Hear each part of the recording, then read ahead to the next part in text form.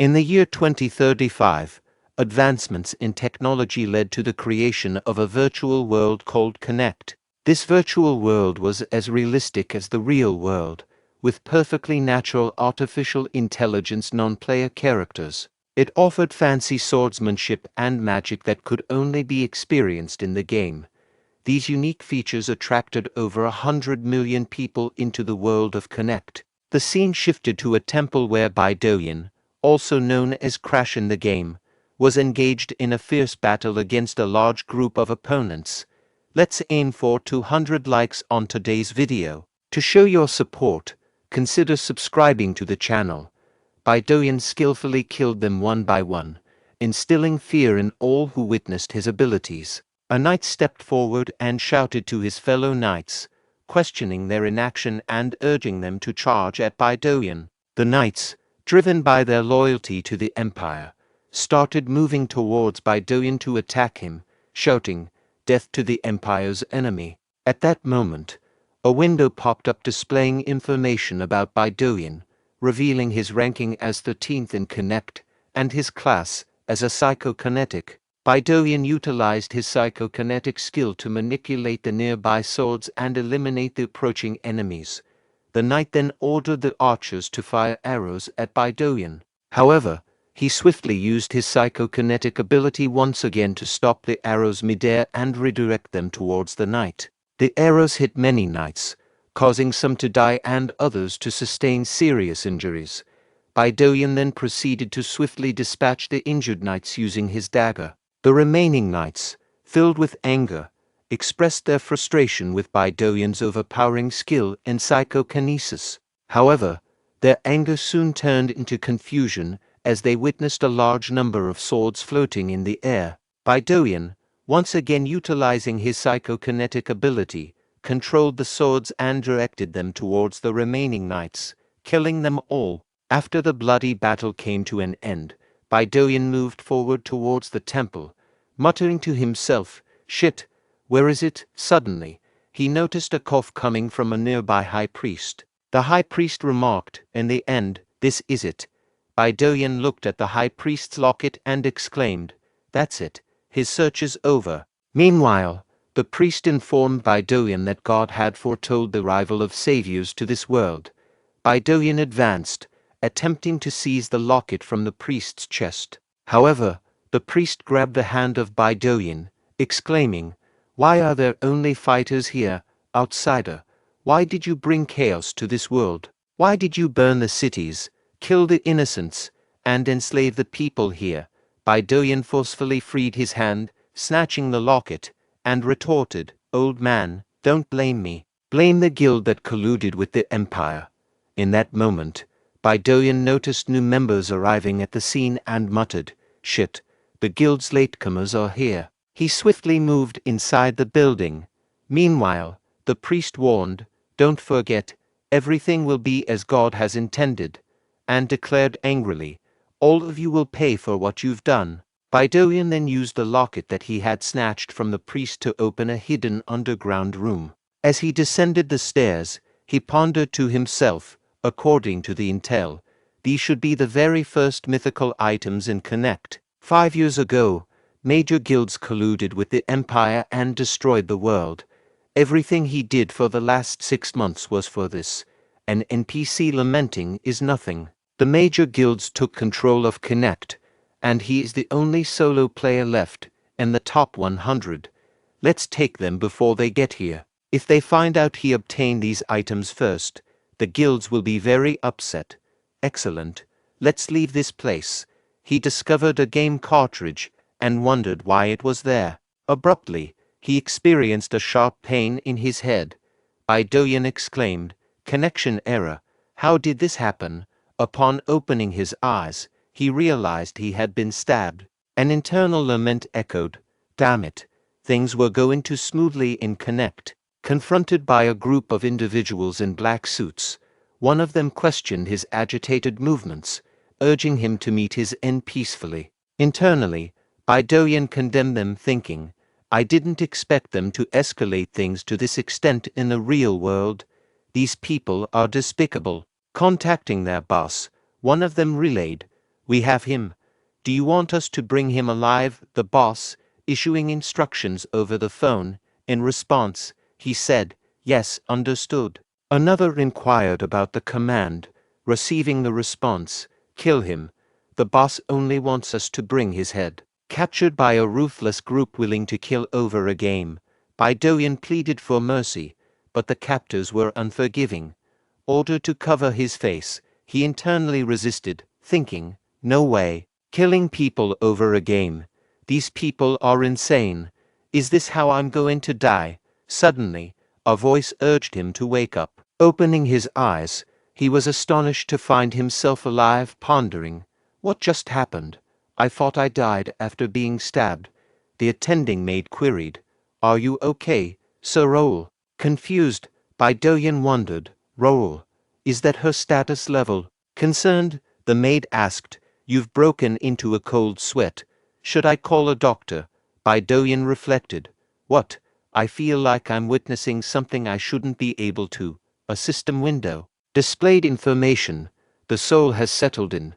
Activating Connect's closed beta system. You can now use the user interface. Current number of users: 1. Bae DoHyun muttered, "User, are you kidding me? That means this is inside the world of Connect." Raul contemplated within himself, sensing a profound connection. It differed significantly from his link with Crash. The strength in the game was determined by the level of connection one had with Connect. While normal players usually achieved around 30% synchronization, Bae DoHyun boasted close to 90%. Bae DoHyun had maintained his top-ranking status for a decade, until the emergence of major guilds. Unfortunately, Raul no longer inhabited that body and felt a sense of misfortune, considering the considerable time invested in its leveling up. However, recognizing the closed beta status and the solitary user, he pondered if he was the sole individual currently utilizing this system in the world. Realizing he could still access his inventory even in the closed beta, the window displaying information scanned his user's details and detected locked user information, subsequently updating it. This information flowed into his mind. Determined to ascend to the pinnacle once more, Raul resolved to leverage the knowledge and powers from his past life. He identified himself as Ro Ashton, the youngest son of Ashton, the fifth count of the Reuben Kingdom. Ashton County, the first to fall in Connect, belonged to one of Reuben Kingdom's orthodox families. Amidst family tragedies and a monster invasion, Raul, the youngest son, inherited the county. Anticipating the impending ruin of the beautiful city in 3 years, Raul, driven by a desire to prevent this fate, acknowledged that he no longer possessed the lives of Bae DoHyun or Crash. This opportunity was his last chance, and having endured hardships in his previous life as Bae DoHyun, he couldn't afford to let it slip away. The only viable path to prevent the impending downfall was to grow stronger. A month later, the traditional coming-of-age ceremony of Ashton Count was approaching. Success in the semi-finals would secure Raul's entry into Kingdom Academy, where he aimed to grow stronger and safeguard his life. Confused about his fatigue after a few swings, a window revealed his information as level 5 Raul. Puzzled by his level compared to a mate to levels lower, he resolved to train for the upcoming tournament. On the tournament day, observing the numerous participants, Raul realized he would face formidable opponents. Reflecting on the past month's challenges, he noted his increased level to 13. Feeling well prepared and confident in his stamina and match plan, an attempted surprise attack interrupted his thoughts. Dodging the attack, Raul discovered the assailant to be Diane, his cousin and the second son of Uncle Viscount Austin. Recalling Diane's past bullying during swordsmanship training, Raul regarded him as a scoundrel who preyed on the weaker. Diane warned Raul to withdraw from the tournament, threatening severe harm. Raul, determined to crush Diane in the finals, vowed to stand firm. In the evening, the butler relayed, "Sir, this is the report for the tournament today." Count Melvin Ashton, Raul's father, directed the butler, "Hand it over." "Was there anyone useful?" The butler responded, "About that, Raul qualifies." Inquisitive, Count Melvin inquired. "Where's Raul now?" The butler replied. "Sir, Raul went back to his room after finishing his meal. I think he used up all his strength during the qualifier, and went back to rest." Count Melvin nodded and said, "Okay, you may go." After the butler exited the room, Count Melvin burst into laughter, exclaiming, "He is my son, he really made it. He made it to the group stage." He continued, "I never forced him to learn how to wield a sword because he was weaker than his brothers. But then he started training a month before the tournament. At first, he fell down after 10 minutes, but he never gave up. I knew he was bullied during the training because of his weak body, but if I helped, he would be shamed for being unable to do anything without my help.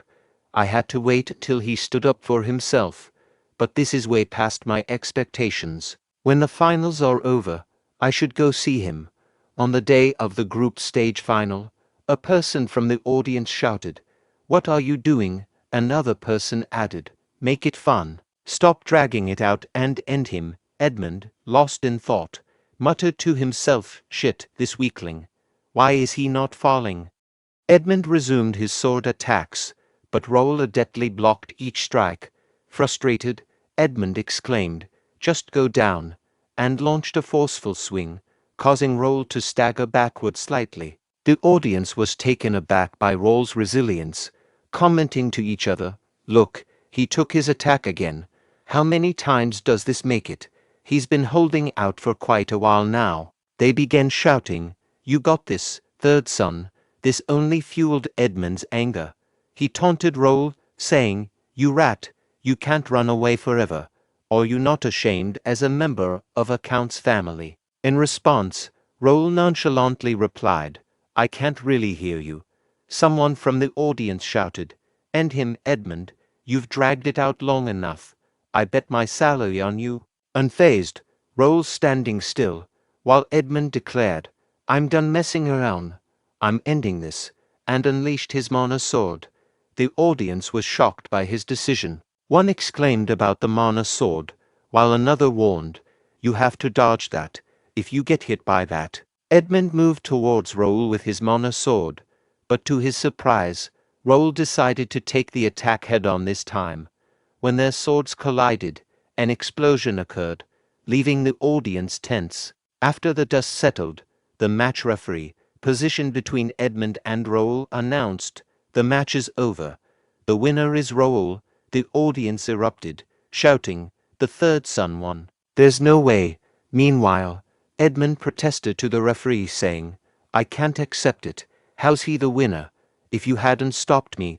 The referee sternly told Edmund, "How foolish. Look at your neck. If I hadn't stopped the match, you would be dead by now." Edmund, realizing the danger, fell to the ground in fear. Approaching Edmund, Raul stated, "I'll have to talk to you about your disrespect towards the county after the tournament," intensifying Edmund's fear. In the evening, Raul returned to his room, and the maid at the door said, "Rest well, sir." When Raul found himself alone, he burst into laughter and exclaimed, "Holy shit, I actually won." Opening the status window revealed the following information. Level up. Ashton's swordsmanship mastery has elevated to beginner level 9.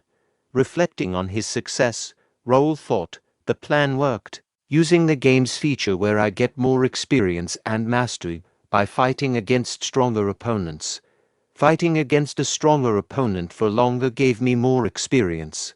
This plan only worked because my game mode gives me an experience multiplier for taking away the revive. A hardcore mode. High risk, high return. I did complain at first. The status shows role information, including his name, level, class, affiliation title, and stats. Raul has 5 unique traits, but out of 5, 3 can't be seen due to his low level. Contemplating on his rate of leveling, Raul reflected, I wouldn't have been able to level up this much in a month if I was in normal mode. Best of all, I have 5 unique traits. Psychokinetic Meister is a trait that Bae DoHyun had, and Royal Lineage is a trait that Raul possesses. The rest of them will unlock as I level up. Let's try using this on the next tournament matches. Subsequently, Raul effortlessly won 3 more matches in a row, leaving the audience astounded. They exchanged comments, with some saying, "The youngest son actually made it to the grand finale. How could this be possible? He's just lucky." One person speculated, "Maybe he's using some kind of a trick." Another responded, "Impossible." Meanwhile, Raul thought to himself, "Connect civilians in the early stages don't know about the powers that the players have. It'd probably be better to keep it a secret that I can use psychokinesis until the players show up. I can surely hide it with my acting skills." The butler outside Raul's room announced, "Sir, it's Ivan." Raul welcomed, "Come in." The butler inquired, "Are you hurt anywhere?" Raul assured the butler, "I'm perfectly fine. Even if I get hurt, there's a priest and a healer on standby." The butler advised, "Still, don't let your guard down. Remember, there are wounds that can't be healed." Raul acknowledged, "Okay, I'll be careful." Internally, Raul thought, "He's really worried about me. I can't get used to it since I've never felt like this in my past life." Turning to the butler, Raul inquired, "What about the thing I asked for?" The butler responded, "I did as you asked." "Are you sure about that? Sir Dian is a strong opponent." Raul reassured, "Don't worry about it. I will win." The butler replied, "I trust you, sir. I'll leave now." While exiting the room, the butler reflected, his confidence matches the Count's when he was younger. But the final opponent is Sir Dian. He brutally wounds whoever he goes against. Simultaneously, Raul contemplated, how much is this? Ashton County's betting system. The county created a legal betting system for the tournament's success, and the bets also go to the participants.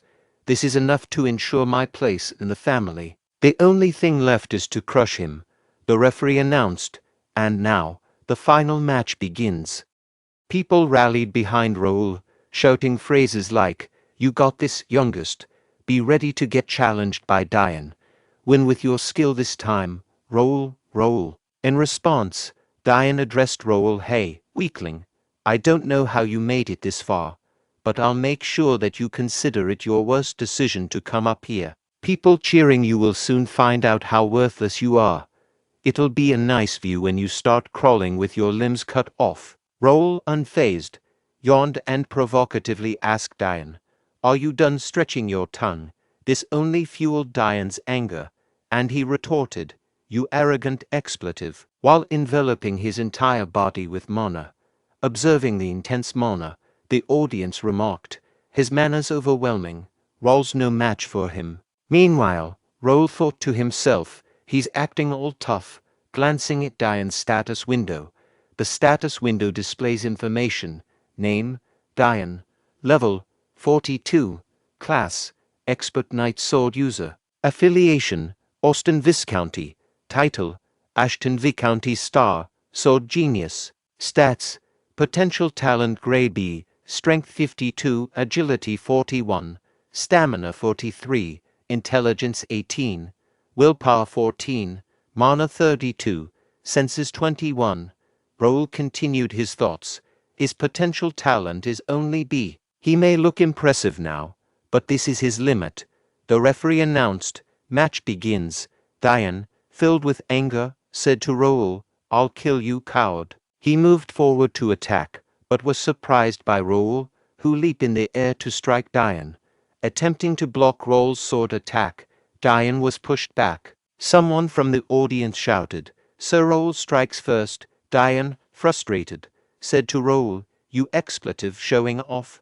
Raul pondered, "His elasticity is below my expectations. His strength is also, whatever." Dian exclaimed, "Why can't I hit you?" While continuing his thoughts, Raul reflected, "I can see his sword clearly. A sword skill without any practical experience. A generic nobleman's sword." Raul was bullied by this guy. Dian angrily said to Raul, "You expletive, you tripped me. I will expletive kill you." Raul thought to himself, the only thing he knows is mana sword with all that mana flowing through his body. The audience was shocked by Raul's swordsmanship when he caused Dian to drop his sword. Raul remarked to Dian, boring, "You are really nothing after all." In anger, DoHyun moved towards his sword to pick it up but was tripped by Raul again. Raul said to DoHyun, anger issues and repeatedly falling for the same trick. Look at you. What a shame on Viscounty Austin's name. DoHyun angrily shouted, I'll kill you, and attempted to attack Raul barehanded, only to receive a punch to the face that caused him to fall to ground unconscious. The audience, witnessing this, couldn't believe their eyes. Raul turned to the referee and said, the opponent is down. Are you going to continue the match? The referee announced, the winner of the Ashton Coming of Age tournament, Ro Ashton. The audience cheered, saying, young master, I believed in you. Raul. Raul thought to himself, I'm happy I won.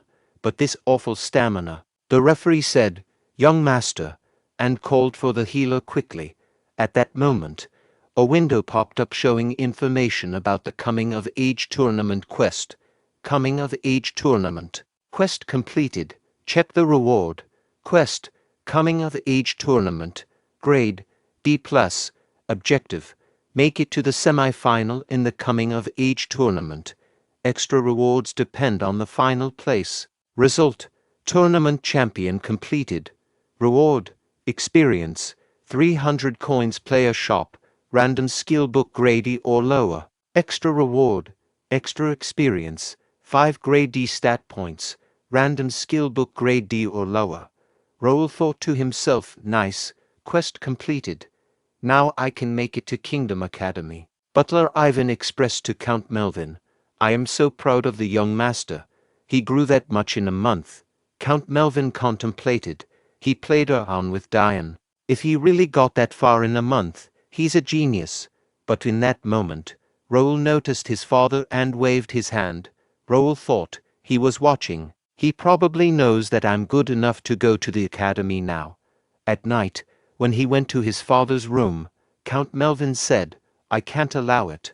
Raul questioned, why? I thought I could go as long as I made it to the semi-finals. Count Melvin explained, that's situational. From what I see, Raul, you need to stay by my side longer. You fell after the match. Stay here a little more, and Raul interrupted, asserting, learning about the sword is a lifelong journey. Didn't you always say that? I'm trying to go to the academy to learn more. Just like you said, you can't stop me. Count Melvin, taken aback by his confidence, thought to himself, he has really grown. Count Melvin stood up and said, okay, fine. If you really want to go, you'll have to get past me. I won't go easy on you, son. He then asked Raul, what are you going to do now? A month later, Raul, with a sign of relief, found himself finally out. Raul recalled the memory of his past month. When his father stopped him, he accepted the decision and just charged at Count Melvin. Count Melvin challenged, is this all you got, son? I'll show you a real sword skill. Raul thought to himself, I passed out from his strike. He said it was just a sneak peek of what he had, but that was definitely his full strength. This powerful 5th county lord dies by the time the world of Connect starts, and after that, the county falls quickly. In order to stop the fall, father has to stay alive. I'll have to meet his expectations since he let me leave. I'll get stronger and protect my family. I can't lose it all. Meanwhile, seeing through his window, Count Melvin observes Raul leaving, thinking to himself about that kid. He recalls the memory when he told Raul to give up, asking how many times he had tried. In response, Raul said he would never give up. Count Melvin complimented Raul's persistence. Yes, that's worthy of the Ashton family's dignity. Come, strike me. Surprised by the trajectory of Raul's sword changing midway, Raul thought to himself, I can only leave a small wound even with psychokinesis. Acknowledging that it's about time to admit that Raul is no longer a kid, but a proud swordsman, Count Melvin pondered to himself, go, Raul, go and witness the world. At night, as they gathered near the fire to rest, Raul inquired of Sir Philip about their distance to the destination. The status window displayed details about Philip, a 42-year-old high knight. affiliated with Ashton County and the Golden Bear Order, bearing the title Swordbreaker. Philip, with a level of 92 and grade S potential talent. Philip responded by saying at this speed, "We will make it in 5 days. Should we move faster?" Raul, considering the soldiers' training, replied, "No, we need to train the soldiers as well. Let's keep going at this speed." Philip acknowledged, and Raul, reflecting, noted that his family had selected a total of 50 individuals, including 3 regular knights, 6 trainee knights, 15 trainees, and 20 cavalry, all possessing grade B or higher potential talent. Recognizing the need for strength to prevent the fall of Ashton family, Raul emphasized the importance of everyone getting stronger. At that moment, Jake approached Raul and addressed him, saying, "Young master, the maintenance for the carriage is completed. We can get going whenever." Raul responded, "Okay, good work." Jake questioned the need to bring so many people to the destination for a month. Philip intervened, telling Jake to stop questioning the young master's orders. Raul asserted, "You'll know when you get there. The reason I'm taking you guys there." The destination was Free City Mira, one of the first cities players visit after finishing the tutorial. This city was rich in quests, hidden items, and had mana usage limitations to prevent unreasonable beginner player massacres. Most of all, the resources are infinite, so the players went crazy about this place. God's Domain, a place full of monsters for players to grind. The God's Domain is the reason why Raul brought everyone to this city. The purpose was to expedite the soldiers leveling up in the grinding zone. A perfect plan. A window popped up, displaying updated system information. The system introduced a new feature, Connect Community, and unlocked a new category, Guild. Additionally, new quests, Staring Line of Adventure and Skill Collector, were registered. Observing this, Raul thought to himself, "Wow, a new quest as soon as I entered Mira. I thought I wouldn't be able to use any other features until the official launch. Nice, maybe I can unlock more features if I meet the requirements." His thoughts were interrupted by Jake, saying, "Sir Raul, you can meet the mayor right now. What would you like to do?" Raul responded, "Of course, I'll meet him." The mayor of Free City Mira, Reynaldo, inquired of his butler, "Who's here?" The butler replied, "The youngest son of County Ashton, Ro Ashton. He has come to visit with 50 of his people." Reynaldo, aware of Raul being the third son known for being weak, questioned, "What is he here for?" "Fresh air. Let them in. His family makes good money off monster materials. I'll rip some money off this kid." The butler acknowledged, understood. A little later, the door opened, and Raul greeted Mayor Reynaldo. The mayor responded, "Welcome, Sir Raul. I sincerely welcome you to the Free City, Mira." Raul expressed his gratitude, and Reynaldo suggested, "Let's sit over there and talk." Privately, Raul thought, "What a weasel. What an obvious fake smile." Reynaldo then asked, "So, Sir Raul, what brought you to Mira?" Raul replied, "I heard there's an excellent place to train here." Reynaldo affirmed, "Of course there is. You came to the perfect place. Mira is the safest place to train." Raul asserted, "It can't be an ordinary place. I would like to be permitted to enter the cursed forest." With a hint of nervousness, Reynaldo inquired, "What, cursed forest? It's too dangerous, especially for weaklings like I meant for younger people." Raul responded, "As I expected. Then I guess I have no choice. I guess I have to throw away the 500,000 golds that I was going to give you as gratuity in the river." Reynaldo exclaimed, 500,000 golds, Sir Raul, I was joking. The cursed forest would be easy for you and your knights. I give you permission to enter the forest." Raul said, "I knew a generous mayor like you would permit us." Privately, Raul thought to himself, "Now, the only thing left to do is grind and take all the rewards. I'll be at the top of Connect soon." The city known as Mirror was designed as a hub for connecting players in their virtual lives. In this closed beta phase, there are no inhabitants except for one individual, Ro Ashton. This unique circumstance has plunged the city into a crisis, given its extensive infrastructure of accommodations, large stores, guild buildings, and various facilities, all disproportionate to its current population. Land prices have plummeted as a result. Raul Ashton's true motive for being in Mirror is real estate acquisition, aiming to secure affordable land that will later be developed into luxury houses for nobles, guild houses for players, and apartments for regular players. He anticipates a substantial increase in land value in the future, particularly when players join and conflicts arise, akin to the remembered past. Mirror, once a city blessed by the gods, becomes an ideal refuge during times of war. Raul Ashton acknowledges that merely leasing land, as was profitable in the past, is insufficient. Given the impending war and potential risks, he is determined to be even more prepared this time. In a defiant stance against major guilds, he expresses confidence that this venture will differ from his past life, where he couldn't contend with their financial prowess. Jake inquired of Raul, "So, I just have to sign right here?" Raul, in a loud voice, responded, "Yes, everyone has signed except you, just sign right here." Jake expressed caution, stating, "But my mom told me to be careful when signing papers." The girl confirmed, including Sir Raul, a total of 51. Creating and registering for the guild first is complete. Raul pondered to himself, "I created the first guild in a world without players. The very first and most advanced guild, first. They will get assistance from the system as members of the guild.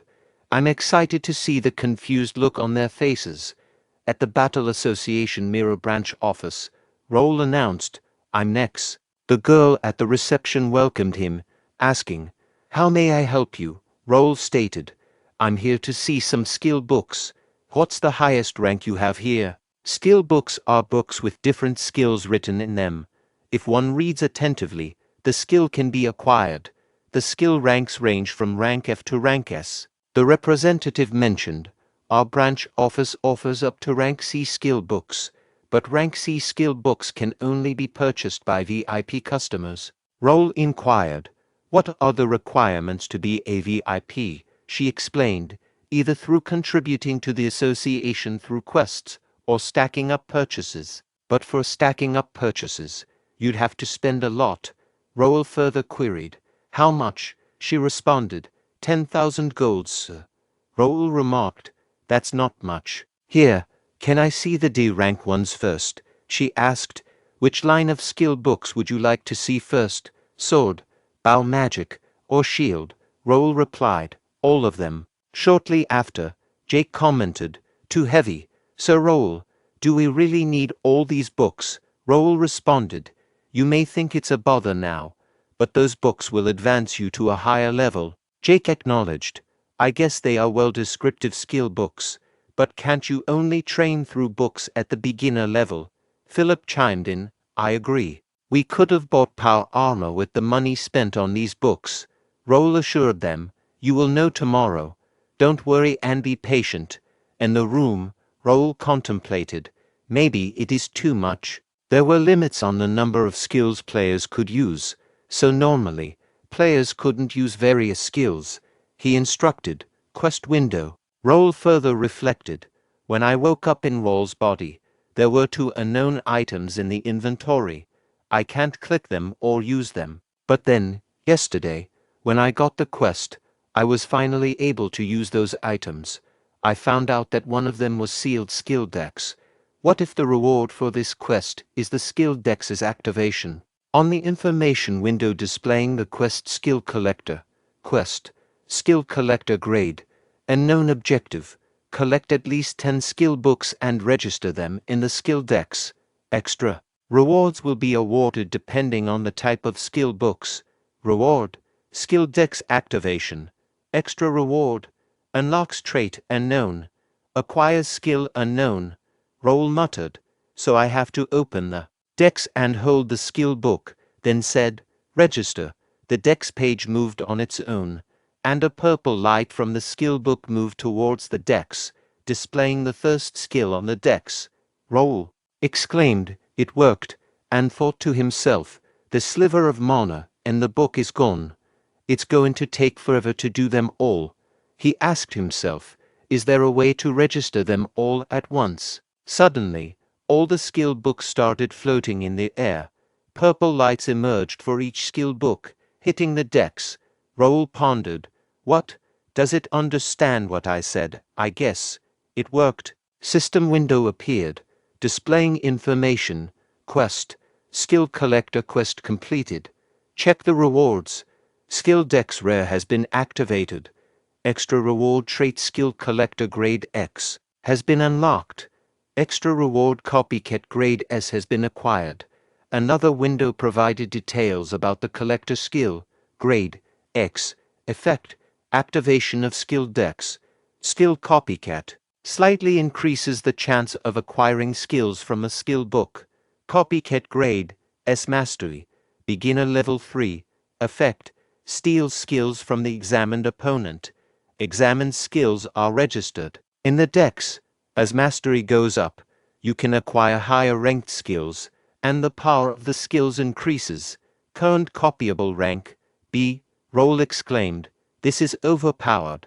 I can steal and use someone else's skill." A system window appeared, presenting information about the skill dex, grade, rare, status, upgradable, bounded, description, replica of the mythic item skill dex that holds records of ancient skills. Records reset while crossing dimensions. It will regain its true power after achieving special requirements. Currently recorded skills, 525 skills. Raul thought to himself, I knew it. This is the mythical item I got right before I died. Some parts of my past life, like my psychokinesis trait and items, came with me, but my skills were reset, and it's a replica too. The only thing left is 3 grade X traits and 1 item in the inventory. I wonder what kind of power it holds. The following morning, all members of Raul's first guild found themselves confused, while see a system window, leading them to exclaimed, What is this status window? What is this thing called guild chat? Priest, I need to go see a priest. Meanwhile, Butler Bernard greeted Raul, saying, Welcome, young master. Raul, reflecting on his sleepless night spent reading through the skill decks, said, Good morning, Bernard. Did you explain it to them? Bernard replied, Yes, I explained as you instructed. Excitedly, Raul asked, How about the skill book? Have you tried it? Internally, Raul thought, This man's name is Bernard, Ashton's family's servant and even stepson. He has been working for the county from a young age and was taught by Ivan himself. He has a great memory and gets things done quickly. But there's another reason why I chose Bernard. He has the power to control the wind. Raul then exclaimed, Amazing, I knew you could do it, Bernard. In response, Bernard modestly said, I am flattered. The status window displayed the following information. Name, Bernard, age 27 years. Level, 21. Class, servant, beginner windwalker. Affiliation, Ashton County, First Guild. Talents, administration, management, wind, power. Stats, potential talent grader, strength 17, agility 18, stamina 24, intelligence 53, willpower 46, spiritual power 23, senses 41, unique traits, sharp manager grader, cold-headed grade B, like the wind grade B. Raul continued his thoughts, noting, he lacks stats but has great talent for being a servant or an esper. I'm done with my preparations. Raul then instructed Bernard, saying, Get ready. Confused, Bernard asked, Yes, sir, what for? Raul explained, We are leaving as soon as the knights are used to it, to God's domain, the cursed forest. In the cursed forest, an ogre targeted Raul with its weapon, but he skillfully dodged the attack by leaping into the air. Raul taunted the ogre, saying, to slow, and countered with a powerful fist, demolishing the ogre's head with a single punch. Following the encounter, Raul confidently declared, come out already. Suddenly, a large group of ogres surrounded Raul shouting, human, strong, kill the human. The ogre chief commanded, everyone, charge together and kill the human. All the ogres rushed from various directions to attack Raul. However, Raul stood firm, challenging them. Bring it on. In the cursed forest, God's domain. The term God's domain encompasses more than just a grinding zone. It represents the entirety of the city of Mirror. For players, the city functions as a haven where injuries are healed, and if they perish, they revive within this blessed city. This unique feature makes Mirror the ultimate shelter. However, within the forest, this blessing, exclusive to monsters, maintaining a consistent number even after being defeated. Humans cannot be revived in the cursed forest, and attempting to carry items acquired from hunting monsters outside the forest results in their transformation into ashes and disappearance. This emphasizes the prohibition of touching the property of the gods, although this restriction solely applies to civilians. Players, on the other hand, can take items obtained from monsters outside the forest with the assistance of the system. Intrigued by the power, the ogre chief asked, what is that power, human? Raul, utilizing his trait psychokinesis, swiftly dispatched the ogre chief, stating, this is psychokinesis. Jake commented, what a convenient ability, prompting Philip to urge, stop talking, and keep skinning the ogres. Jake expressed reluctance, saying, I didn't come all the way to Mirror to do this. I guess we've made good progress from this training, Sir Raul. Raul laughed and graciously acknowledged, thank you. It was possible because of everyone's help. All of you can get stronger by studying the skill books. Philip acknowledged, he's right, recalling a memory when he used a skill to instantly defeat an ogre. Raul inquired, how's that? That's why I bought skill books instead of power armor. Philip expressed amazement. In the present moment, Philip thought to himself, I learned a skill so quickly. How did the young master find out about this strange ability? Checking the guild chat, he became shocked and exclaimed, young master. In the guild chat, Raul responded, I saw too. We are going back to Mirror now. Simultaneously, in the Free City Mirror, Randall Visconti's first son, Ramon, shouted, I should have done this earlier. It was hard holding myself back after seeing you Ashton kids walking around. Randall Visconti's second son, Jerry, admonished Ramon, saying, you should have listened to me earlier, brother. Then we could have done this way sooner. One of the injured knights questioned their actions, asking, why are you doing this? Randall Visconti's third son, Cale, pondered, but didn't great-grandfather tell us to be mindful? We're all here because we made a scene. A knight warned them, you will regret this. Our young master will take his, but was abruptly silenced as Ramon used his sword to kill the knight. Ramon urgently shouted, please tell him to hurry up. We also have some business with that young master, anyway. This is strange, they keep reviving. Jerry proposed, let's take care of this Raul kid like this. Cale reminded them, I thought noble families weren't supposed to point swords at each other in the Free City. Ramon dismissed the concern, asking, what's the matter? We can just say we never did it. What are they going to do about it? If you think about it, this is good. We can just crush the Ashton family. Maybe great-grandfather will even compliment us. At that moment, Raymond's head burst, leaving Cale nervously exclaiming, brother.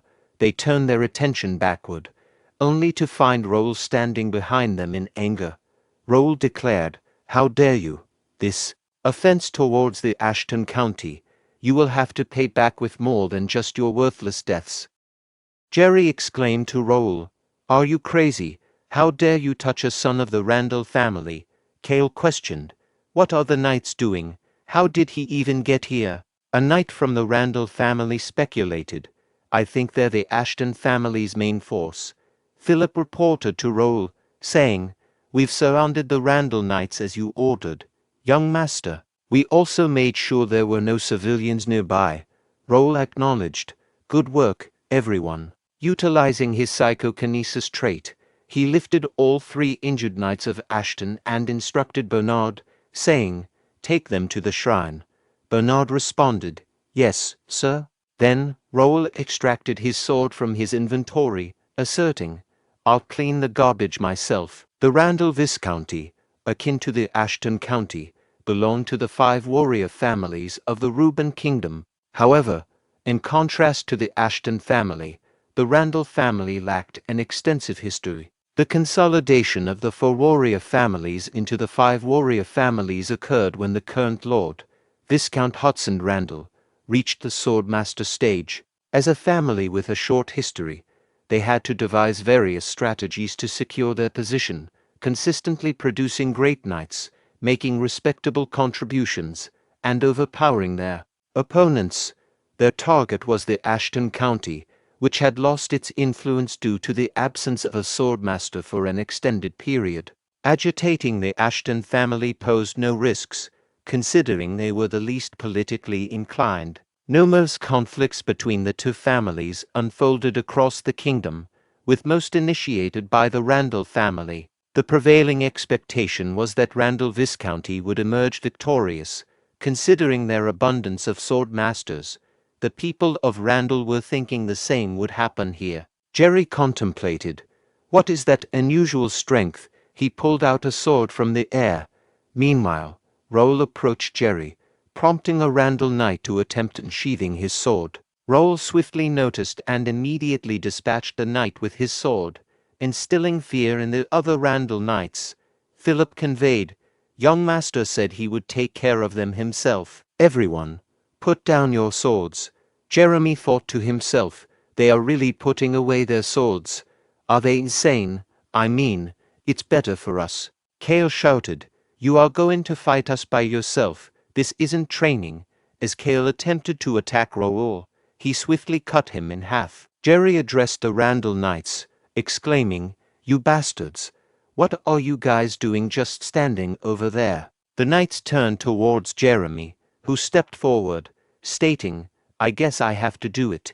I stood there because I didn't want to bully a 15-year-old kid. But if I don't act when my comrades are going down, it's not right." A window displaying Jeremy's status information popped up. Name: Jeremy, age 37 years. Level: 65. Class: Leader of God Knights, beginner sword expert. Affiliation: Randall Viscounty, Randall Knights. Stats: Potential talent grade B, strength 66, agility 72, stamina 68, intelligence 48, willpower 63, mana 70, senses 55, unique traits, brutality grade C. Jeremy instructed his knights to get ready. Raul reflected, Randall family's main weapon, Reaper. I guess those are the elites. Meanwhile, Jeremy and 3 other knights formed a formation to attack Raul. Continuing his thoughts, Raul noted, the leader's level is 65, and the other elites are also in their 60s. My current level is 45. I can't win against them normally. 2 of the front knights addressed Raul, with one saying, "Why don't you stop now? I think you did enough." The other added, "We let you be, but no more. Don't care even if you're a young master." To their surprise, Raul rushed towards them and swiftly eliminated one knight. Employing the bear strike skill, he created an opening and successfully took down the other knight. Jeremy advanced and attacked Raul, who skillfully blocked the attack, but causing Raul to be pushed backward. Concerned, Jeremy inquired of the remaining standing knight, "Are you okay?" The knight affirmed, "Yes, I'm fine." Jeremy thought to himself, 2 of my elites went down just like that. I heard he was weak and didn't know how to wield a sword. He then pulled out a dagger, now equipped with a reaper in one hand and a dagger in the other, stating to Raul, "You're different from the rumors. I'll have to get serious now." Meanwhile, unfazed, Raul responded, "Bring it on." Raul pondered to himself, a parrying dagger and a reaper. Is he using Randall Viscounty's sword skill shooting star? Jeremy, feeling a bit nervous, remarked to Raul, I like your bravery. But you know that every wound is healed in mirror, right? You can't fight us all alone. In reply, Raul stated, I think you are the one confused. I bet you and your knights didn't even train after arriving in Mira. Jeremy was taken aback by Raul's remark and thought to himself, how did he know? His contemplation was interrupted when Raul responded, how did I know? Those soldiers over there, shaking in their boots even after their wounds have healed, are living proof.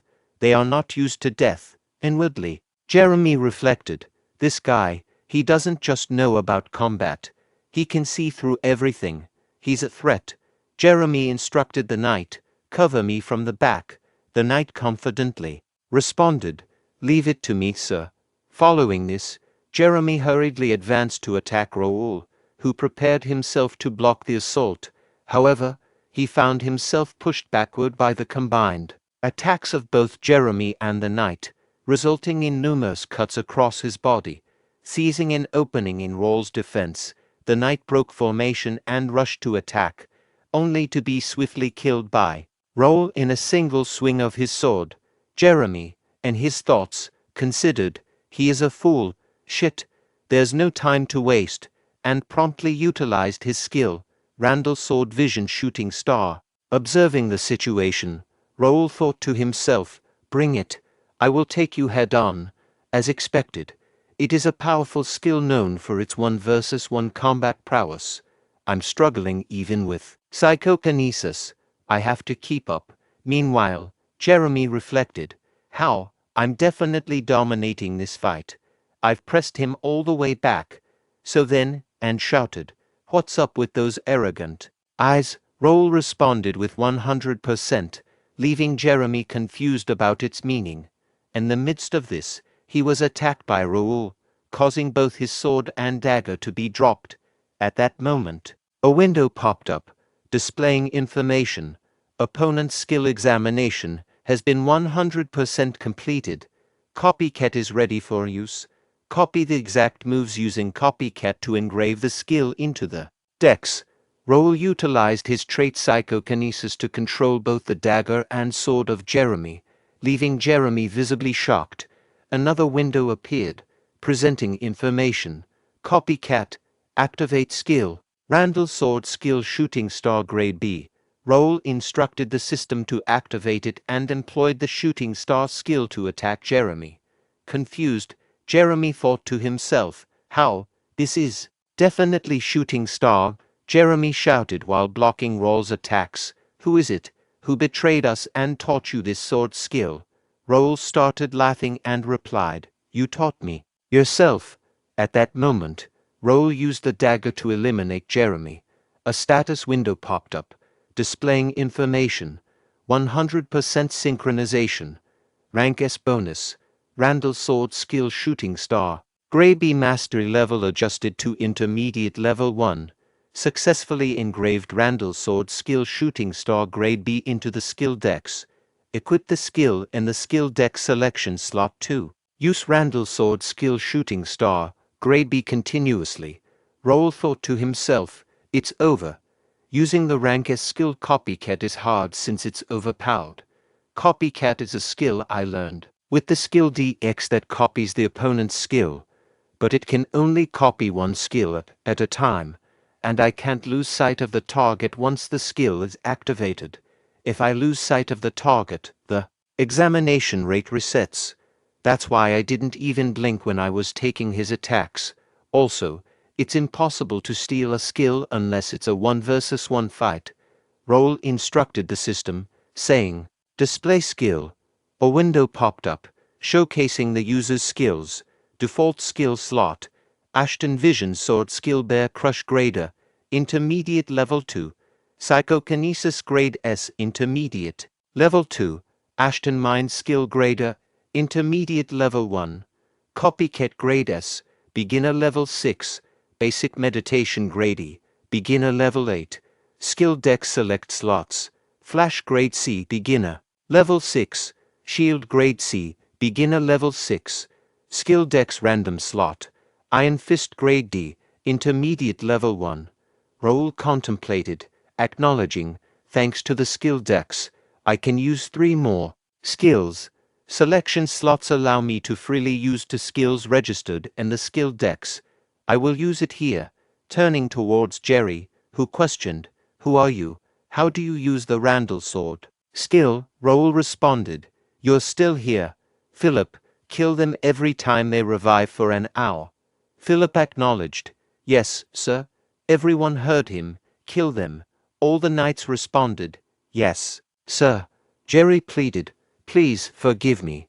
Raul reflected, Blood for blood. This isn't Earth or a game. This is the reality that's been presented to me. I have to do everything to not lose it. Again, even if that means wading through a pool of blood, I am not losing. Reynaldo observed the unfolding fight through his window, muttering, What in the world is going on right now? According to the plan, when those Randall Viscountcy guys attacked that bastard, I was supposed to get my share after mobilizing the gods to help, but that bastard beat up 15 knights on his own. As Raul noticed him, he turned and looked directly towards Reynaldo. Feeling scared, Reynaldo quickly sat down to avoid being seen by Raul. He thought to himself, What? How did he find out I was here? Wasn't that bastard just a rich and good-looking pushover? At that moment, Raul instructed his knights, Let's leave. The knights responded with a unanimous, Yes. Reynaldo continued with his thoughts. Then, by any chance, is he a hidden swordmaster of the county? If that's the case, he must have figured out all my plans as well. I'll have to be friendly with the Ashton County in the future. Back in his room, Raul pondered. I did overdo it a bit. Suddenly, a quest window appeared, displaying information. Rival family challenge. Result, rescue and punishment completed. Measured grade. B reward, experience, 30,000 coins player store only. Random grade B skill book, draw ticket. Raul, contemplating to himself, acknowledged. These rewards are quite substantial.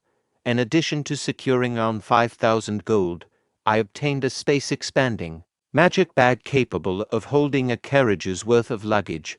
A unique grade Reaper and a main gauche set were also added, courtesy of those scoundrels from Randall County. The real gem here is the B-grade skill book draw ticket. Did I really get all duds from the tournament skill book rewards? Reflecting on it now, that was quite absurd. I don't need something extraordinary, but please, let it at least be a mid-tier one this time. No, I just hope it's not a dud. Please, please. As Raul gazed at the system window, it revealed the acquired skill book, Rivera, Spearmanship Grade B. Raul expressed, Nice, spearsmanship is a necessary skill in my next destination, the capital. My luck seems to be following me, isn't it? Then, there's only one more important thing I have to do in Mira now. I've invested 1 month here for that, and I will make sure to succeed. A week later, Raul engaged in combat with an ogre in the cursed forest, successfully killing it. A window popped up, indicating level up. Player Raul has reached level 51. You have achieved the level necessary for promotion. You may decide the possible promotion. And another window displaying information. It was confirmed that Raul's job was a sword user, and he achieved the status of a beginner psychokinetic. The proficiency of job-related skills, including Ashton family inherited swordsmanship, Bear Crush Grade A+, and Randall Swordsmanship Shooting Star Grade B, was outlined. Additionally, the skill Psychokinetic Grade S had advanced to mid-level 2, a separate window conveyed. You have satisfied the promotion requirements. Your job Sword User has changed into Sword Expert. Your job Beginner Psychokinetic has changed into Intermediate Psychokinetic. Philip exclaimed, That's amazing, young master. Jake added, That's awesome. A sword expert at 15 years old. To demonstrate his newfound strength, Raul utilized his psychokinetic trait, lifting nearby. rocks and consolidating them into one location. With swift movement, he rushed towards the gathered rocks, unleashing the skill bear strike in a powerful attack. Raul inquired of Philip and Jake. Should it be like this? Philip praised. That's wonderful, as expected of the young master. Jake, with a laugh, remarked, you can now do this without us.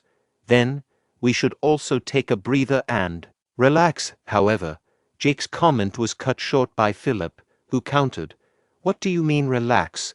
Think about how much you've got to catch up on to keep pace with the young master. Jake addressed Philip, saying, that was a joke, since the young master has worked so hard. I was just saying that we can take it easy. Philip retorted, in any case, you're all talk. Raul stated, regardless of whether it was a joke or not, I don't plan on taking a break yet. Philip asked Raul, then what would you like to do? Jake suggested, shall we contact the family? The Count will be thrilled. In response, Raul conveyed, I'll tell my family myself later. Let's just keep it a secret between us for the time being. Both Philip and Jake agreed. Raul thought to himself, I've hunted enough monsters and leveled up enough as well. I've laid all the bait out. All that remains is for the prey to take the bait. Now, hurry and move, dogs of the Empire. Raul then said, then, let's go back now. Both Philip and Jake responded, yes, young master. The alchemist Noia addressed his customer, take care. This marks the end of today's work. The potions are very popular these days. It's thanks to the Ashton County who brought these here. In order to produce potions, monster byproducts are needed. As monsters rarely appear in the cursed forest, I wasn't able to easily obtain them all this time. But thanks to the Ashton County's people who started bringing the monster byproducts, I've managed to produce potions every day now. Moreover, the people from the county visit my village shop each morning, inquiring about the night, offering help, and checking on my well-being. Could that have been Raul? He's a bit peculiar, but I'm grateful. And he's good-looking too. Oh my, what am I thinking? Get yourself together, Noia. He's only 15 years old, 3 years younger than you, and he's a noble. Noia arrived at her home and, upon opening the door, called out, Nikki, where are you? Annie is back. While searching for Nikki, she was startled to find a letter pierced with a knife.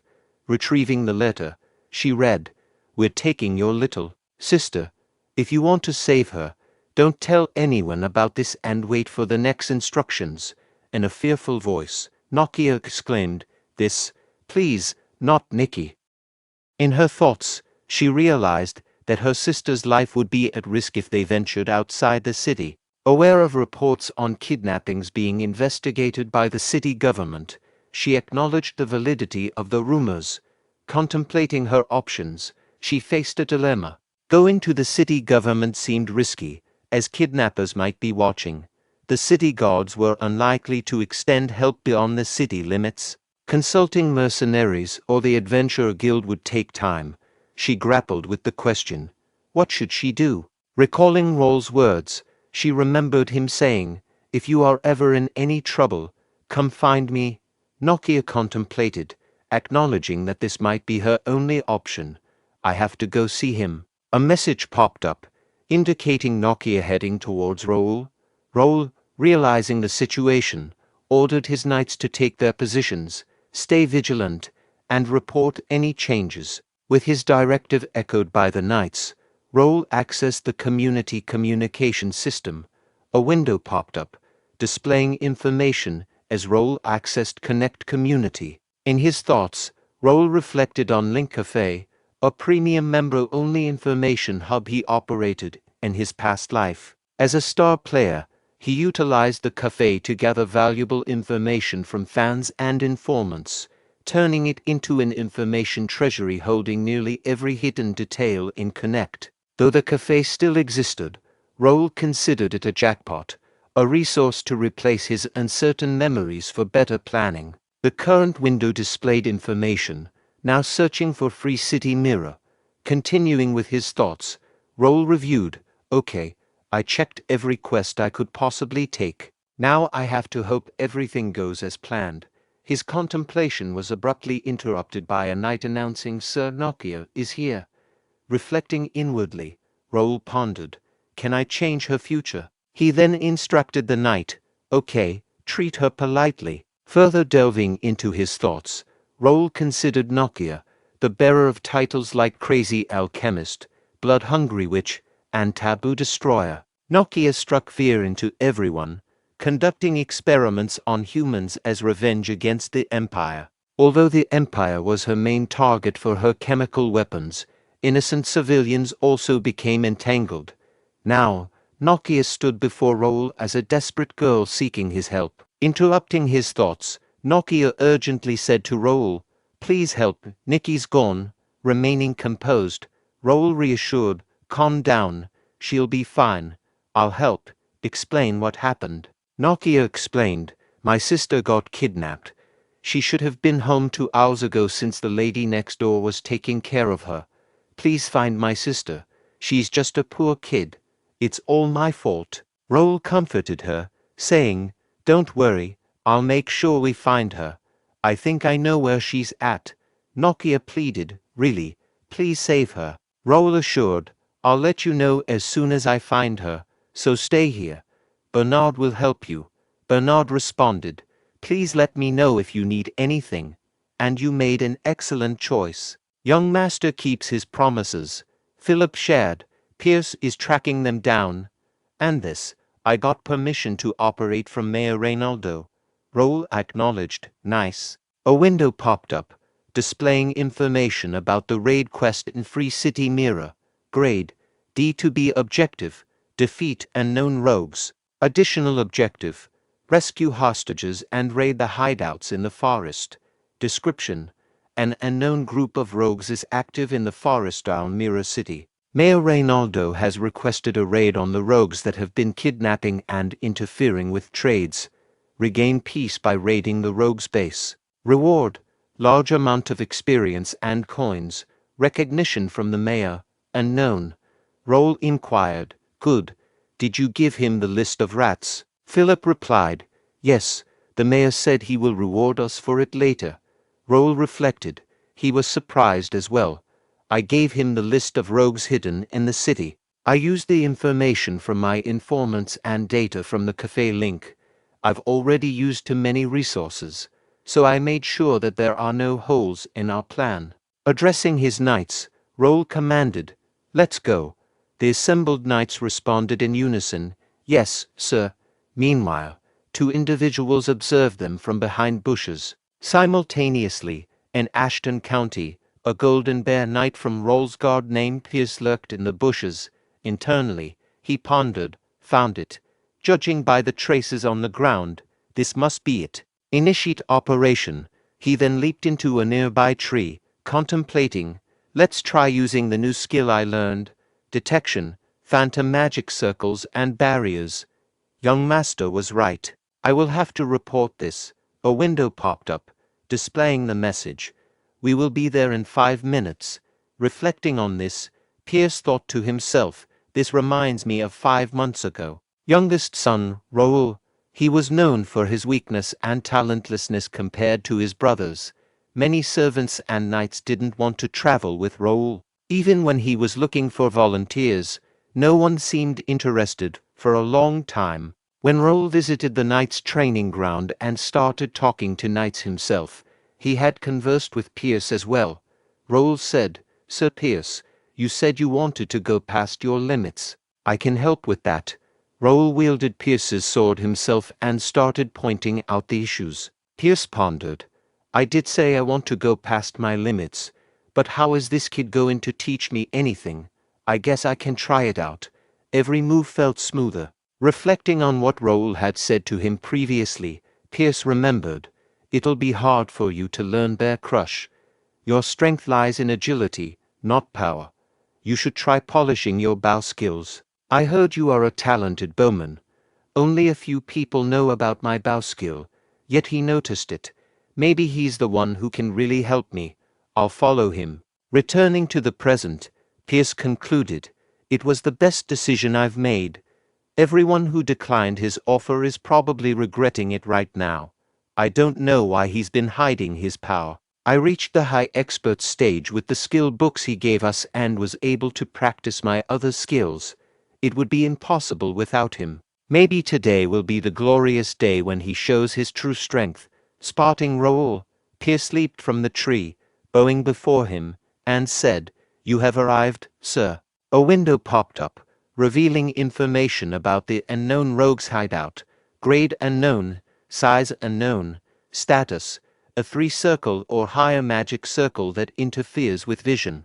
It also had a 3-circle magic circle that interrupts anyone who approaches. The objective was to destroy the magic circle or get inside to learn more information. Observing the hideouts, Raul mused, hideouts look the same even in different cities. Kranan Empire's spies were hiding in Mira. Normally, Connect players get quests from starting cities like Mira and receive rewards for killing monsters or rogues. However, there are some unusual rogues, the slave trader who kidnaps people in the city, mercenaries trying to make it big. But the most dangerous of them all is the Kranan Empire's spies, the Imperial Hounds. They hunt players and blackmail them to prevent them from gathering together. They are crucial in late game as well, so I can't let them be. Subsequently, Raul signaled Pierce to attack. Utilizing his bow skills, Pierce swiftly eliminated two rogues positioned at the gate entrance. Observing the entrance, Raul contemplated. There's no one near the entrance. I'll dispel the magic circle with the scroll I bought from the shop. Wait, I can see the mana flow. Can I do this? Raul then infused mana into his weapon and struck the magic circle, successfully breaking it. A window popped up, displaying the information magic circle destroyed. Internally, Raul noted, "Nice. Now, instead of buying scrolls, I can save money." Pierce directed his subordinates, saying, "Jackson and Nil, lure them like we planned. I'll let you know when to enter." Both responded, "Yes, sir." Meanwhile, Raul thought to himself, "Nice, I have elite knights here. Let's hunt them all." Near the entrance, Raul instructed the knights, stating, "They don't need captives. They will hunt them all. Don't forget to use this for the last blow." In response, Jake expressed to Raul, "I don't understand why we should use this stick, but I will follow your orders. This doesn't even seem to be a task where we need to use weapons anyway." Addressing Knight Pierce, Raul instructed, "Watch out for us and find where the kidnapped people are. We need to save Miss Nokia's younger sister Nikki. Prioritize her." Pierce responded, saying, "I got it." Raul then commanded, "Let's go in," and utilized his psychokinesis trait to open the door. Together with his knights, Raul entered, walking for a little while until they reached the hideout of the rogues. Pierce employed his camouflage skill to hide himself and moved towards the hideout. After some time, a window popped up displaying information. Pierce has successfully infiltrated the opponent's base. Raul, in his thoughts, considered, "Good. Let's start hunting now." High cave ceiling and wooden fences spread around. Their levels are around 30 to 31, not much different from regular thieves. Since I've checked the base, I should give the orders. Then, Raul issued orders to both Philip and Jake, using a gesture of his finger to commence the attack. Swiftly and silently, Raul and his knights moved, remaining unnoticed by their opponents. The command was clear: kill the enemies present on the wooden fence quickly. The leader of the rogues, upon seeing them, alerted his fellow rogues, stating, "There are intruders. Guard the fences and kill them all."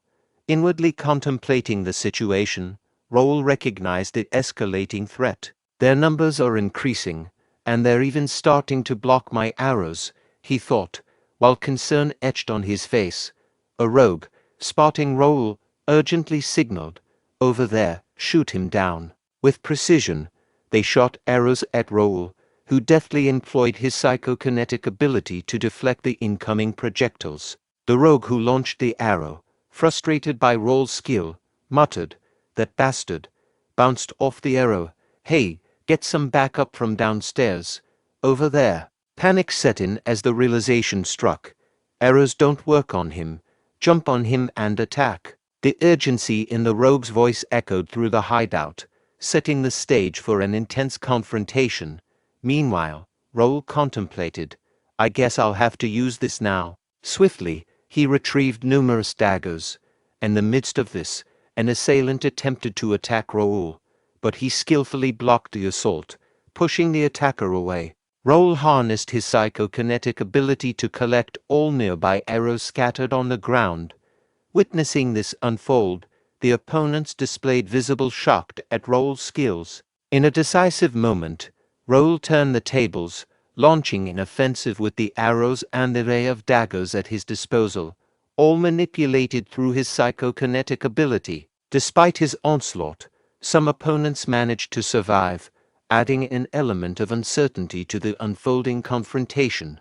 Reflecting inwardly, Raul considered, it's still not powerful enough. I have to exert more force on it to pierce through armor. With determination, he leaped forward to dispatch the injured enemies. In the midst of the skirmish, thoughts raced through Raul's mind. He questioned the whereabouts of the remaining adversaries. To his observation, Jake was actively eliminating an opponent. Jake then shifted his attention to a second enemy, channeling mana into his Reaper again. With an intense expression, he executed a lethal strike, killing the opponent. Raul pondered, observing Jake's rebellion against using the rapier. He doesn't have to make such movements that waste mana. Ashton told him several times not to do that to avoid leaving any traces of swordsmanship. But well, I don't think I have to be too worried. Good. We're almost done taking care of the small fries. Pierce apologized to Raul, stating, sorry, sir. We searched the entire prison, but we couldn't find Miss Nikki. Raul responded, it's okay. Did you explain things to the captive villagers? Pierce replied, yes. We have distributed the clothes and food, and told them to wait in one place until the battle ends. Jake inquired, but sir, do you think there are other enemies? Aren't they just thieves? Raul observed, they are, but don't you think it's a little weird? Jake inquired, weird? How? Raul explained, first, Nikki, who was kidnapped, isn't here. Second, there were many of them, but none stood out amongst the rest. Lastly, there was a magic circle on the entrance. Did any one of you see a wizard here? In conclusion, the important people and captives are in another place. Right, Jake remarked, that's true. But if we can't find that place, it'll all be useless. Don't you think so? Pierce, in response, Pierce mentioned, I actually checked some suspicious-looking places, but I couldn't find anything with my abilities. There could be a high-level magic circle or system. Raul acknowledged, it hasn't even been a month since you became our guild member. But you are good. Soon, no one will be able to fool your eyes. Pierce expressed gratitude, and Raul instructed, now, follow me. I think I know where they are. A moment later, Raul and his knights arrived in front of a hut. Raul instructed, search this hut. Report right away if you see something suspicious. The knights acknowledged with a yes, sir. After a while, Philip informed Raul, we couldn't find anything suspicious. Raul inquired, is this the fourth hut? Noticing something on the floor, Raul alerted, get ready. The real thing begins now.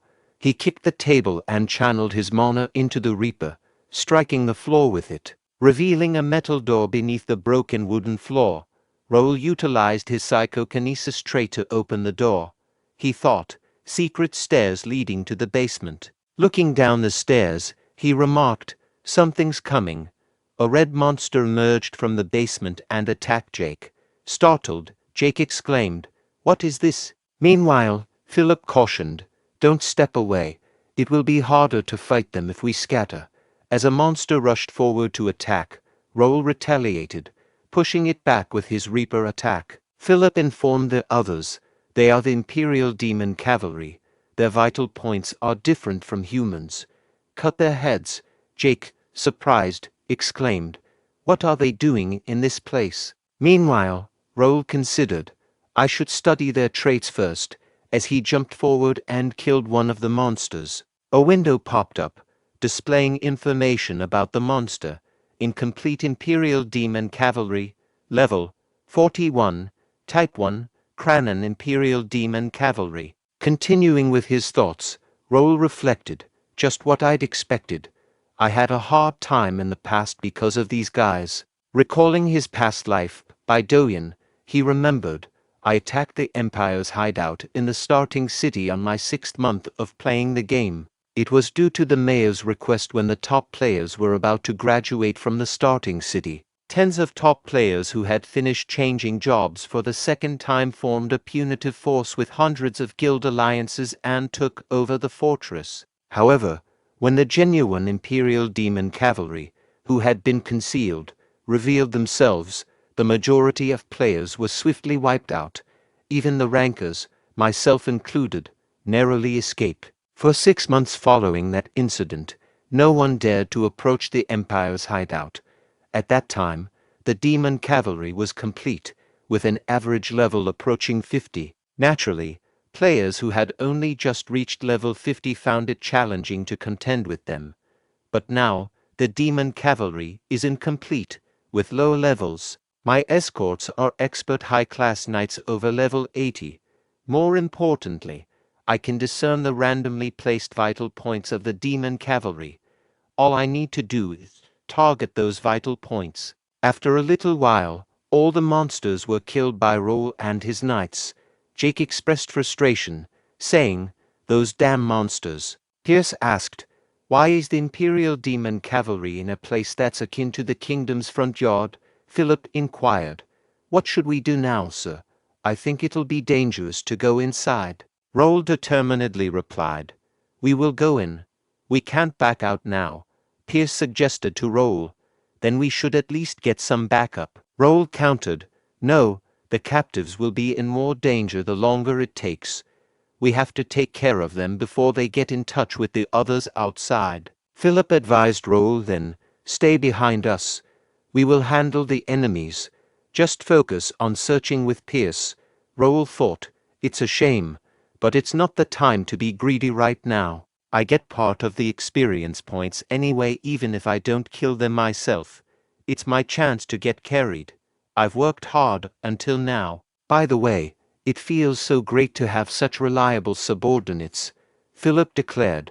"We will go first," and both Jake and Philip walked downstairs. Peering into the basement, Jake suggested, "We should kill them in frying stool water." Shortly after, Pierce remarked, "They are fearless, doing chimera research in another country's territory."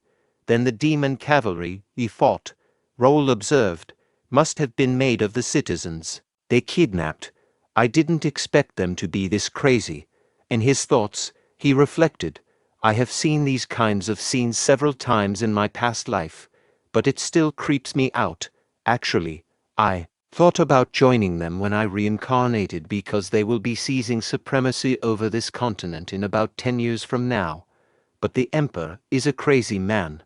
Becoming his subordinate would be the same as jumping into a fire with a bomb in hand. There are many baseless rumors about the Emperor, but I'm sure about one thing. The Emperor doesn't regard humans as equals. Those without royal blood are sorted into classes based on their perceived value, and during a life of labor, they become experimental subjects or food for the Imperial Demon Cavalry when deemed useless. Even high-class citizens face execution if they displease the Emperor. I recall a general who voiced concerns about the Emperor's tyranny.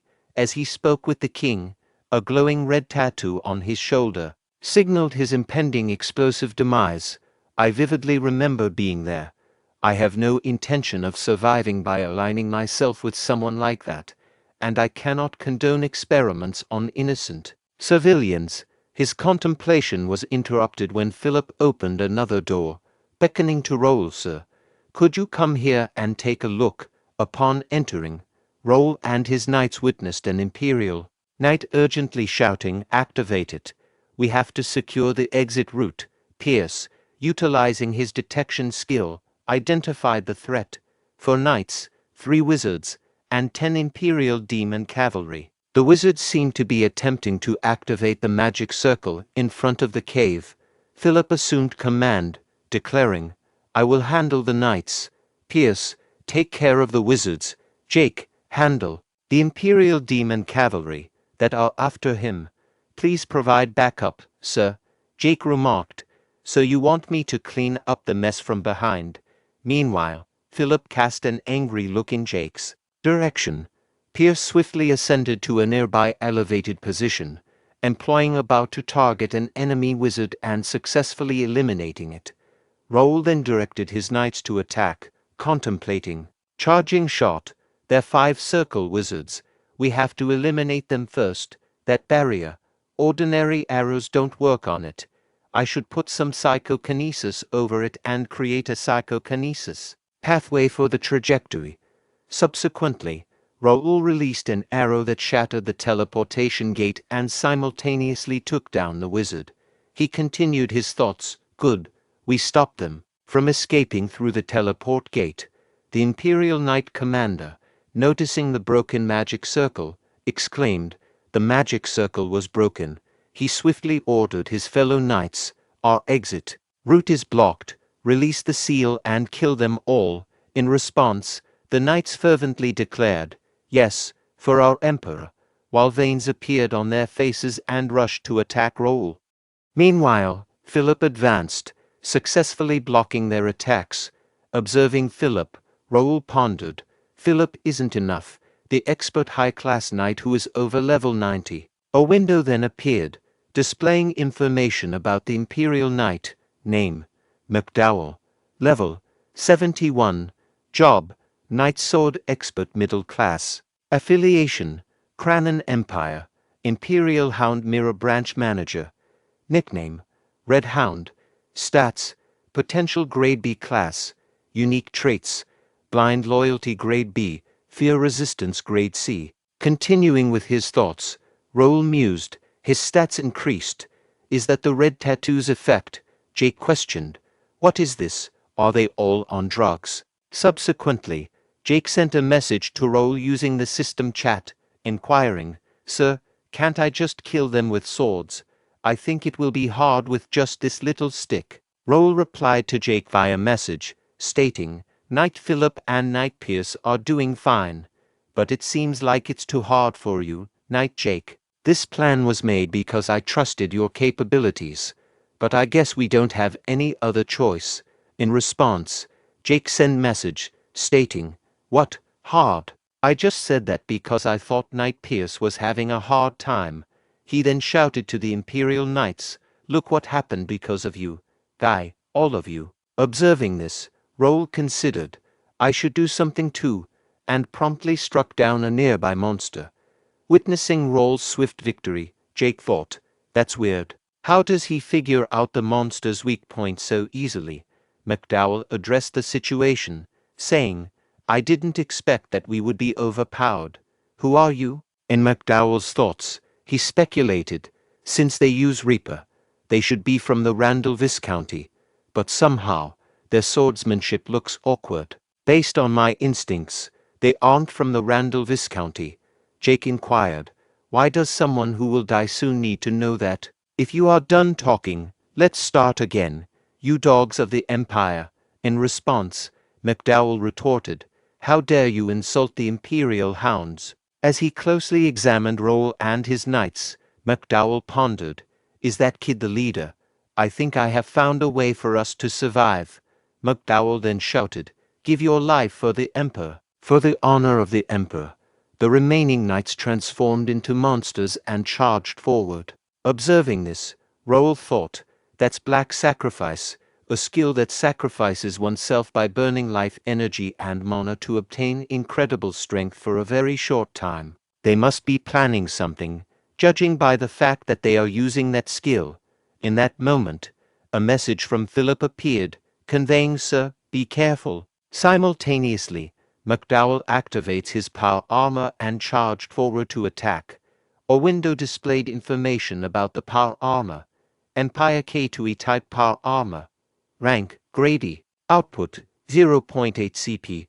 Uptime, 2 hours maximum. Operation mode, Mana stone consume. Defense skill, 3 circles. Subsequently, another message from Philip appeared, alerting, "They are after you." Philip swiftly rushed forward, attempting to attack McDowell, whose power armor efficiently blocked the assault. Frustrated, Philip thought, "Damn it." The attack was cancelled out by the force field, and he shouted a warning to Raul. At that very moment, McDowell declared, "This is over," and launched an attack on Raul. However, Raul skillfully blocked McDowell's attack. A little shocked, McDowell exclaimed to Raul, "What is it this time, you bastard? You were a power armor user." In McDowell's thoughts, he speculated, power armor with shifting parts, judging by its appearance, it should be F-class, but my instinct is telling me that it will be dangerous if the shifting ends. Attempting to attack Raul again, McDowell persisted. Meanwhile, memories of a few moments ago flooded Raul's mind, recalling McDowell's initial attack. What happened? I was going to dodge the attack by using the C-rank skill flash, but a message popped up and I can't move, notifying him of encountering a hostile power armor. Regnator, which was previously dormant, had awakened. Assessing Raul's qualifications, has a unique trait and known, Grade X, attainment, sword expert, middle-class psychokinesis. Raul had fulfilled the minimum qualification, prompting the activation of Regnator. However, due to insufficient mana for complete activation, Regnator searched for other energy sources. It identified intermediate grade psychokinesis and successfully fixated its shape using psychokinesis. As a result, Regnator had partially activated. Raul reflected, so this is the power armor, a barrier that blocks all physical attacks weaker than a mana blade, defense skill that cancels out at least 3 circle magic, and a mysterious core that enhances the mana and physical abilities of the user. Even with higher level and experience, you can't win against someone with power armor. That's how great the effects of the power armor are. However, power armor is for NPCs. If you aren't a connected villager, it can't be worn. So for players, power armor became a dream equipment they could never have. For NPCs, it was the only way they could counter the player's outburst. And here I am, wearing that power armor. Raul's thoughts were abruptly interrupted. What's happening? Why aren't the attacks working? McDowell launched another attack on Raul, which was blocked, but the impact pushed Raul backward. Meanwhile, McDowell appeared, fatigued after the last attack. Taking advantage of the moment, Raul utilized his psychokinesis trait to retrieve his Reaper. Subsequently, he employed the shooting star skill to counterattack. McDowell, feeling the impact, thought, "Damn it, he even broke the barrier. Is this the end? But even if it is, I won't die alone," he shouted, "Honor to the Empire." Observing the scene, Raul contemplated. His body is fusing with the power armor. Guess it is almost over. Suddenly, a window appeared with information. Regnator has detected a forbidden piece of power. Confused, Raul thought, what does that mean? Another window provided clarity, releasing part of the seal due to an oath. Shortly after, a golden mana enveloped Raul's entire body. Then, another window emerged with information. Regnator will show his true self temporarily. Raul, clad in Regnator power armor, stood motionless. McDowell, taken aback by the sight of the power armor, collected his composure and leaped forward to attack Raul. Observing McDowell's, Raul disdainfully remarked, "Disgusting." However, when McDowell's fist collided with Raul's power armor, a massive explosion happened. The force of the explosion created a shockwave, causing the knight accompanying Raul to struggle to maintain their stance without being thrown backward. Meanwhile, aided by his power armor, Raul effortlessly thwarted McDowell's attack. Skillfully, Raul pushed McDowell backward, creating a strategic distance. In retaliation, a single, precise punch from Raul proved fatal for McDowell, culminating in a decisive victory for Raul and his knights. As Raul's power armor vanished, He reflected. I did it. I barely met the time limit, accompanied by a cough, causing both Philip and Jake to express concern and rush towards him, asking, "Young master, are you okay?" Raul reassured them, saying he was fine, and contemplated. I've never felt this before, something I've never experienced as a player. It feels like I saw a glimpse of eternal power. I borrowed the item's power this time. One day, I'll reach it with my own strength. After a while, Raul contemplated. Pocket teleportation device and mana stone. Let's figure out how to use them later. Pierce then informed, "Sir, we found Nikki and the other hostages." There was some, however. Raul interjected. "There was nothing we could do. Get their belongings so we can hand them over to their families." Pierce acknowledged. "Yes, sir. Nikki's not well right now." Raul urged. "We should hurry. Let's leave." Jake questioned Raul. "Are we really leaving those here?" Raul inquired. "Why? Do you want them?" Jake replied. "Of course. Many of them are useful. That thing's value can't be measured with gold." Raul considered. He's not wrong. The power armor that McDowell was wearing, I can't use it. But it can prove that we caught the Empire's spies and use it for experiments. The Imperial hounds weren't easy. They can easily take down small nobles. Many users gave up because of them. There's no need to agitate them right now. It's better to focus on our growth and expanding my influence. Raul informed Jake. "It's all part of the plan, so forget about it. Also, I finished him." Jake responded. "That's because you told us to stay away." Raul then promised a bonus for their hard work and told them to rest. Excited, Jake exclaimed, "Bonus and vacation. You can't take it back." Raul, observing Jake, wondered, is he stupid or smart? He then asked Pierce for a report, and Pierce assured, "We've lured them as planned, and will ensure there's no setback." Raul pondered, "Let's see what they do. It's obvious, though. I'm curious about the kind of face they'll make after falling for this trick." Ramon questioned the guide.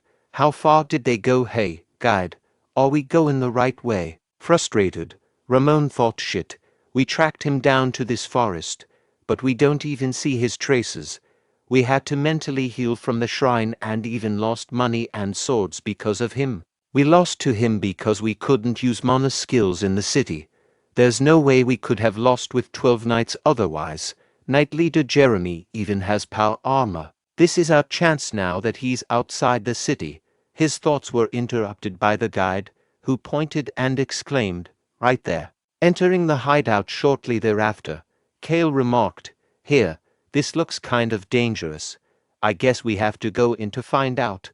Ramon affirmed, "Of course, we came outside the city to find him. Let's go." A few moments later, Ramon commented, "We couldn't find him, but this is pretty nice."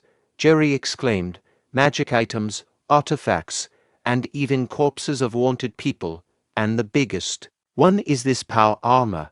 And all of them started laughing. Meanwhile, outside the forest, a knight addressed Raul, saying, "Young master, thanks for taking the trouble. We raided a hideout in the East Forest and rescued the hostages." Raul inquired, "Nice. Where are the others?" The knight replied, "They came here after their mission." Raul thought, "They are my trainee knights and first guild members. 6 of them went past expert through training, and the rest are ready to be experts. We are getting back the supplies from the North Hideout, West Hideout. Every one of them can use mana and has learned Ashton County's sword skills. With over 100 members now, normal rogues can't stand against us." Raul then commanded the knights, "Everyone's here, let's go." The knights responded, "Yes, sir." A little later, at the gate of the Free City Mirror, one of the guards questioned, "Are they the Ashton County's people? Why are there so many?" Raul inquired, "Are you the captain here?" The captain of the guard replied, "Yes, sir. We've guided the civilians here as you requested." Raul commended, "Good work." As people gathered, one asked, "Is he the one who rescued the hostages?" Another exclaimed, "I can finally see my kids." Nokia thought, Maybe my sister. Then she spotted her sister Nikki moving swiftly toward Raul. Raul informed Noia, Nikki's right here. Overwhelmed, Noia expressed her gratitude, saying thank you. Thank you so much. Raul added, she's not in good shape right now. We will have to treat her at the mansion. Instructing Bernard, Bernard replied, yes, a priest is at the mansion already. Raul reflected, I saved the lives of many who were supposed to be dead and changed the future of the alchemist who would live only for vengeance. Maybe Noia won't be a grand alchemist like she was before, and the items and potions she invented might not even appear in this world. Nevertheless, I still need Noia for the county's future. Everything started to change when I came back to the past. I don't care even if history changes. I won't hesitate if I have to take away someone's future. I'm no longer a kind person. Even today, I could have saved so many more people if I had acted faster. Instead, I looked away from those people and chose to binge the quests and gain Noia's interest. Still, I completed the quest overnight and saved everyone I could have. The city will be safe for now, and the mayor will visit with rewards when the sun comes up, but I still feel uneasy. Subsequently, Raul observed a woman in the crowd, tearfully uttering, my son didn't make it back. Reflecting on the situation, Raul thought about the lower-class people who couldn't pay for commissions, those who never even got a chance. Looking back, he realized that his actions were solely driven by quests and levels. He acknowledged that he never had a conversation with people unrelated to the quests. Despite telling himself he would live in the present after reincarnating, he recognized that he was still just playing around as if it were a game. Deep in thought, Raul questioned the merits of living within the system's confines. He pondered whether blindly following the predetermined quest was the right path. Realizing his plans based on the player's perspective might limit him, he sought a unique role as a nobleman of Connect. Worried about repeating past mistakes, he yearned to find a task exclusive to him. Turning to Philip, he asked about the disheartened people nearby, seeking insight into their personal information and circumstances. Philip inquired, all of them? Raul responded, yeah, and provide consolation money to those who lost family or had them kidnapped, helping them find jobs. As Raul contemplated, he felt remorse for burdening someone who came to fight. Philip expressed surprise, stating, I thought you only stepped in when things benefit you. He assured Raul that others wouldn't refuse, except for someone who might say no, gesturing towards Jake. Jake questioned, why is he looking at me? I don't hate doing good things either. In a whisper to Raul, he added, but still, are you going to give me a day off, right? The gathered people expressed their gratitude, saying thank you. Long live Count Ashton. Long live young Master Raul. Raul considered, Mira's citizen support will be helpful with other guilds. Although calculated, it's like killing two birds with one stone since they appreciate it. Staying here longer to level up and gain practical experience seems like a good idea. Meanwhile, an elderly person in a hoodie observed Raul from a distance. The following day, Reynaldo expressed, I've inconvenienced you a lot. You've given me a much-needed break. Raul replied, well, even without me, you would have resolved it too. Reynaldo countered, no, I couldn't even sleep. After hearing the news about Mira being targeted by the Empire swarming with evil seeds. Without your report, we would have been in big trouble. Raul remarked, he was surprised too. Who would have thought that the Empire's evil forces reached Mira, clearly within the Kingdom of Ruben's territory. Judging by their hideout, it seemed they had been working in secret, training demonic soldiers for quite a long time. Reynaldo revealed, to be honest, this wasn't the first time there were missing cases, but we couldn't subjugate them due to the treaty. According to the treaty, Mira wasn't allowed to have an army, only gods, and they couldn't showcase even half of their capabilities outside the city. Come to think of it, someone from Randall Viscounty came, as you said. They claim to have destroyed the spy's hideout and are vigorously demanding compensation. If not for your request, we would have just kicked them out, Raul commented, as expected. But, as he had said before, this matter. Reynaldo interrupted Raul and remarked, "Yeah, we should attribute this to Randall Viscounty. But don't you think it's too bad? Not only will you gain a great reputation, but you may also receive rewards from the royal palace." Raul responded, "Thank you for the concern, but please just do as I asked." Reynaldo teased, "Oh my, you're too careful. That's not fun for your age anyways. I'll take care of this matter well." Raul pondered. The Randall bastards can handle the Empire's hideout and draw their attention. It's their contribution. His thoughts were interrupted by Reynaldo, who said, "By the way, I don't know what I should give you as a reward. I don't think money will be enough. What do you want? I will give you anything." Raul continued his thoughts, thinking that Reynaldo was finally saying something he wanted to hear. Raul then expressed, "Then, I'd like to ask you for a favor. I heard that your mansion has a study with a collection of valuable books. If it's all right with you, may I take a look at those books?" Reynaldo remarked, "That study, it's nothing much, but feel free to take a look to your heart's content. If you want, you can even take one of the books with you. But still, it seems like that won't be enough. So I'll show you the secret treasury too. I'll let you choose one thing from there as a gift." Raul expressed his gratitude, saying thank you. "As expected, you're very generous." Reynaldo added, "Right, I give generously when needed, but some people call me stingy.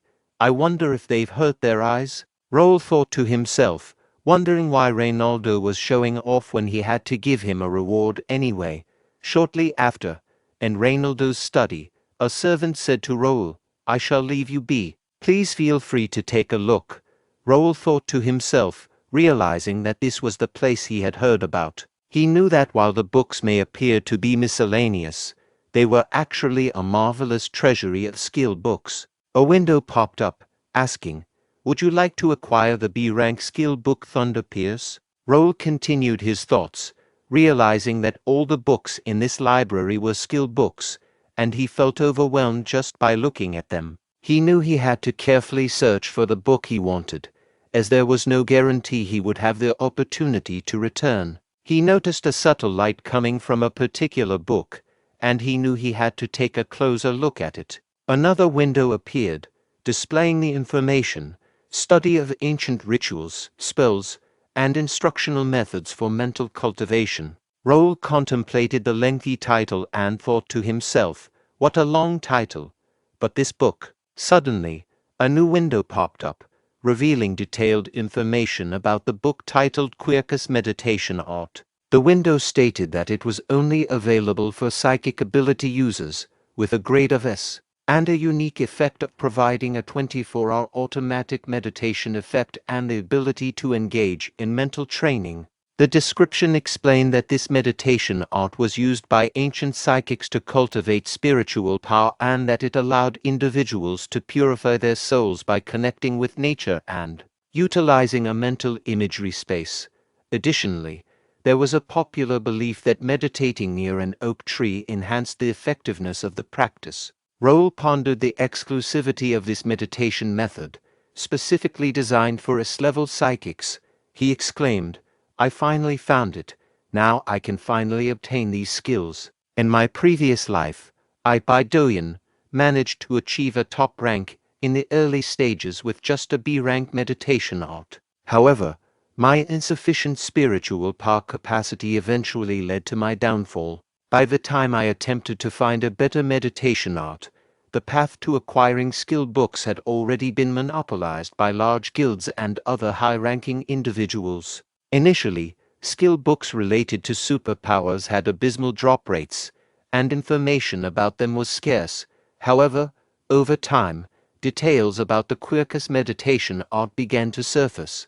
According to a renowned flame magician ranker from Japan named Sakata Shigehisa, the mayors of the starting cities concealed one S-rank skill each. Among them, Sakata had acquired a superpowered skill from Mira's library.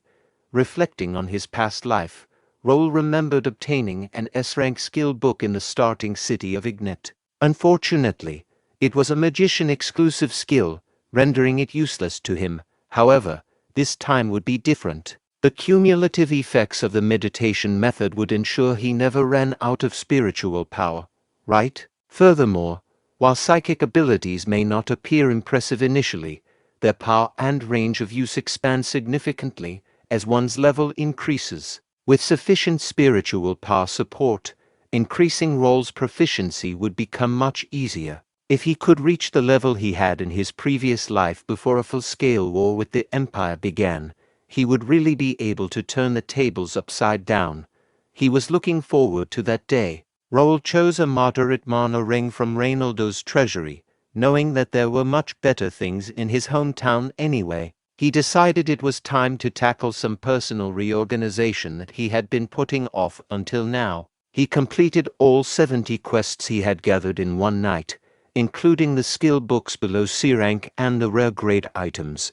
He also amassed 50,000 player-only coins. Raul issued a command for the system to open the status window, revealing the following information: name Raul, level 55 hardcore mode, job Night Sword Expert Beginner, mid-tier psychokinetic, belongs to County Ashton, first guild, unique traits, skill collector grade X, developers analyzing I grade X, psychokinetic Meister S+, royal lineage, unknown grade X. Raul contemplated, in 1 month, all my body stats have surpassed 65, with mana and spiritual power exceeding 70.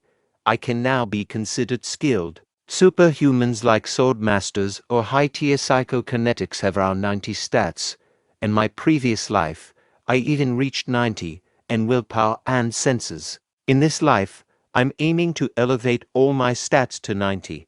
If the opportunity rises, I'll strive to be the first player to reach 100 stats. It might sound like a dream, but Raul genuinely has numerous opportunities in this life.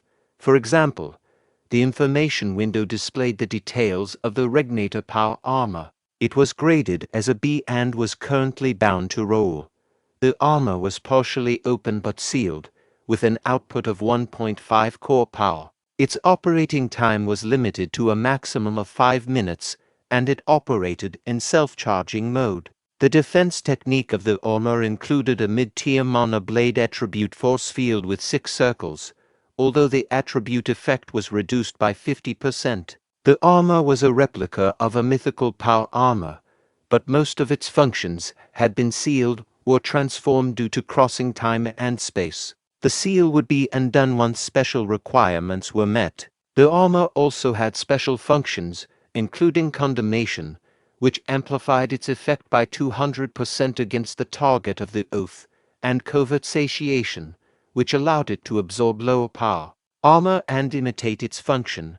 Raul, who had reincarnated, had 2 items accompanying him: the skill decks, which had been unlocked through quests, and the awakened Regnator Power armor. He had received a quest related to their skill decks, which required him to solve 50 quests to undo the next seal. However, he had no clues about how to handle the Regnator Power armor, possibly due to its challenging current output. In addition to unlocking their power armor, Raul had also unlocked a new unique trait. An information window popped up, revealing the details of the developer's analyzing eye. It was graded as an X and allowed Raul to borrow the developer's vision to steal information related to the system. This trait facilitated the analysis of special energies and explained why the Raul had been able to see NPC information and mana flow. He speculated that he had acquired this trait when he subdued the Imperial Hound's demonic energy. To confirm this, he planned to check the quest that appeared together with the unlocking of the trait. However, he noted that this anomaly might be due to attacking the Imperial Hound hideout too early, as the quest typically appeared when leaving the starting city. If he followed the same route as in his previous life, he would constantly encounter the Empire to obtain the black magic stone fragments, navigating scenarios amid their extreme interference. However, he no longer had to do that now, being both a player and a citizen of Connect. The choice of scenario and the quests he cleared were entirely up to him. He was no longer a puppet moving along the developer's wishes. If the ending they decided and what he wanted were different, he would move as he pleased, even if it meant destroying the scenario and the quest itself. The following day, Bernard called out, "Young master, are you inside? Nikki has regained consciousness. Miss Nokia would like to meet you. What would you like to do?" Raul responded, "Of course, he should meet her. Let's go." Upon meeting Nokia, Raul inquired Nokia, "How is your little sister doing?" Nokia expressed, "Young master, you're here. Thank you very much. I don't know how to repay your kindness." Raul remarked, "Don't mind it. Before that, since Nikki is not all better yet, I need you to be stronger." As Raul contemplated, he wondered, "Then shall I check Nikki's state too?" Nikki expressed gratitude, saying, "Thank you for saving me." Nokia apologized, stating, "I apologize, but Nikki is very shy." Raul reassured, "It's fine, she's still young." In his thoughts, he added, "She's still unwell. How pitiful. Shall I check more closely?" Upon closer inspection, Raul noticed Nikki's strong mana and pondered, "What is it? What's going on? Did the others not notice it?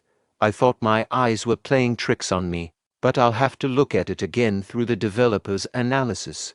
As he observed Nikki's status window, Raul became shocked.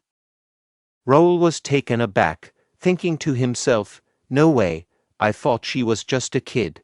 As he looked at the window displaying information, he read the details. The name was Nikki, a 13-year-old with a level of 5. Surprisingly, she had no class affiliation.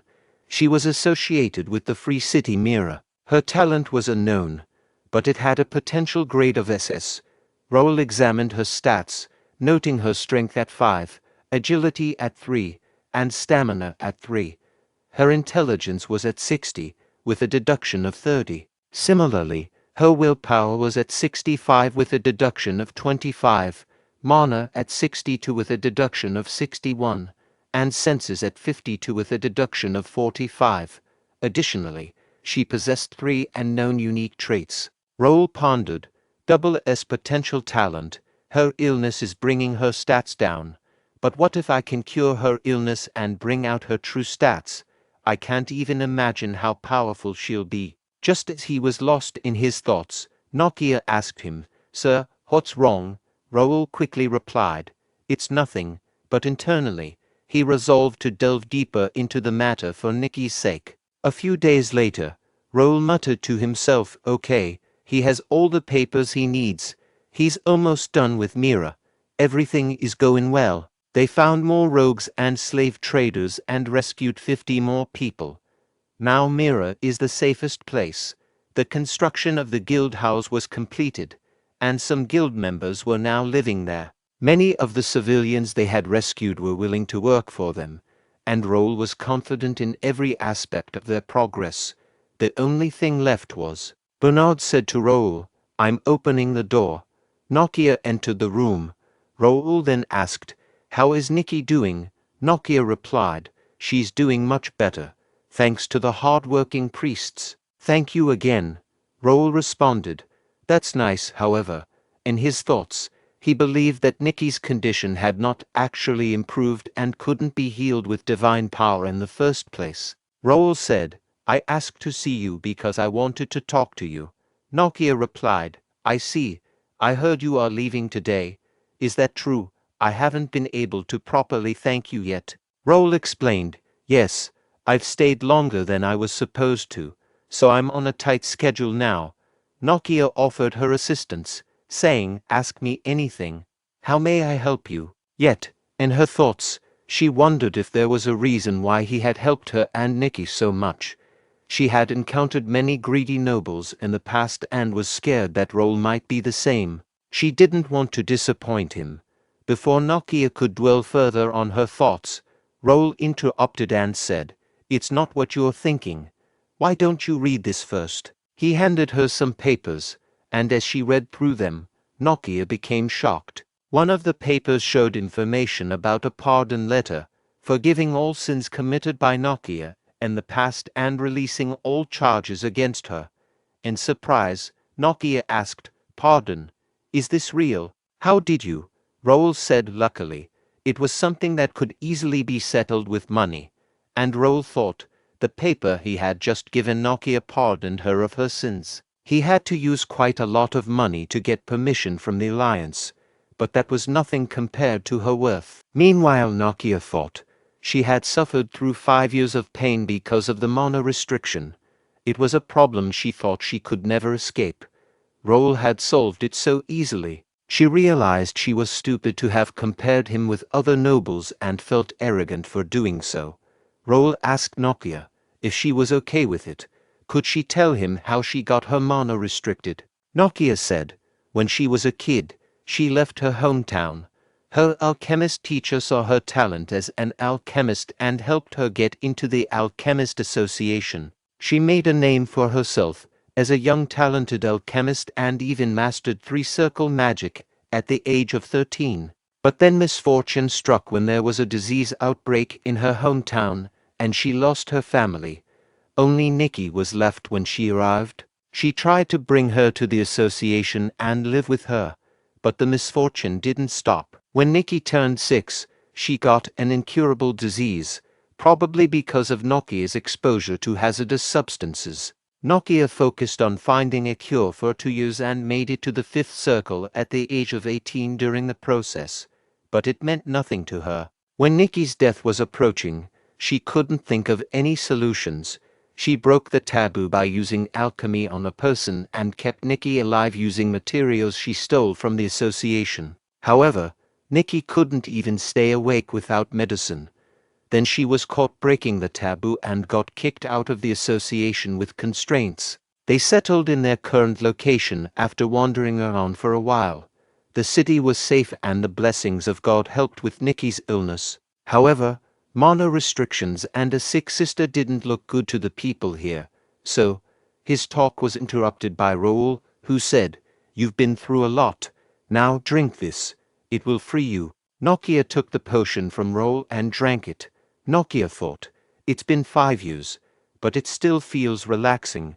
I missed it. Meanwhile, the status window of Noia popped up, revealing information. Noia was 23 years old, at level 68, and an intermediate alchemist 5th circle. She was affiliated with the Free City Mirror. Noia's stats included a potential talent grade S, unique traits such as Master of Alchemy grade S, Precise Tuner grade A, Genius Absurdity grade A-, and one unknown trait. Noia thought, I get it now. What he really wants from me. Noia then said, I, Noia, will be loyal to Sir Raul. I am eager to see you save many others, just like how you saved me and Nikki. Raul replied, I accept your loyalty, and I won't forget what you said. I'll give you this as well. Noia asked, this is, Raul answered, it's for Nikki's illness, a monofalaria. A great alchemist that's no longer in this world left this. There's a part missing in it, so it needs more research. Noia, make the perfect cure using that. That's the first order I give you as your lord. Noia said, I'll make the perfect cure with my life. And Noia thought, I decided. For the rest of my life, I'll live for him. Raul observes Noia exiting the room, though he is still talking and acting awkwardly. However, he knows he has to practice as this is his home and the people he interacts with are citizens of Connect. Today was a great success for Raul. Noia was the first member who wasn't assigned to her, and she is an alchemist who will leave a mark in history. She will create the cure. Noia herself is a great alchemist who is no longer in this world. In the past, she also fought the incurable disease called monofalaria. After extensive research, she finally developed a cure, although many people were sacrificed in the process. It doesn't matter now. Raul considers himself lucky that data about Noia cure is still available in Cafe Link. He purposely gave Noia the defective version so that she could grow. Hopefully, Noia will no longer feel burdened by Nikki when she creates the cure. Even if she can't make it in time, Raul can provide her with the remaining data. Everything Raul had planned to do in Mira is now complete, and he must prepare for his next destination. The next destination is the capital of the Ruben Kingdom, also known as the Tomb of Sword, Metropolis Turium. Raul is getting excited about what will happen in the vast city. Let's get going. A few days later, Raul muttered to himself that they had arrived at the capital of the Ruben Kingdom, Turum.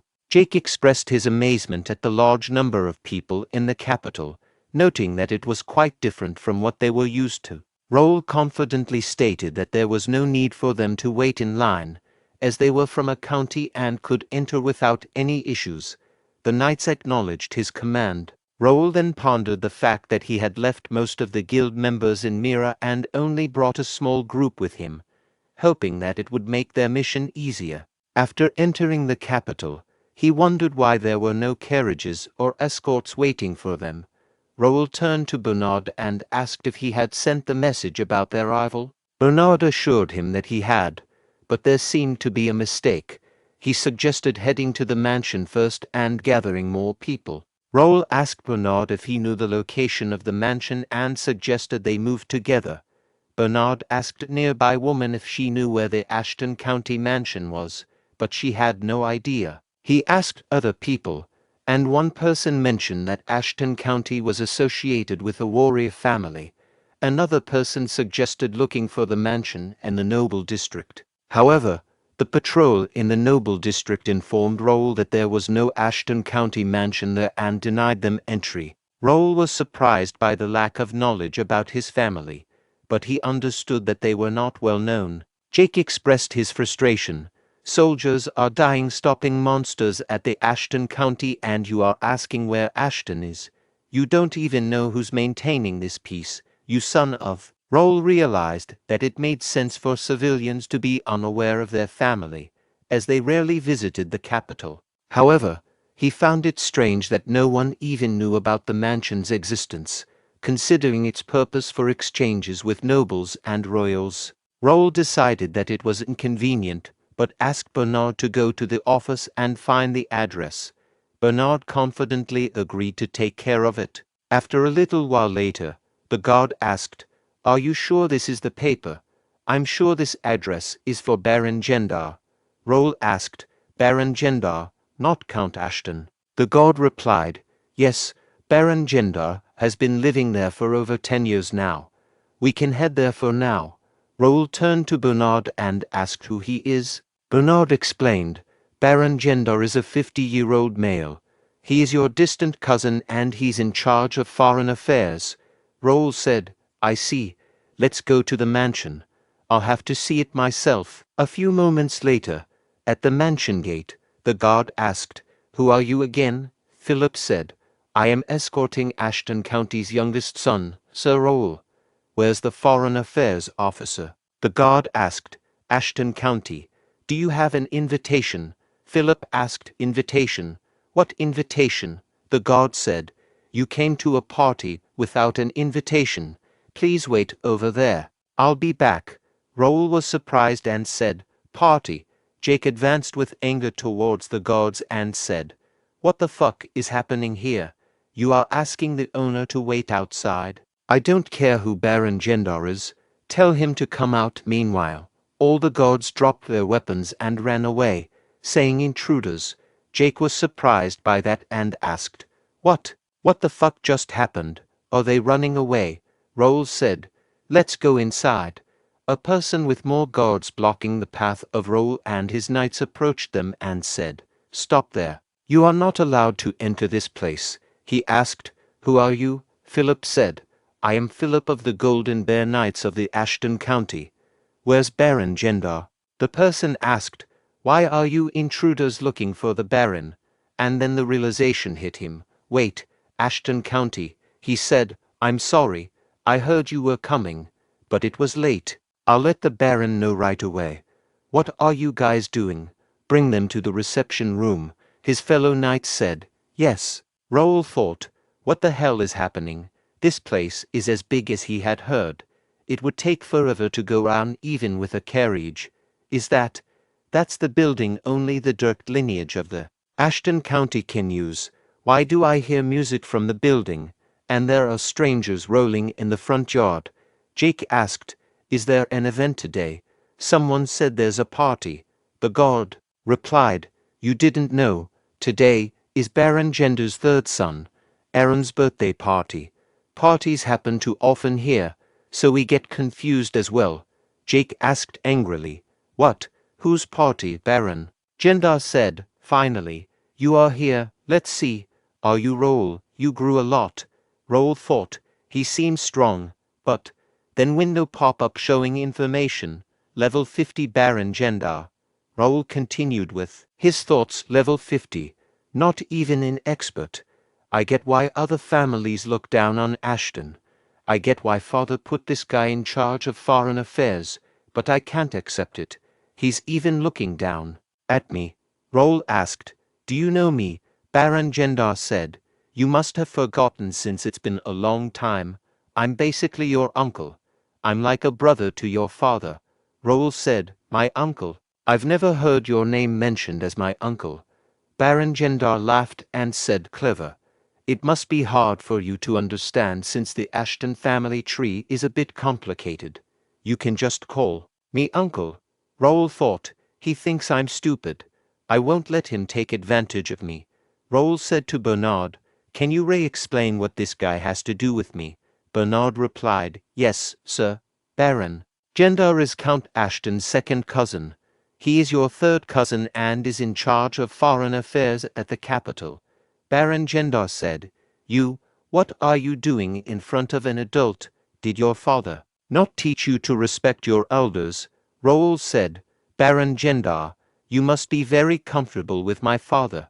Or are you not scared of Ashton County, Philip, except for direct descendants of my family?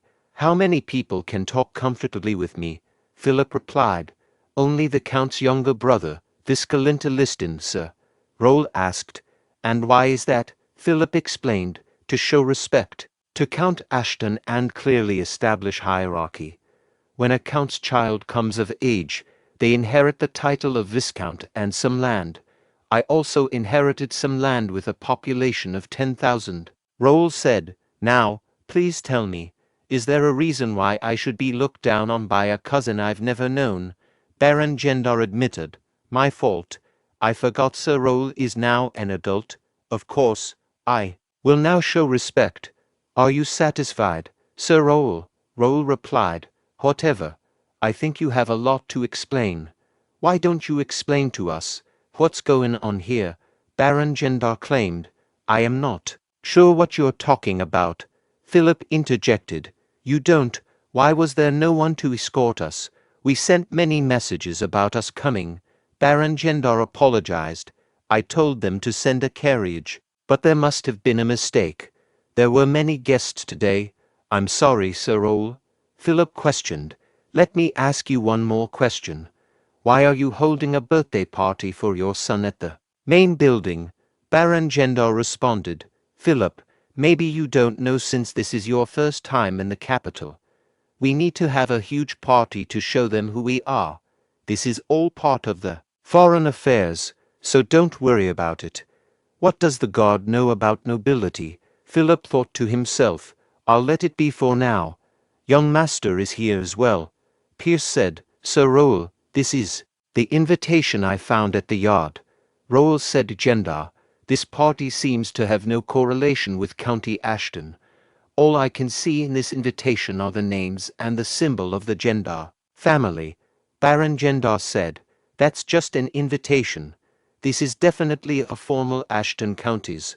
Raul said, even the location says Baron Gendar's mansion. Yet the party is held at the Ashton County's main building. Baron Gendar said, like I said, that's just an invitation, and I would like to stop arguing about the party. This is past your authority even if you're the young master. You can go argue about it at home. Raul asked, really?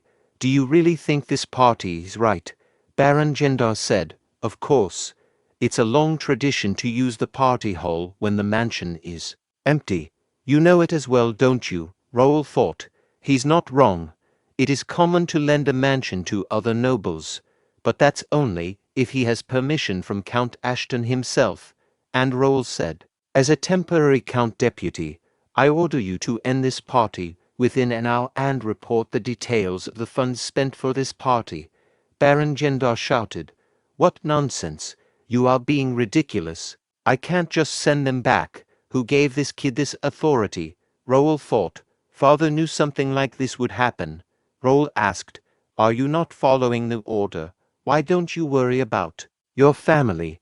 I don't think there are any guests that I should worry about. I'm giving you an hour with generosity. Should I go to the party hall myself and tell them? Baron Gendar said, Okay, I'll wrap up the party. You will regret this. Raul thought, the worst that can happen is father yelling at me a little. I'm curious what gave him the confidence to do all this. There isn't any concrete evidence about the collapse of the Ashton County. Maybe I can find something about it here. Who knows, maybe I'll hit the jackpot. Looking at the building in front, Raul exclaimed, My, oh my. He thought to himself, the place that they escorted me to isn't the main building, but the mansion's annex. The servant who was escorting them explained, The Baron said that since the main building is crowded, he wanted us to prepare a quiet place for you. Raul thought to himself, dismissing it as nonsense. He firmly stated, I don't wish to hear it. I'm going to the main building. The servant replied, Yes, sir. As Raul opened the door of the main building, he was taken aback and asked, Are they in their right minds? He thought to himself, and the 3-story main building and office where only the Count and his family can stay. The Baron's entire family lives. Raul questioned, How do you plan to explain this, Baron Gendar? Is it a Count family tradition for ministers and the like to dare occupy the Count's office? Baron Gendar responded, We were just borrowing this for a while. You don't even come here once a year anyway. Isn't it a waste to keep it empty? Raul shouted, Get lost at once. If you don't empty the mansion by today, I shall slice all your heads even if we're close family. From this point on, I shall strip the Baron of his position as the Foreign Affairs Minister. If you'd like to raise an objection, come to me by tomorrow with documentation showing that you have properly performed your duties as a minister. Meanwhile, anger could be seen on Baron Gendar's face, but he did not say anything and left the room. Seeing Baron Gendar and his family leaving through his window, Raul thought to himself, Since we're wrapping up with the preparations, I'll have to find the materials I need now. I was worried that the materials would have been discarded due to the condition of the mansion, but I am glad that it's still here. All documents related to the management and finances of the mansion were left in the office. They must be very complacent to think that nothing much will happen overnight. But, in his previous life, as Bae DoHyun, he studied business administration and worked at a trading company. Bernard is considered the foremost expert on mansion-related matters. Philip informed Raul that the Baron had left the mansion with his family. Raul asked if they left quietly, to which Philip confirmed that they had left quietly, taking only the necessary clothes. Raul expressed his belief that it was obvious what the Baron was thinking and that they would eventually return, so there was no need to take all their belongings out. Philip questioned if it would be all right and suggested giving them time to organize, but Raul insisted on quickly removing any unwanted elements. He believed it would be more efficient to confront the Baron when he least expected it. Raul also had plans to use the mansion as a branch of the First Guild until finding a suitable location in the capital. He wanted to maintain control over his house and prevent any unwanted individuals from causing trouble. Pierce mentioned that it seemed like the Baron had other support and wondered if something strange would happen.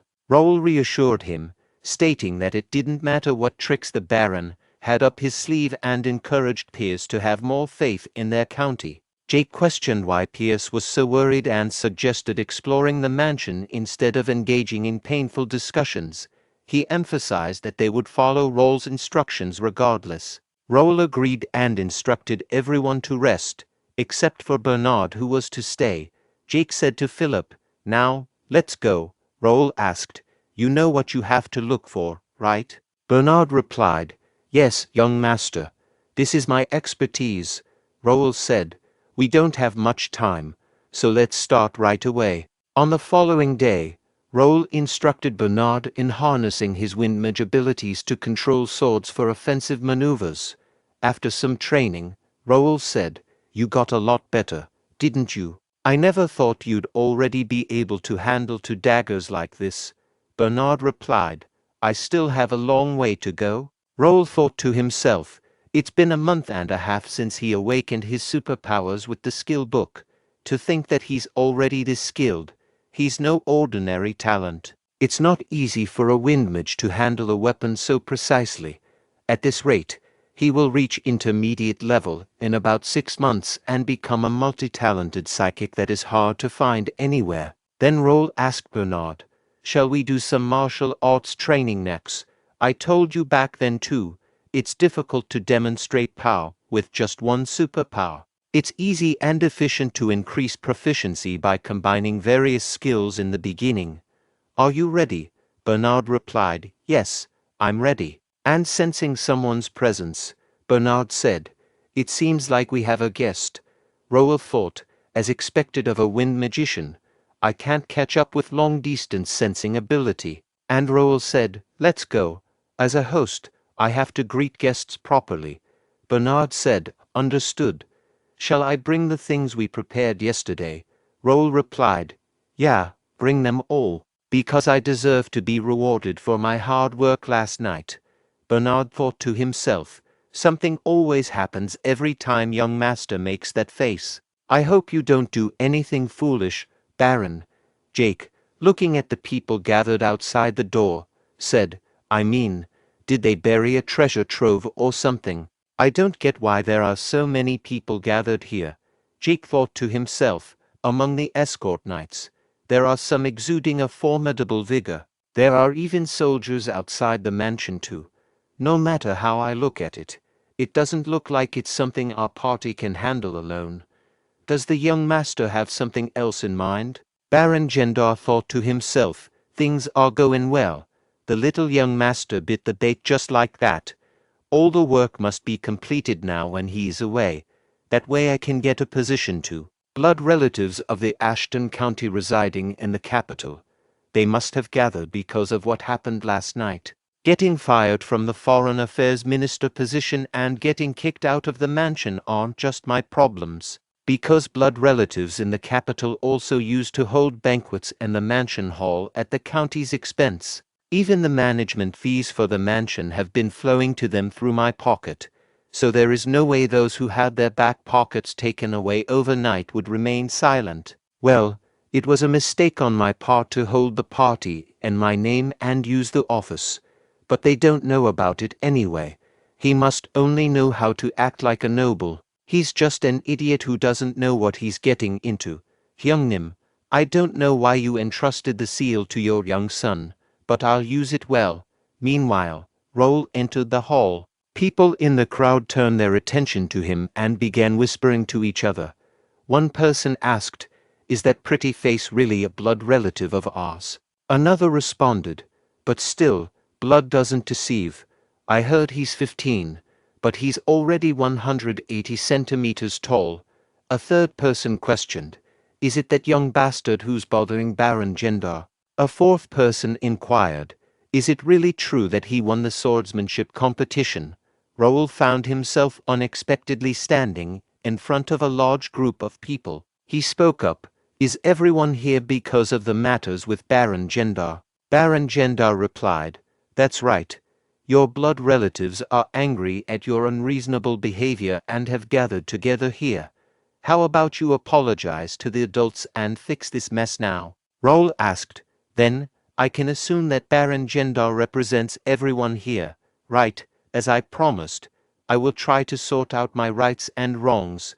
Baron Gendar scoffed. How funny of you, your rights and wrongs. In the first place, this mansion has been managed alternately by blood relatives living in the capital for decades now. It's not a playground that can be messed around in by a young brat from the main family who doesn't even know anything. People in the crowd directed their comments towards Raul. One person exclaimed, "That's right. Is the main family looking down on us?" Another added, "The Count is too much too. To think that he'd give the authority to represent him to a child. On top of that, he even gave less subsidies. What is he doing when opening additional mansions and improving management methods aren't enough?" Raul thought to himself, "At this point, I won't have time to tell them what Baron Gendar did and why he was fired. Well, that's not important right now though. Things may get more complicated than expected. A total of 5 forces have gathered here. First, Ashton County's blood relatives. They participated without much thought. Second, the spies of the Imperial Hounds, the intelligence bureau of the Kranan Empire, were not surprised by the revelation. It was obvious to them that the Empire was responsible for the conflicts across the continent. However, the third category of individuals involved in the situation was unexpected. They were the Knights of the Delamian family, one of the 5 great families of the Brennan Republic. A window popped up, displaying information about a man named Graham. He was 45 years old and held the title of Knight, with advanced sword expertise. He belonged to the Reuben Kingdom, Baron Hon, Brennan Republic, and the Delamian family. His nickname was the Red Executor, and his stats showed a high potential ability grader. He possessed unique traits such as a tireless body grader and being a melee specialist grade B. Raul continued to ponder the situation, noting that there were several mid-tier expert knights besides Graham. However, he couldn't understand why families stronger than Ashton's were converging in this area. It was a frustrating situation for him. Additionally, there were the Knights of the Randall Viscounty, who were also causing trouble. Another window appeared, revealing information about a man named Raphael. He was 26 years old and held the title of Knight, but he was a beginner in sword expertise. He belonged to Randall County and was known as the 4th Young Master of Randall County. His stats showed a decent potential ability grade B, and he possessed unique traits such as Royal Lineage grade B and Agility grade C. Raul thought to himself, questioning why the 4th Young Master of Randall County, whose family's emblem was a weapon, would be present. Perhaps it had something to do with what happened at Mira, but he knew that Raphael wouldn't be able to act openly. Lastly, there was the 5th individual, the traitor of the family who was responsible for all the chaos and would take the lead when things went wrong. A status window appeared, revealing information about a man named Titus. He was 27 years old and held the title of Knight, with intermediate sword expertise. He belonged to the Reuben Kingdom, Jaden Viscounty, Brennan Republic, and the Jaden family. His stats showed a high potential ability grader, and he possessed unique traits such as Royal Lineage grader, Straight-Head Instinct grader, and Twisted Fighting Spirit grade B. Raul thought to himself, the eldest son of Viscount Jaden, my uncle, my elder cousin, Titus. Raul thought to himself that his father, Count Melvin D. Ashton, had 2 brothers.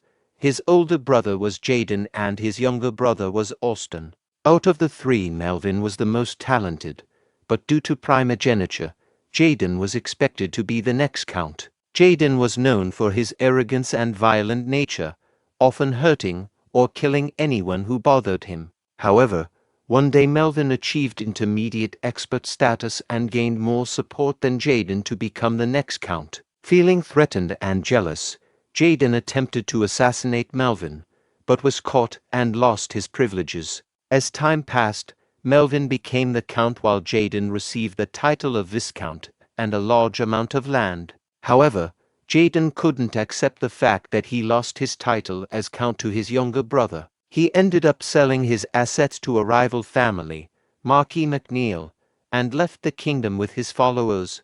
All of this happened 15 years ago, when Ro Ashton was born. Raul noticed the presence of Viscount Jaden's son. One can discern where Baron Gendar loyalties lie. The The people in the room didn't have any negative feelings towards Viscount Jaden because they didn't lose anything in the incident 15 years ago. They probably saw this as an opportunity to push Raul and his family aside and take their place. In his past life, Ashton County fragmented into various factions and collapsed. He notion that they made the correct decision holds only if he wasn't present. He intends to educate them about the significant error they committed. However, he knew what was going on and was determined to prove them wrong. He decided it was time to make his move. Raul then signaled Philip, who made a loud noise with a metal shield to silence the gathered crowd. Raul stated that he had heard enough from them and wanted to say something. He instructed Bernard and Pierce to hand out books to the people in the hall, which confused them. Then Raul said, "Read the title." One of them read the title as a report on the management and financial operations of Count Ashton's estate with attached evidence and investigation materials regarding Baron Gender's embezzlement and misappropriation. Opening the book and reading through the report, all people became nervous, but Baron Gender, in anger, threw the report and said, "What is this? This is not real, it's fake." Other people said to each other, "Yeah, they seem legitimate, but it is hard to believe." Baron Gender said, "You came here yesterday yet you claim to have done all this while you were here. What nonsense." Raul said, "Now, let's have some real talk, shall we? This says that 200 trainees are getting free lessons here. Where are they now?" Baron Gender said, "They gave up and ran away with the equipment." Raul asked, "All 200?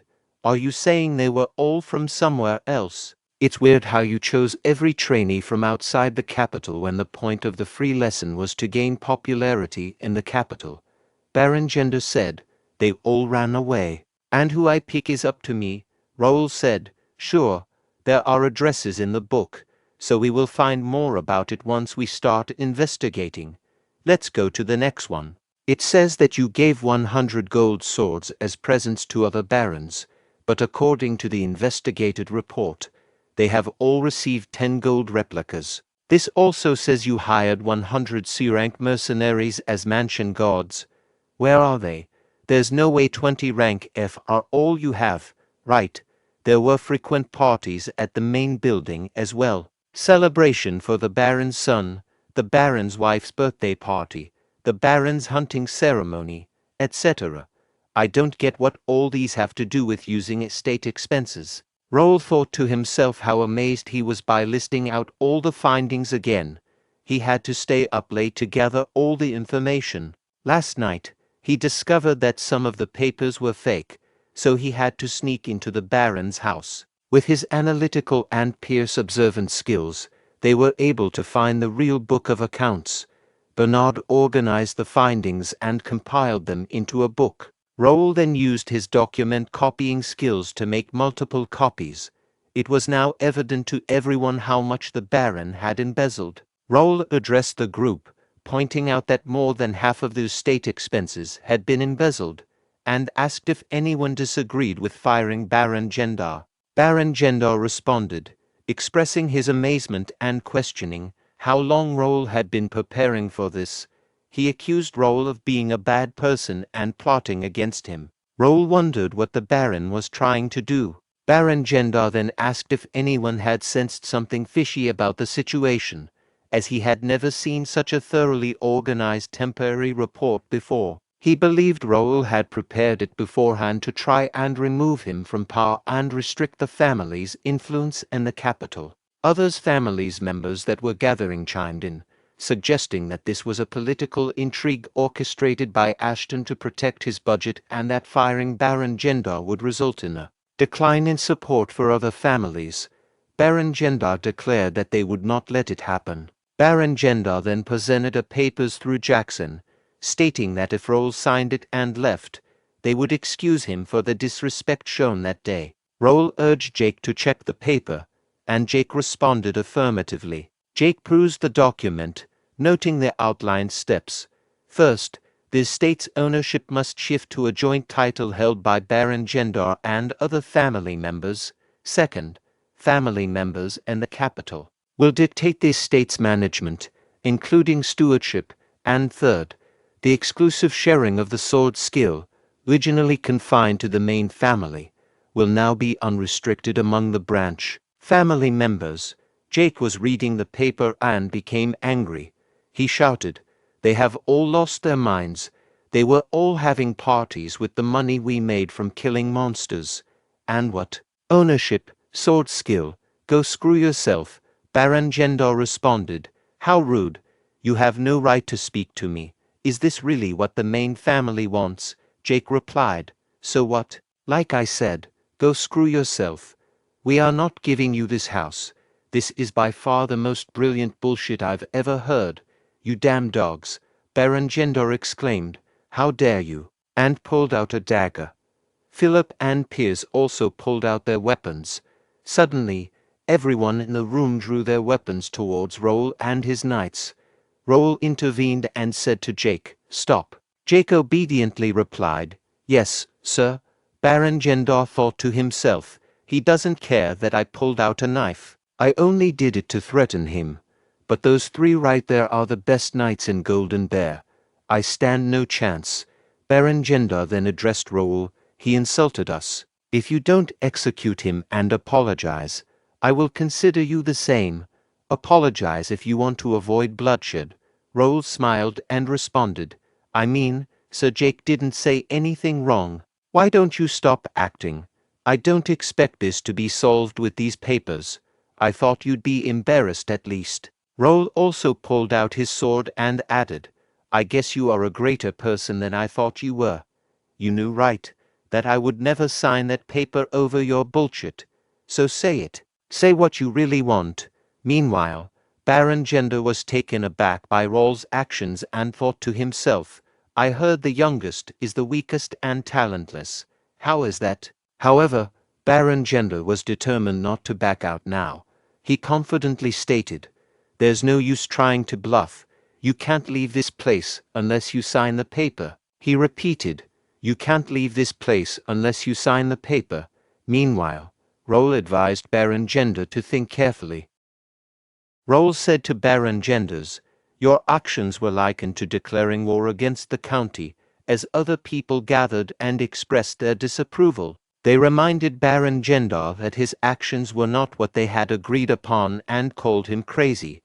One person declared their intention to leave. Baron Gendar turned to them and arrogantly stated that it was too late, as they were all in the same boat and the Count would not forgive them. Raul questioned if they were done talking and refused to sign the paper.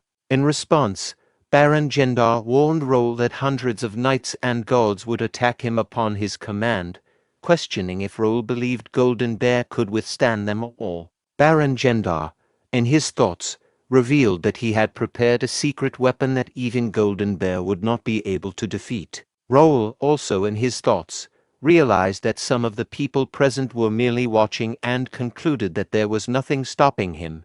He confidently challenged Baron Gendar's threats. Baron Gendar was shocked by Raul's response and wondered why he was so confident, as he had expected to be able to intimidate him with armed soldiers. Baron Gendar acknowledged that using the secret weapon would lead to war and expressed his desire for Raul to be as weak as the rumors suggested. He demanded proof of Raul's lineage, insulting him with fake documents and disrespecting him in front of the gathered crowd. The people were surprised by this request, as it was a dual request that could only be used once in a lifetime, and was typically used against superiors. They questioned the forced nature of the situation, considering that Raul was Baron Gendar's nephew. Raul questioned Baron Gendar's seriousness and refused to accept his request. In response, Baron Gendar claimed that it was his last act of mercy, and that it would be better than having Raul's seal forcibly taken away. Raul said, "And you get the honor of taking away your nephew's seal through an honorable duel." Baron Gendar replied, "Decide. If you decline, I'll have to use force." And Baron Gendar thought to himself, "I know your answer even though you acted all strong." Raul asked, "What are the conditions? I'm assuming you are not the one dueling." Baron Gendar responded, 3 from each side. 1 versus 1 duels from each side and the last one standing wins. And since it's proof of lineage, you'll have to pick 3 from the lineage. Philip objected. No way. There's only Sir Raul on Ashton's side. That is not fair, Baron Gender stated. There are many others of the lineages here. If they think Raul is right, they can stand on his side. It's not my responsibility if no one stands by you. Meanwhile, Raul stopped Philip and asked, and the bet of the duel? I'll sign the paper if I lose. What are you betting? Baron Gender replied. I don't think it matters. Do you want anything from me? Raul said. It's a fair duel, so the bets should be fair too. If I win, I'll take every family's house that has signed the paper. The members of the families that signed the paper exclaimed. What? That's ridiculous. Raul said, if you don't agree, there's no duel. What do you say? Baron Gender thought to himself. What is he thinking? This will only make the other families stand against him. It's not bad for me. If I can't get him to sign the paper, those houses are meaningless. And Baron Gender said, sure, I agree. He then asked, are you accepting the duel? Meanwhile, Philip said to Raul, there are different ways to do this. Raul thought to himself, Philip is right, but I've already decided to accept the duel, and I even got a quest for it. I'm not backing down. The quest window displayed the information for the task at hand, labeled as proof of lineage. It stated that the grade for this quest was C and the objective was to win the duel. There was an extra objective to win the duel alone. The description mentioned that the families and the capital were being unreasonable and the task was to shut them down with skill. The reward for completing the quest was experience points and player-only coins, with one unknown reward. Raul turned to Philip and asked, do you think I'm going to lose? Philip responded, it's not that. I'm just worried that there might be unexpected variables. Raul then sent Philip a message using the guild chat, reassuring him, don't worry. If you think there's going to be a problem, you can break in and interrupt.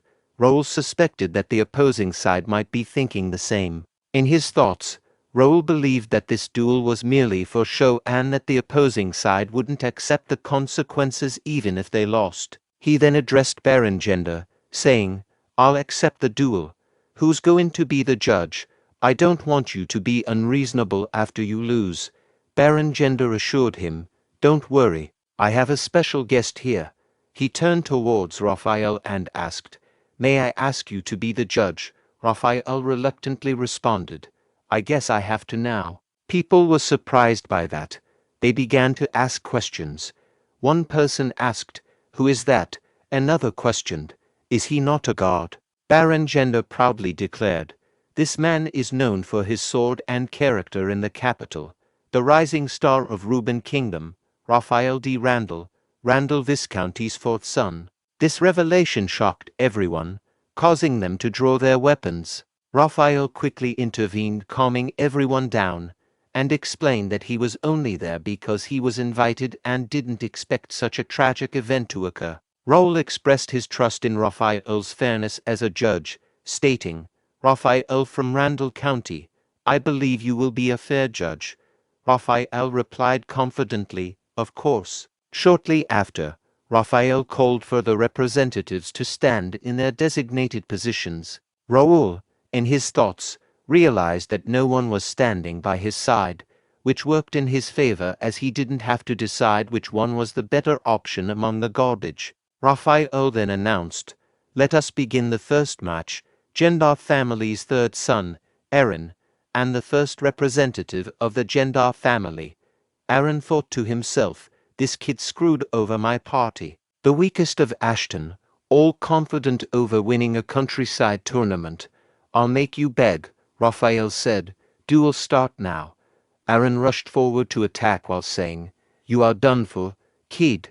In the next moment, Raphael announced, the first duel winner is Raul. People watching the duel said, one strike, and what happened? I didn't even see it. Baron Gender thought to himself, stupid. He let his guard down. No way, how stupid. You lost your chance to regain our family's honor. Raphael asked Raul, shall we start the next match? Meanwhile, Raul's next opponent approached and said, I'll duel with you next. Raphael thought to himself, Baron Kesby. He's one of the decent swordsmen in the capital. I'm excited for this one. Baron Kesby said, let's start right away. Then Baron Kesby attacked Raul, which was easily blocked by Raul. Baron Kesby said to Raul, your basics are nice, very steady. Your reflexes are on point too. I can see why Aaron lost in one strike. And Baron Kesby thought to himself, it's not something I should use against a kid 20 years younger than me, but I also have a lot on the line. Baron Kesby used the bear strike to attack Raul, which was blocked by him. Baron Kesby became surprised and thought to himself, he blocked the bear strike.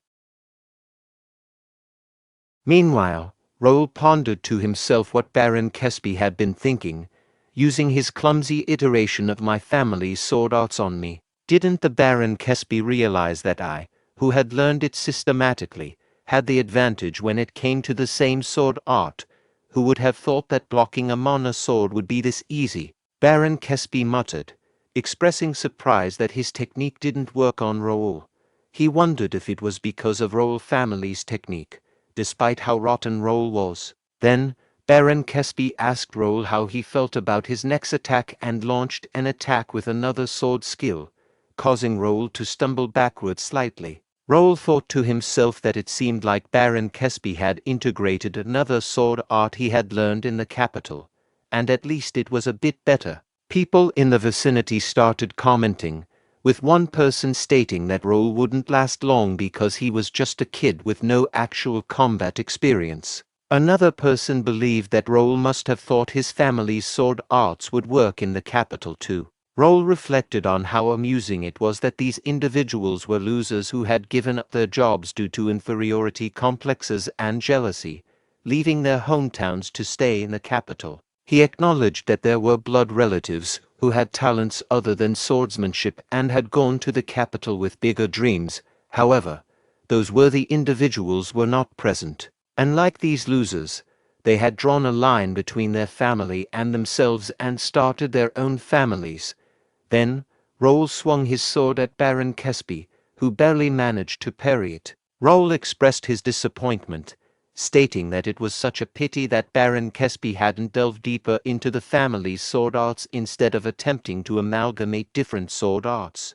Raul believed that if Baron Kesby had done so, he might have overcome the wall. In response, Baron Kesby scoffed and asked what a young brat like Raul knew to be blabbering like that, considering that he had been mastering the bear crush for the past 15 years. Baron Kesby found Raul's arrogance amusing. He then used the Tempest Wolf sword skill to attack Raul. Someone asked, is it Templeton family's Tempest Wolf? Another remarked, he must have learned master sword art while in the guard troop. A third person inquired, will he really win this time? Meanwhile, Raul effortlessly cut through the Tempest Wolf strike. Raul said to Baron Kesby, he doesn't get it. What's important isn't what kind of sword art you learn. It's how well you learn that sword art. Baron Kesby replied, you foolish. Do you think you can fight me with such a basic sword form? To Baron Kesby's surprise, Raul changed the direction of his sword and attacked his leg. Baron Kesby thought to himself, what was that sword form?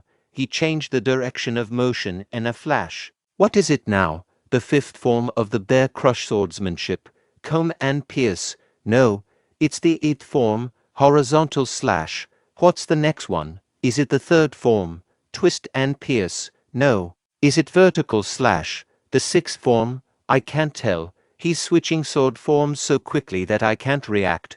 Was connecting sword forms like this possible? A sword art consists of sword forms. The sword forms are a path that combine basic sword styles such as horizontal slash, vertical slash, and stabbing. However, it's easy to see through these sword forms, so when using swordsmanship, it is common to change them by linking several sword techniques. But that connection is happening several times in a short period of time. Moreover, it's so perfect that it is unpredictable. Is this the difference in talent? Damn it. Raul continued his attacks, causing Baron Kesby to drop his sword. Raul said, see Baron, just the standard combination of sword forms is enough. isn't it? After this, do you still think that the family's sword arts are lacking? Baron Kesby replied, you monster bastard. And Baron Kesby thought to himself, if you have that level of visual acuity, reaction speed, and judgment, the sword arts aren't important. He fell to the ground unconscious. Raphael announced, the winner of the second duel is Raul. People started saying, Baron Kesby has been defeated. The situation is getting weirder here. I definitely heard that he hadn't learnt swordsmanship properly. Baron Gender said, don't worry. Even so, he's just a young kid at the level of a sword user. Doesn't everyone know who the last contestant is? Hearing that, people became happy and said to each other, indeed, if it's him. No matter how amazing the family's sword arts are, that's all they are. Raphael said, now then, calling the last contestant to the front. Raphael thought to himself, this is pretty entertaining. I get to watch these Ashton bastards, who are such a thorn in our eyes, eat away at their own flesh. I'd like the little kid to lose, but honestly speaking, who wins has nothing to do with me. The third and last contestant said, it's finally my turn. Raphael thought to himself, was he Dave? He isn't exactly a memorable one. He's the eldest son of Baron Gender, a bit older than me. I heard he overcame his wall. Well, it doesn't matter. Struggle until the end, little kid. Raphael announced, the third match begins. People urged, Dave, crush him underfoot. Raul thought to himself, who would have thought they'd put in this much effort? Dave said to Raul, little kid, I won't say this twice. Give up on the match while I'm being nice. If you don't, I will cut off your limbs with this sword. If you plan on dealing with me with those stupid sword arts, it'll be a good idea to quit. People exclaimed. Witness that crystal clear mana blade. As expected from Dave, experts are certainly different. Raul said to Dave, stop saying useless nonsense and bring it on. Dave rushed forward saying, fine. I will give you what you want. Don't regret it later. Subsequently, they clashed their blades in a fierce encounter. Dave said to Raul, you're so good at attacking while making noises. Why don't you keep it up? Raul thought, is the physical increase that much? In the end, how long will the effect last? As I thought, this doesn't last long. Dave said to Raul, you bastard. Are you just going to keep blocking? Raul thought to himself, it cracked the blade. If a user's intermediate mana sword collides with an expert's mana blade, an average sword is bound to break. But as I thought, it isn't a real mana blade. Now that we've seen everything, shall I wrap it up? Raul rushed forward with great speed, leaving Dave confused about Raul's whereabouts. Then, Raul whispered near Dave, this is it, fake expert. No, Empire's dog. Dave said to Raul, what, how arrogant, however, with the clashes of both their blades, Raul's sword broke. Raul immediately attacked Dave, punching him in the face, causing Dave to be pushed backwards. Raul rushed forward to continue his attack, saying, rest in peace. Dave was struck in the face, resulting in him being propelled backward and colliding with the wall behind him. Raul then said, Judge, Raphael announced, the winner of the third and last duel. I declare Raul to be the winner. Raul moved back to the stage and said to Philip, so unfortunate. I like this sword. Philip replied, nice work. Raul responded, it wasn't that hard, Philip. When this is over, rest the one I just went against. I think he has the Empire's stigma on his body. Philip agreed, saying yes, sir. His movements also seemed unusual from my perspective. Pierce said to Raul, sir, I brought an extra sword, handing it to him. Raul turned to the people gathered and asked, now, what should I do? Baron Gendar thought to himself, how did Dave bend the rules? But he's still a sword expert. Why is my son lying down there instead of that kid? Baron Gendar exclaimed, no, he's a fraud. He must have done something. This duel is cancelled. It doesn't count. Baron Gendar thought to himself, it's useless. Everything's falling apart. He then realized, yes, papers. I have to hold on to those papers. That's the only way I can stand next to Jaden or the Randall family, Baron Gendar commanded. Take the papers from him. What are you guys doing? Go. Baron Gendar's followers pulled out their weapons and said to each other, right, there's no going back.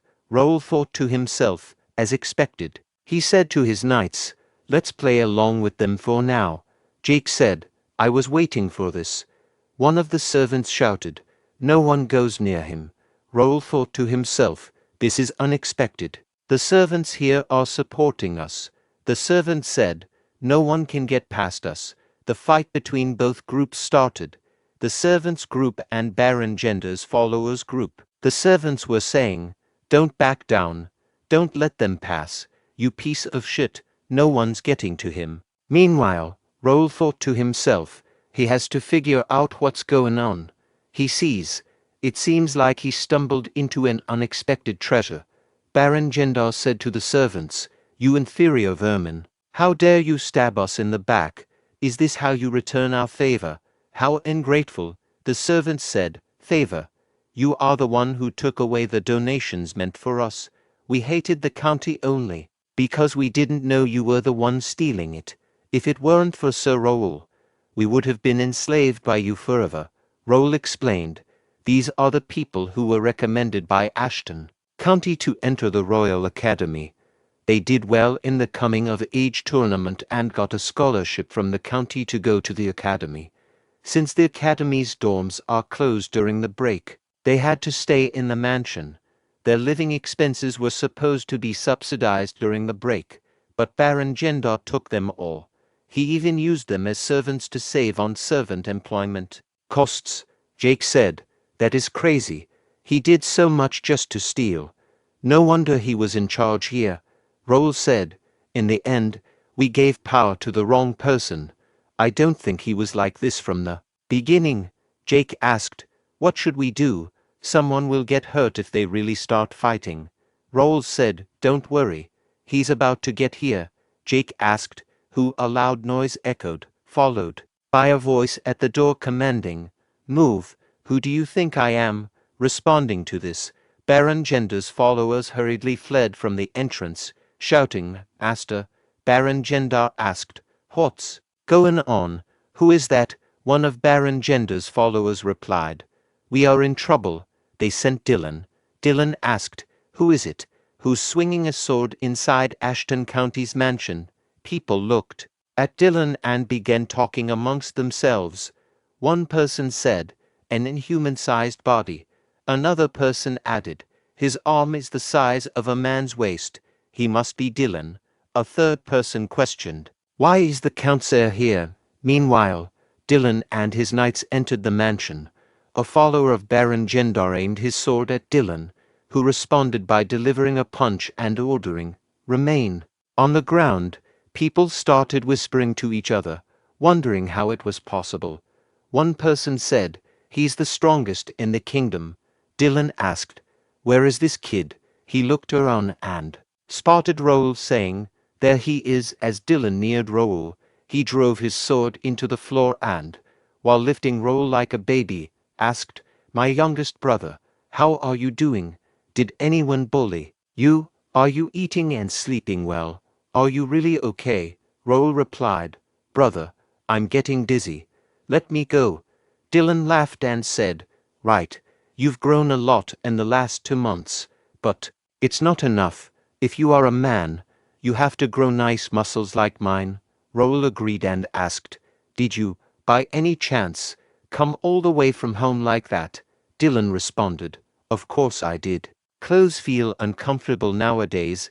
It feels nice showing my muscular body to everyone in the capital.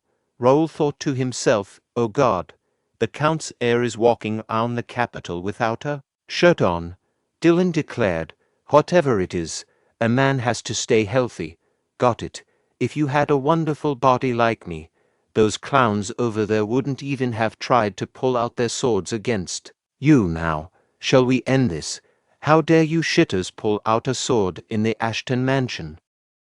Raul thought, this should be over now. But what was he thinking bringing the vice-captain and all high-rank knights 25 intermediate sword experts. They can destroy the Baron's family easily. Baron Gendar thought, shit, he was trying to turn the tables, he's done for now. Randall's fourth son, Raphael, is busy hiding. The Brennan Republic Knights that he had as his secret weapon have turned away. How useless. Dylan observed. Let's see who's here. Look who it is, Randall. Come greet your brother. Raphael greeted. Long time no see, brother Dylan. In response, Dylan remarked, long time no see indeed. You still look the same. Which son were you? Raphael replied. Fourth. Dylan asked Raphael, do you still bully kids with the third and the sixth? Raphael denied. No, that was a long time ago. Dylan inquired. Are you getting mad at me? Raphael clarified. Of course not. Dylan stated. It seems like you've had your fun today.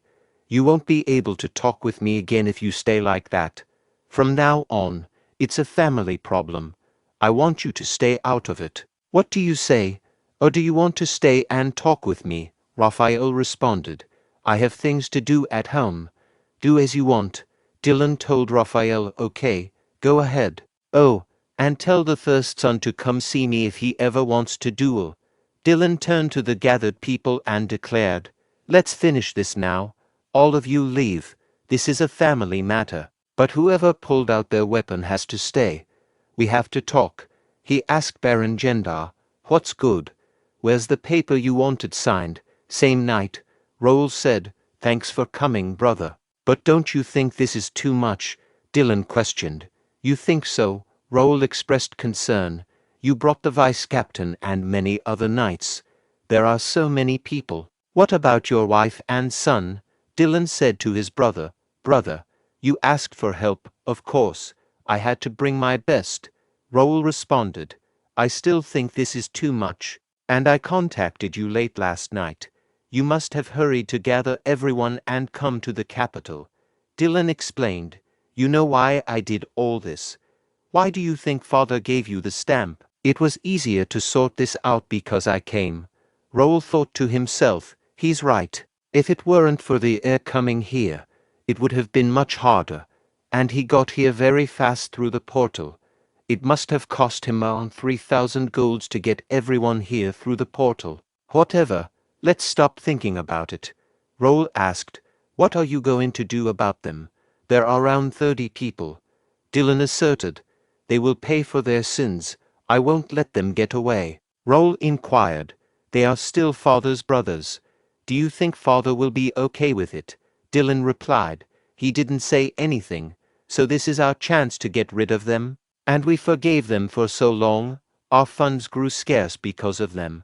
Raul thought to himself, it seems like it was my brother who planned this, not my father. The cafe link also said Dylan Ashton is very political and good at calculations.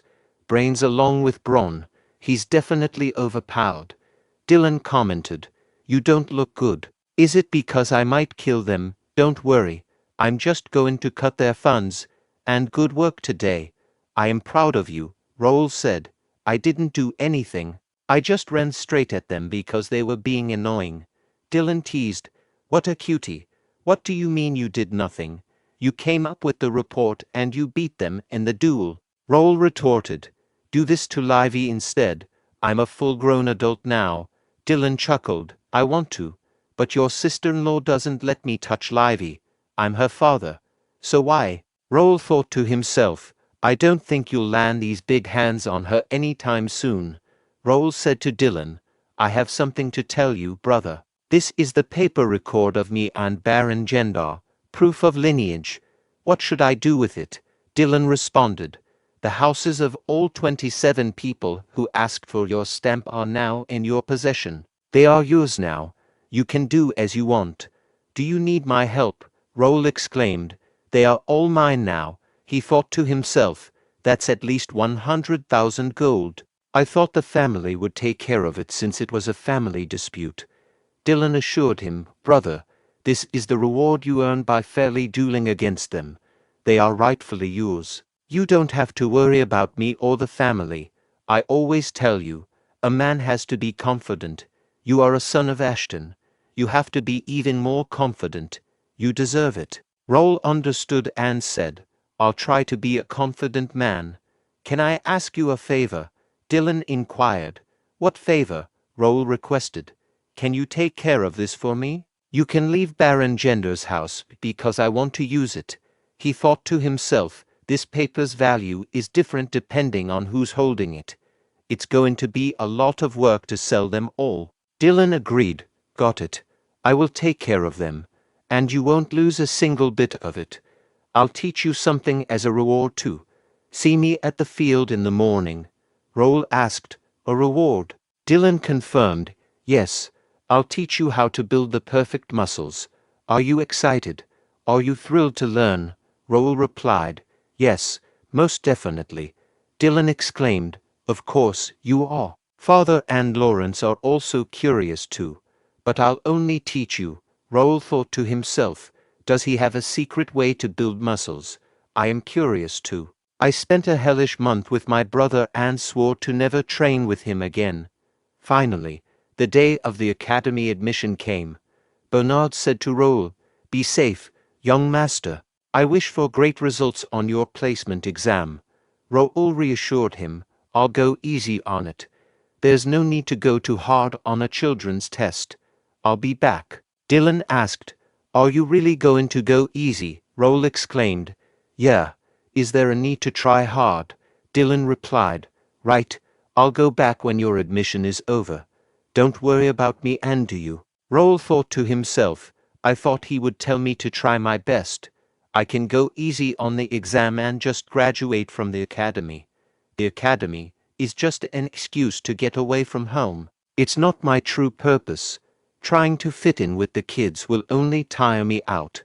Let's just go easy. As they arrived at the academy, Raul observed the crowd of people gathered for the exam and said, it's pretty busy out here. I didn't expect admission day to be this busy. Dylan responded, this year is special. People who delayed their admission are all here now.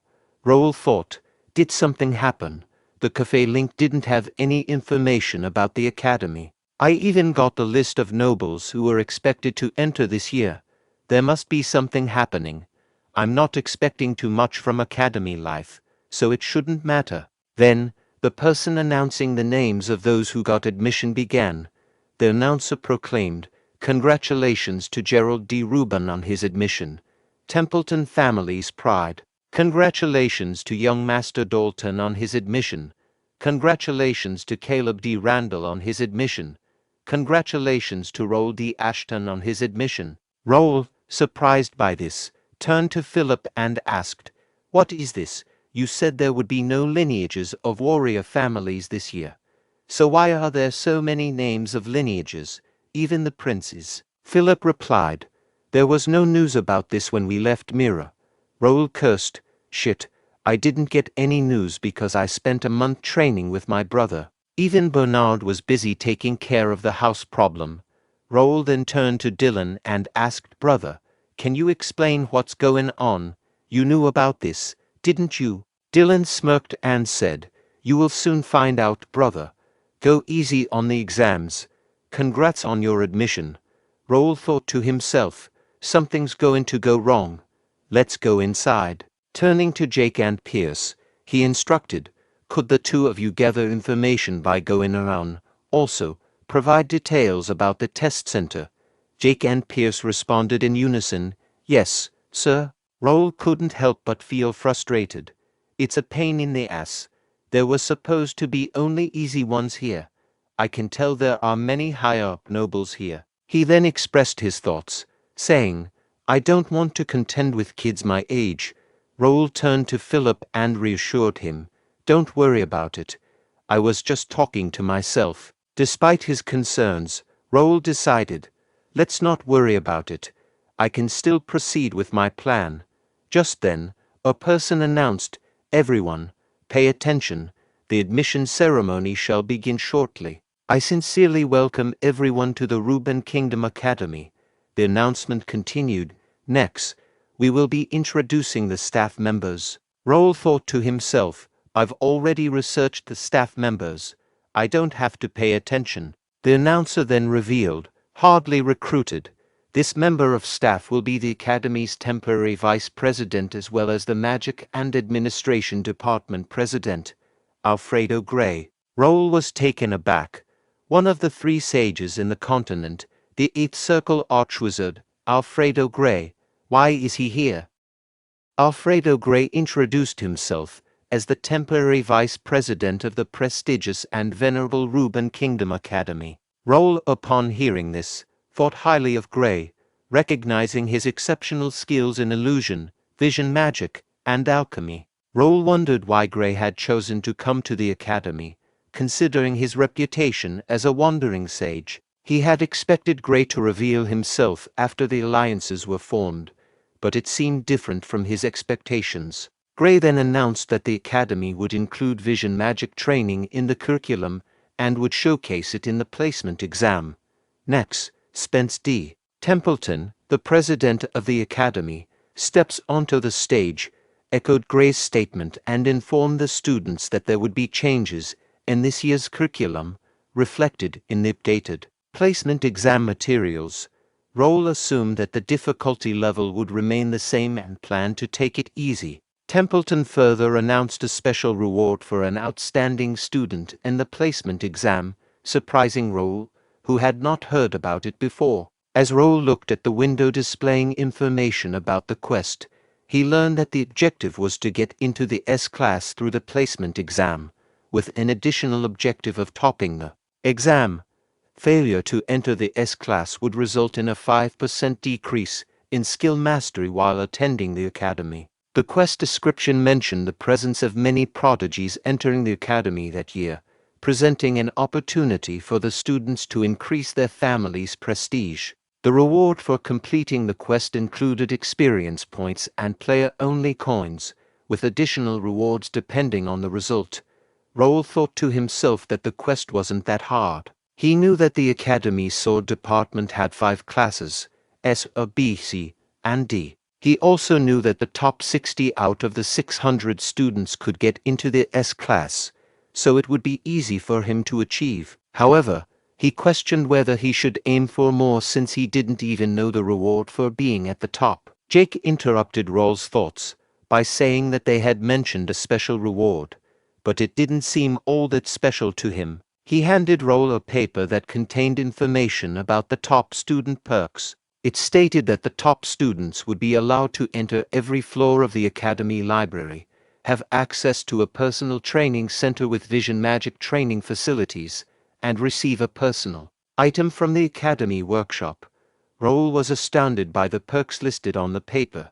He realized that he had to get to the top in order to gain access to the training center and the library. He couldn't give up on these opportunities. He acknowledged that while the academy's lectures increased skill mastery, they didn't provide any experience or rewards. Raul had chosen to come to the academy to meet an important person outside of his homeland, and he believed that hunting monsters and exploring dungeons were more worthwhile than listening to lectures. However, Raul's perspective changed when he learned about the vision magic installed in the training center. He realized that even though the summoned monsters were fake, he could still gain experience from battling them. The only concern was the cost to maintain the magic, but if it was free, he wouldn't have to worry about it. Additionally, the library held hidden pieces, including hidden quests and skill books with valuable information. Although the floors were divided by years, Raul would be able to enter all of them if he reached the top. Raul had initially thought that he would have to wait at least 3 years to fully utilize the academy facilities, but now he realized that reaching the top would save him a significant amount of time. He was determined to achieve this goal. Just as Raul was contemplating his plans, an announcement was made that the test was starting soon and all freshmen were required to gather at the plaza. Raul felt confident that the test would be easy for him. There were a lot of people gathered for exam at the entrance of plaza. Then, a person named Caleb said to Raul, "Hey, you," and asked, "Are you the Ashton kid?" Raul thought to himself, "Another Randall," and asked, "Who are you? You look more like a kid than me."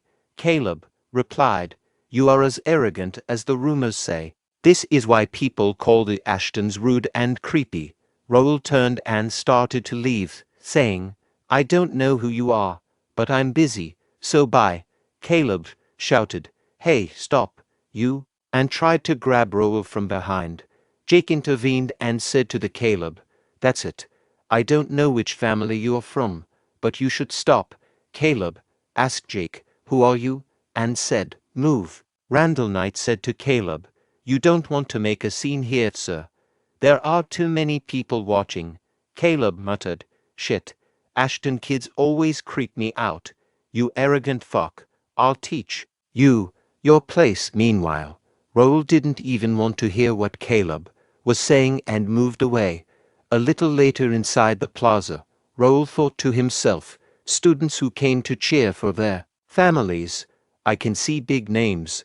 The best knight in the kingdom, Duke Marquis Templeton. Marquis McNeil's family has an intermediate axemaster, Marquis Clifford, the rising Randall Viscount. These three families have many students already attending and have great influence inside the academy. I can already tell how this place runs. Jake remarked to Raul, This feels like a festival with so many ladies. I get why you wanted to come here, he inquired. Why? I already know young master will be at the top. I really want to see their faces when you're at the top. Aren't they from our family? Jake sighed and stated, I can't believe they're falling behind in a situation like this. Sir, I'll go take care of them. Good luck, Raul replied. See you later. Internally, Raul thought, let's check the exam instructions and freshman list. He considered, why are they all here?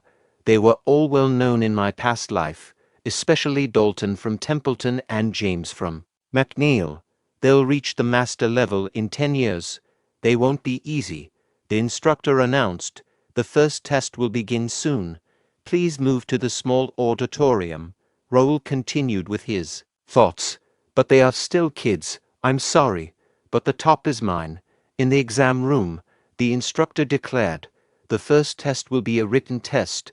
Raul reflected, I didn't have to study for a written test. Cafe Link and System Community have all the information I need. After a while, the instructor stated, the time for the written test is complete. Then he announced, the second test is a physical strength test. Enter the gym in groups. Please follow the invigilator's instructions inside. Upon entering the room, Raul grew a bit concerned and thought, is this a mana restriction field? One student exclaimed, What is this? I can't use mana. The instructor clarified, this is solely for physical strength. You can't use mana, so don't even try. Come up when you hear your name and follow the instructions. Raul pondered, is that a punching machine? The data says it's a strength meter, but that's definitely a punching machine. Meanwhile, the instructor called names and continued, Next, come up and hit the meter. Student number 202, his highest score is 1418. The instructor said, Next. Raul considered. They record the highest score of 2 attempts, and the average seems to be between 1000 and 1500. It's not that high. This guy has a stamina stat of 43 and a strength stat of 50. He's in the top 5 of his group. Let's see what he has. Then the person struck the punching machine, and the score of his punch was displayed as 2250. Students started saying, as expected, McNeil, that's so high. Raul thought, the first one to score over 2000. If he can get 2250, good. Now he knows the level here. In a room where academy instructors were reviewing students' results on a screen, they remarked to each other, impressive scores. Being a kingdom of knights, these results are consistently high. The caliber of freshmen this year surpasses previous years.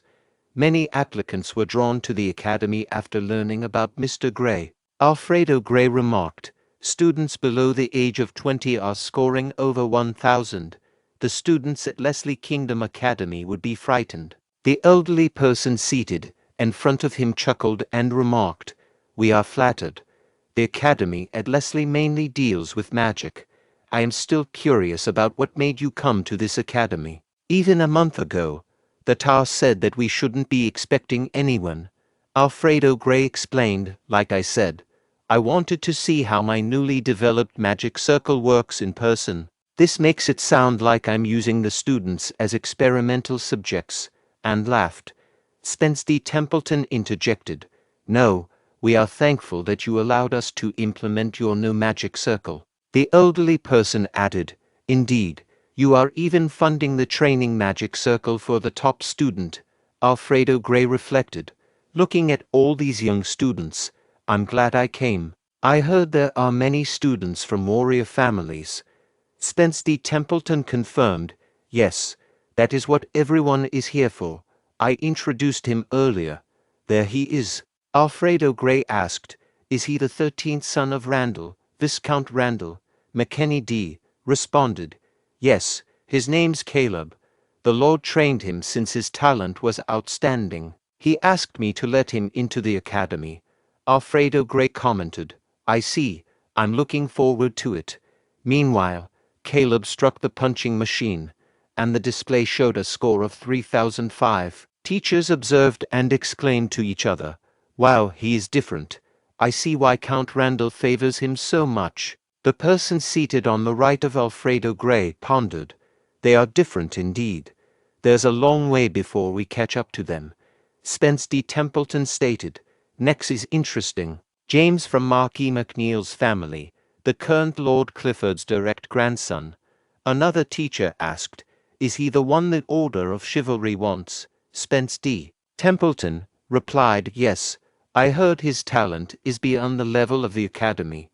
James then struck the punching machine, scoring 3,500 in his first attempt and 3,612 in his second. Teachers were astonished and exclaimed, with one saying, Holy, he went past 3,500 both times. Another added, 3,612. Isn't that a new record? A third teacher chimed in, It's the highest score ever recorded by a freshman. Alfredo Gray remarked, That's amazing. When that machine came out, even the knights barely scored above 3,000. The instructor announced, Next, get ready. The teacher identified the next student as Dalton and mentioned, I think he's a swordmaster's grandson. This is his first public appearance. Dalton then hit the punching machine, scoring 2,900 in his first try. The teacher expressed surprise, saying, He scored 2,900. Another teacher inquired, What's wrong? It's lower than the last student's score. While other teachers discussed the remarkable achievement of hitting the machine with one arm behind his back, they speculated about the potential outcome if the student exerted serious effort. They commended Templeton for his strength, acknowledging his title as the strongest. McKenny proposed go in for a meal, given that they already knew the rankings. Alfredo noted there was another student from a renowned family who hadn't arrived yet. McKenny dismissed the student, suggesting he wouldn't have made it without his family's recommendation and being only 15. The teachers pondered how this student would compete against older freshmen. McKenny mentioned that some students attended for the experience and weren't focused on graduating. At that moment, they heard Dylan's laughter and turned towards him, and inquired about his identity. Alfredo recognized him as the man from Ashton, commenting on his manners and appearance. Dylan greeted Vice President Gray, explaining that he accidentally laughed. Intrigued, Alfredo asked Dylan to share the reason behind the laughter. Dylan found amusement in listening to elderly men converse, remarking that holding onto what one already knows is egotism, as far as he remembered. McKenny D. Randall sought clarification on Dylan's statement, prompting Dylan to explain that the mentioned individual joined the academy at 15 for the experience, suggesting the possibility that he arrived early because he had nothing to learn. McKenny D. Randall dismissed this idea, citing the academy's history of no one graduating before the age of 20. Dylan countered, stating that the absence of precedent didn't guarantee it wouldn't happen. Accusing Dylan of arrogance, McKenny D. Randall questioned if he believed his brother could leave a mark in the academy's history. Dylan admitted uncertainty, emphasizing he wasn't a prophet but expressed curiosity about his brother's thoughts. McKenny D. Randall derided Dylan's words, labeling him as all talk and no substance, a typical trait of someone named Ashton. Spence D. Templeton intervened, urging them not to embarrass themselves in front of guests, and then inquired about the freshman from Ashton. Another teacher asked if Raul was the mentioned freshman. Upon seeing Raul, the teachers exchanged whispers, expressing surprise at his appearance. They questioned the legitimacy of Raul and Dylan being brothers. Dylan confirmed Raul as his youngest brother, referring to him as their family's gem. One teacher excused Raul's lack of sword skills due to his impressive figure, while another humorously pondered if there was anyone single in their family. McKenny D. Randall declared, "Everyone quiet. There's no need to talk so much about a man's face." Dylan mused, "The old man is trying so hard. He knows about Raul's skills because of the Baron Gendar incident. Was it Ketchup or Caleb? He is trying to turn their attention toward his 13th son. Hilarious. Is Raul really going to go easy? I hope he tries his best because of the situation here. I am worried since I said too much."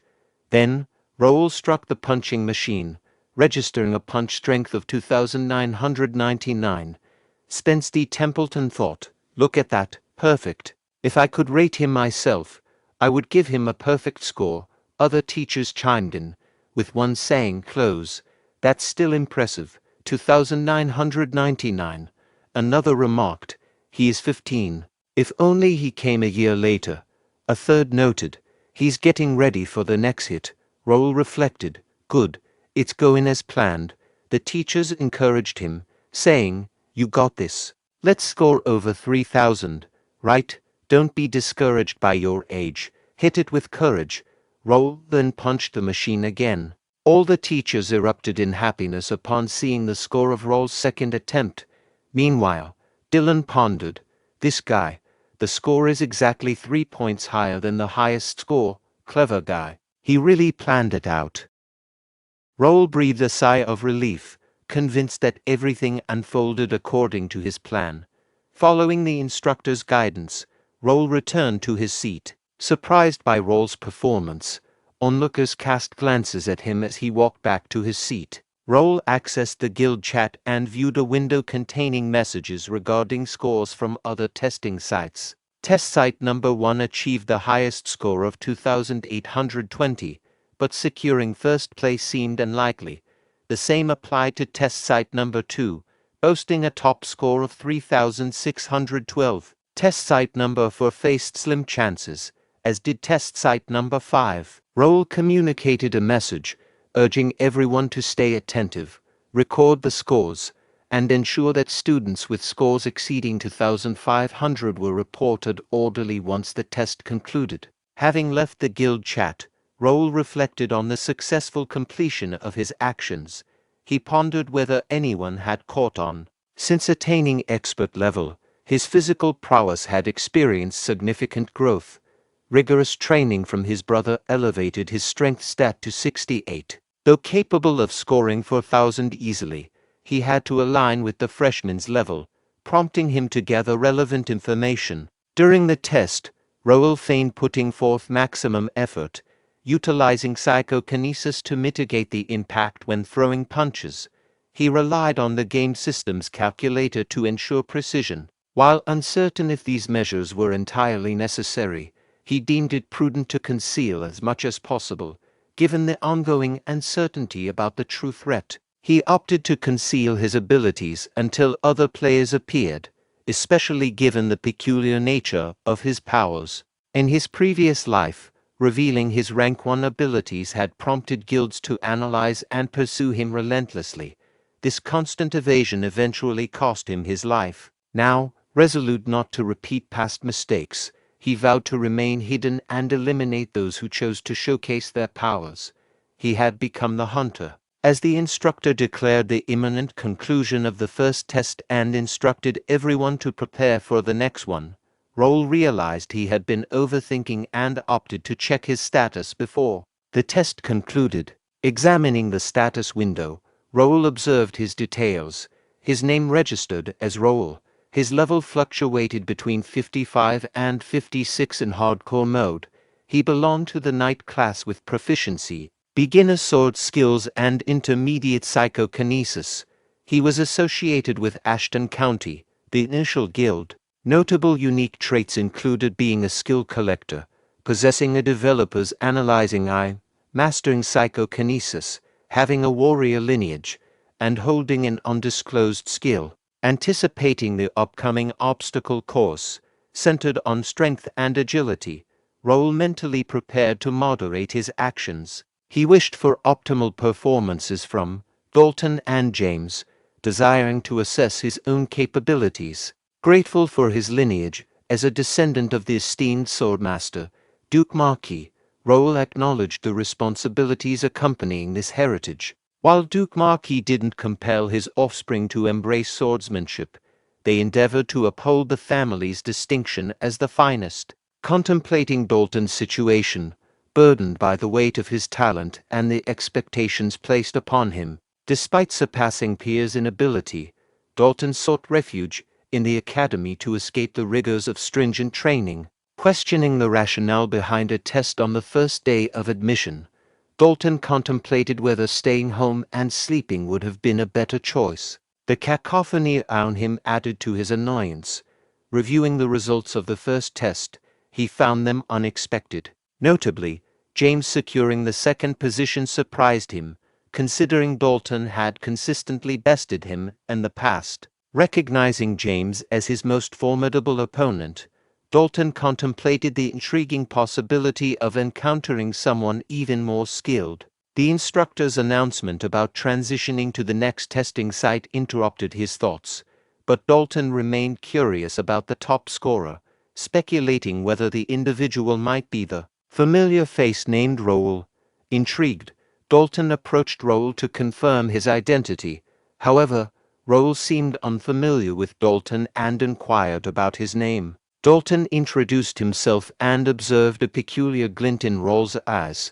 Despite acknowledging Raul's attractiveness, Dalton was confident in his own appeal. As Raul began to walk away, Dalton requested him to wait, surprised by the rare experience of being overlooked. Puzzled by Raul's lack of recognition, Dalton contemplated the usual attention he received due to his well-known identity. Dalton found Raul's newfound curiosity intriguing, anticipating the expression Raul would wear when facing defeat in the upcoming test. As they reached the second test site, Raul contemplated the apparent simplicity of the challenge, a timed obstacle course in full steel armor. However, the complexity lay in navigating traps strategically scattered throughout the course. Following the instructor's announcements disqualifying specific numbers, the participants in the second test exchanged whispers, trying to gauge how many had been disqualified. Raul pondered the situation, realizing that despite their low ranks, a significant number of students, around 100, had already been eliminated. He suspected there might be more to this test than met the eye, as discussions arose within the crowd about the test modifications. As Vice President Gray entered the academy, speculation circulated among the participants regarding the changes, as nobody seemed to be succeeding. Shortly thereafter, the instructor declared the success of 2 individuals in the second test. The initial participant finished the run in 13 minutes and 33 seconds, followed by the second participant completing it in 12 minutes and 52 seconds. Raul found this intriguing and pondered how fast subsequent participants would perform. After a brief period, the leaderboard revealed the fastest completion time for the second test, 9 minutes and 12 seconds. Observing the leaderboard, Raul contemplated the best time so far. No significant shift. Let's see how they perform now. Dylan remarked, "My turn is approaching. Time to prepare. Is it my turn already?" Concurrently, Raul accessed the guild chat and inquired, "Any noteworthy developments?" Philip informed, "Not yet. The current top score is 7 minutes and some seconds." Raul instructed, "Examine each one and keep me posted. Also, stay updated on my group. Philip acknowledged. Yes, sir. Raul reflected. Managing multiple tests concurrently is challenging, but I'll do my utmost to keep track. The instructor called out, Number 285, Raul. Let me outline the rules. Raul responded, Yes, sir. The instructor explained, the traps and obstacles are all illusion spells, but the inflicted damage will be recorded as if they were real. If the recorded damage exceeds your armor's capacity, you will be disqualified. Raul affirmed, Understood. The instructor instructed, Number 285, start. Raul contemplated. This old armor is cumbersome and challenging to maneuver in. I understand why many struggled initially, but it's manageable for me. My strength has grown significantly since reaching the expert level. Facing the first obstacle torrent, Raul reflected. Despite being an illusion spell, it appears remarkably authentic. How many mana stones did they expend? Did they genuinely set up all of this just for the entrance exam? What a waste! Navigating to obstacle number 2, the forest traps. Raul inadvertently activated a trap, launching arrows in his direction. Yet, he effortlessly evaded the arrows with his swift reflexes and high speed. Internally, he mused, it's about time for new traps. Progressing through the obstacles, Raul received a message from Philip, causing him to sheath his sword. Intrigued, Raul contemplated. There it is, let's see. Navigating the traps, Raul checked the guild chat and absorbed the information from Philip. The message indicated, James and Dalton are moving at an impressive pace. They're expected to complete the test in approximately 5 minutes. Curious about other participants, Raul messaged Philip, asking for information. Philip replied, Caleb from Randall is doing well, but he's not at James and Dalton's level. There are skilled individuals here, evident in their relaxed demeanor as they effortlessly navigate the traps, seemingly unconcerned about their time. Raul directed Philip to track their progress separately and provide regular updates about James and Dalton. Meanwhile, facing a swinging bridge and a cliff with fireball shooters, Raul paused, thinking, it might be annoying, but it won't hinder me. Raul surged forward at a rapid pace, contemplating impressive speed, but the strong wind is affecting the stability of the bridge. Simultaneously, a trap began to hurling fireballs in Raul's direction. Observing the situation, Raul contemplated, at this rate, a fall is inevitable. Readying himself, Raul sliced through the oncoming fireball, reflecting, using the mana blade would simplify this, but revealing it now is not an option. This should be enough. Okay, he made it. Now onto the cave section, more challenging traps. But there's no turning back. There's always a solution. As errors approached, James deftly blocked them with his shield. Reflecting on the situation, James pondered, this is becoming tiresome. Why am I even here? Attending an academy at my age is already bothersome. Having to deal with these inferior individuals. I've triumphed in a tournament dominated by those in their 20s, and I possess experience as a capital guard. This is a futile endeavor for someone on the brink of knighthood. Under direct orders from his lord, James reluctantly found himself at the academy. Annoyed by the presence of Dalton and the Ashton kid, he couldn't shake off the task at hand. Losing the top position to them would be a complete failure. As he shielded himself from incoming arrows and emerged from the cave, James completed the second test in 5 minutes and 15 seconds, convinced that he had secured the victory and the top spot. Excited voices erupted from those behind James as they exclaimed, "Check the result board. The scores have shifted." Startled, James swiftly glanced at the board, revealing the updated results. Dalton claimed first place with a time of 4 minutes and 58 seconds, while James secured second place with a time of 5 minutes and 15 seconds. Onlookers at the result board started sharing their thoughts. A person exclaimed, 4 minutes, unbelievable. Another commented, even if it's a straight line, I can't achieve that time. Meanwhile, Dalton reflected, I'm just getting started. James, eyeing Dalton, mused, That guy, he's thrown a wrench into my plan. The gathered individuals continued their conversations. One person remarked, Templeton family. Look at him, he doesn't seem tired at all. Dalton inquired, where's Raul? James thought, what, Raul? Why is he searching for the Ashton kid? He never cared during our duels. Why this sudden interest? Whatever. It's not my concern. I've given my best, and my time isn't far off from Dalton's. There's no way a 15-year-old who's not even an expert can beat my record. The top spot is either mine or Dalton's if I do better. However, upon seeing the scoreboard, James was in disbelief. The scoreboard revealed the second test results. Raul secured the top spot with a time of 4 minutes and 55 seconds, followed by Dalton in second place with a time of 4 minutes and 58 seconds. James in third place with a time of 5 minutes and 15 seconds, and Caleb in fourth place with a time of 6 minutes and 22 seconds. Conversation circulated among the observers. One remarked, Raul outperformed Dalton once more, but by a narrow margin. Another questioned, how is he managing that?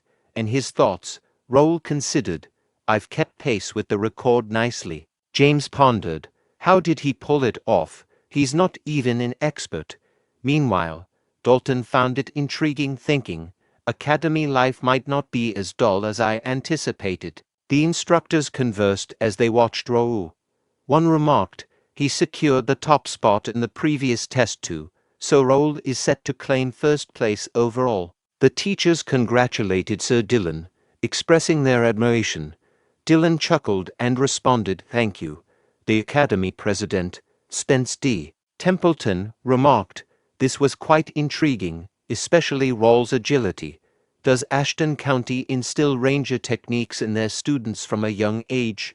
Another teacher noted, I anticipated Raul to be more direct than James. Just look at Sir Dylan. Dylan chuckled and replied, Raul is a unique individual in our family. He has acquired a diverse set of skills.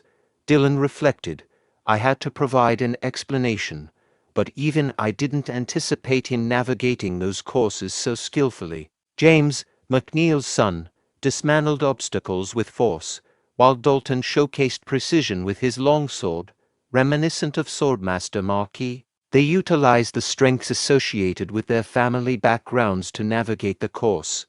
Raul wielded a two-handed greatsword, a common choice among Ashtons. However, his remarkably precise maneuvers exceeded everyone's expectations. Notably, he managed to navigate the cave without triggering a single trap, showcasing skills typically associated with experienced rogues or rangers. It's noteworthy that he accomplished this without resorting to a mana blade, and like James and Dalton, Dylan pondered, he concealed his expertise and adept use of rangers' navigation skills. We'll need to have a serious conversation about keeping such things from me. Nonetheless, I am immensely proud of Raul. The second test ended, marking the conclusion of the academy placement exam. Congratulations from his fellow brethren followed, prompting Raul to retreat into the carriage to minimize attention. Exhausted, he reflected, I aim to keep a low profile. Hopefully, they bought it. Things are going well for now.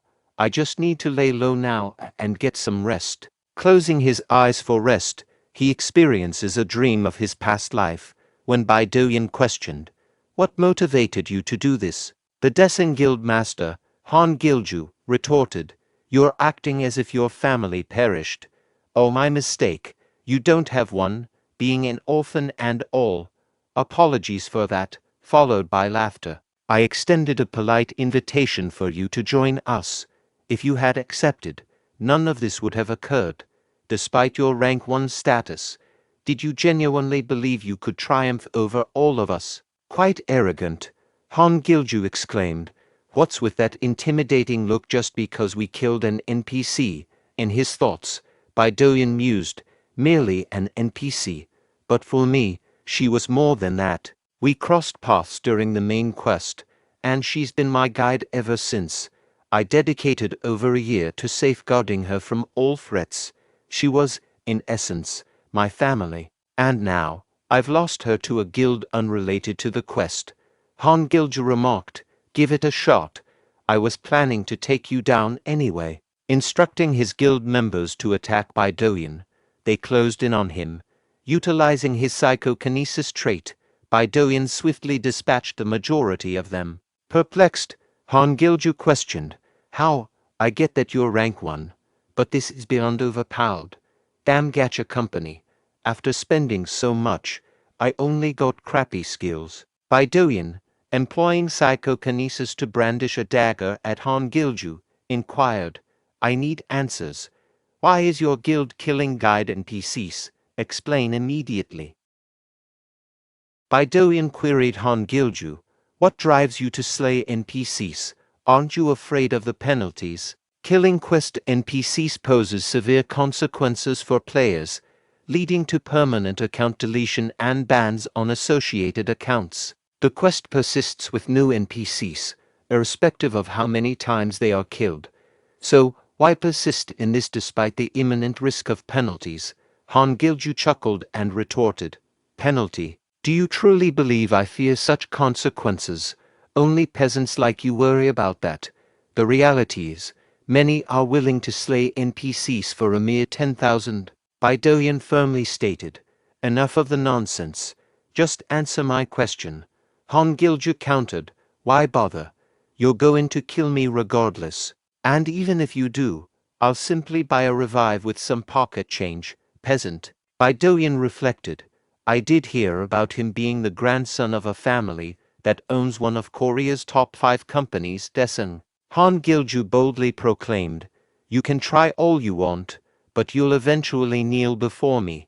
In both real life and the game, the one with the most money emerges victorious." Bae DoHyun contemplated while eliminating Han Gilju.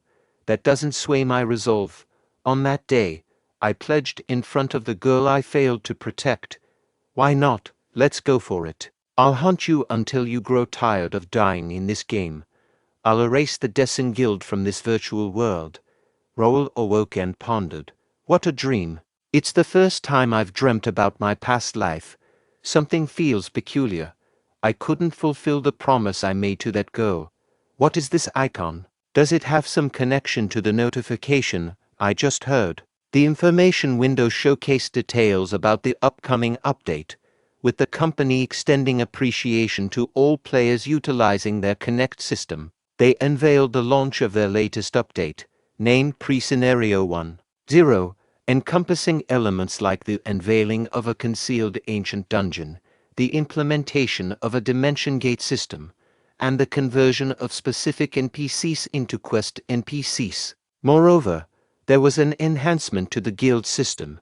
The scheduled release date for the update was set a month from the present, on May 28th. Upon learning about the upcoming update, Raul reflected on his anticipation of such a development, although the earlier timing caught him by surprise. Realizing that this meant a reunion with someone significant to him, he pledged to protect her this time. However, the uncertainty of the update's exact timing left him feeling unprepared. With just a month remaining, he acknowledged that immediate major events were unlikely, but missing this opportunity could significantly impede his plans.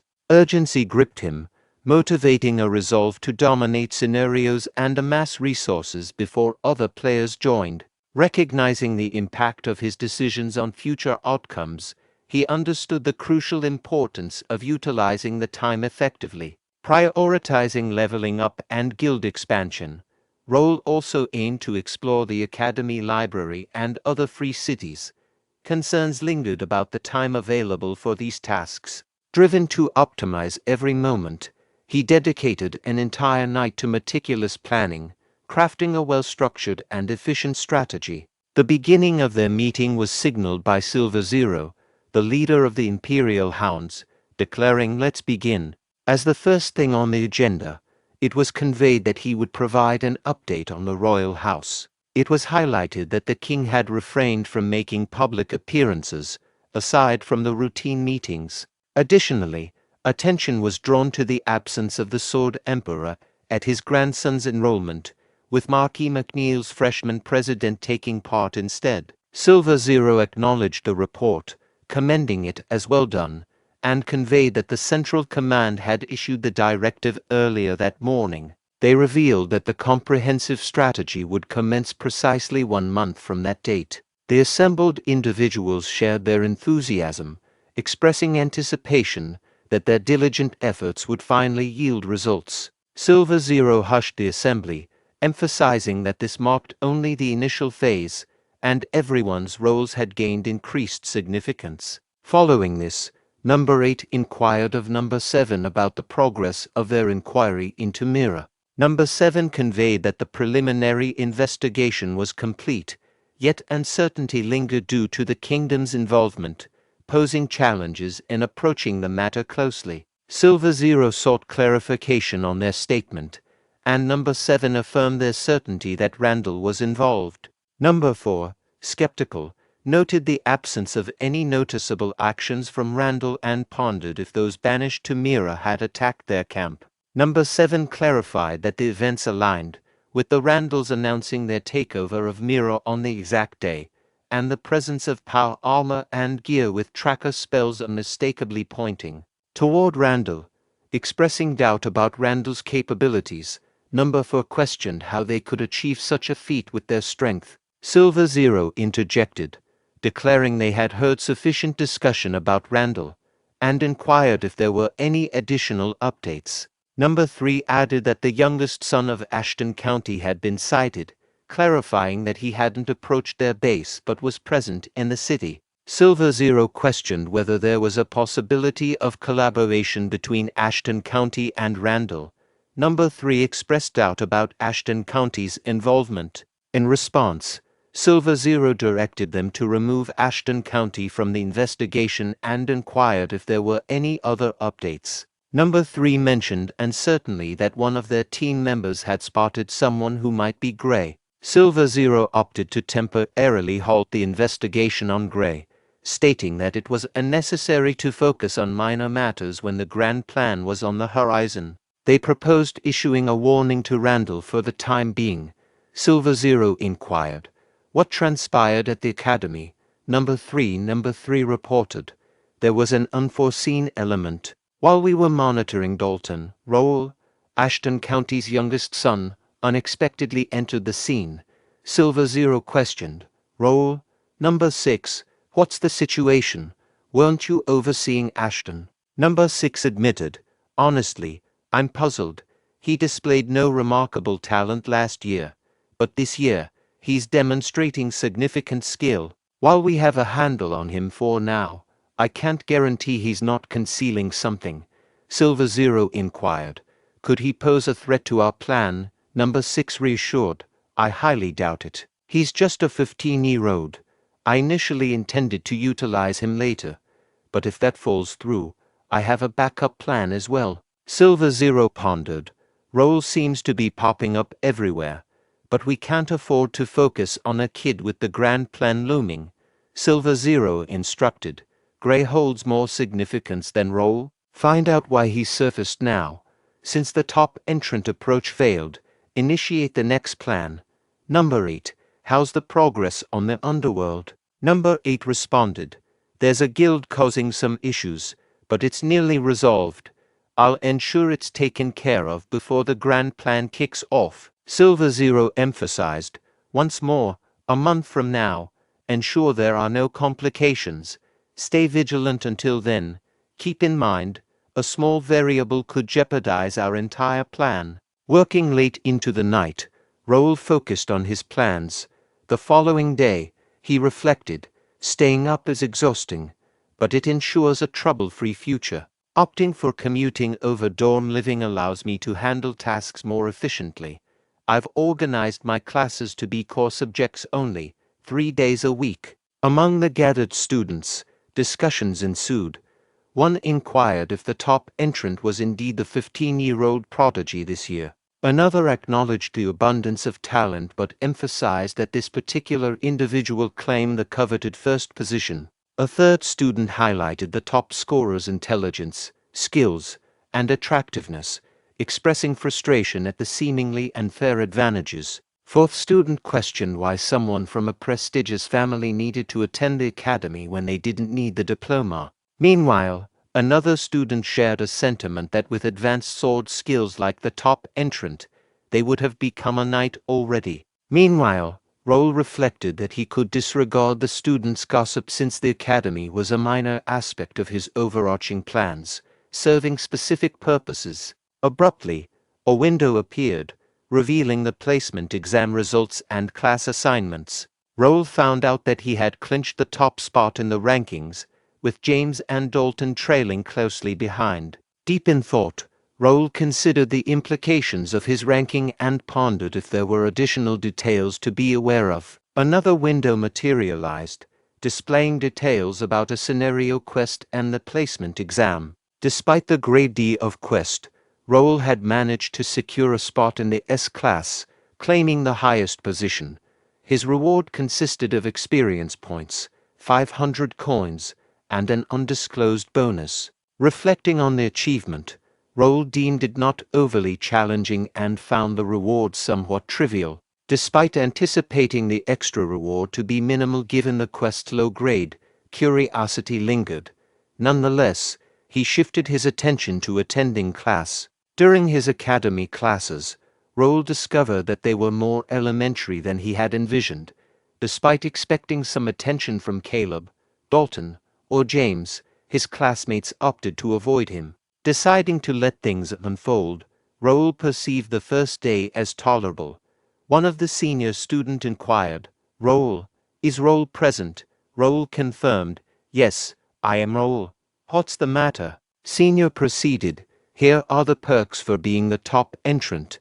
Present this at the library or training to get registered. Vice President Gray seeking you, so kindly visit him immediately." In his thoughts, Raul mused, Vice President Gray. So, this is the additional reward, Alfredo Gray, the historical hero who battled against the Empire. Meeting him exciting, yet concerning. Knocking on the door, Raul awaited permission. Alfredo Gray welcomed, "Enter." Raul stepped into the office and courteously said, "Excuse me." Alfredo Gray extended a welcome, stating, "Greetings, Raul. Could you wait over there for a moment? I have some paperwork to attend to." Raul responded, "Certainly." Inwardly, Raul reflected, "Incredible. Though I've never encountered him in person, he matches the images and videos shared by other players. He carries the air of a standard noble, yet there's an intriguing aura about him. I'm eager to learn more. Perhaps a discreet glance won't hurt." Upon attempting to view Alfredo Gray's status window, Raul was met with limited information, only displaying details already commonly known such as his level, class, affiliation title, stats, and unique talent. Raul pondered, "Strange, I can't access his full information.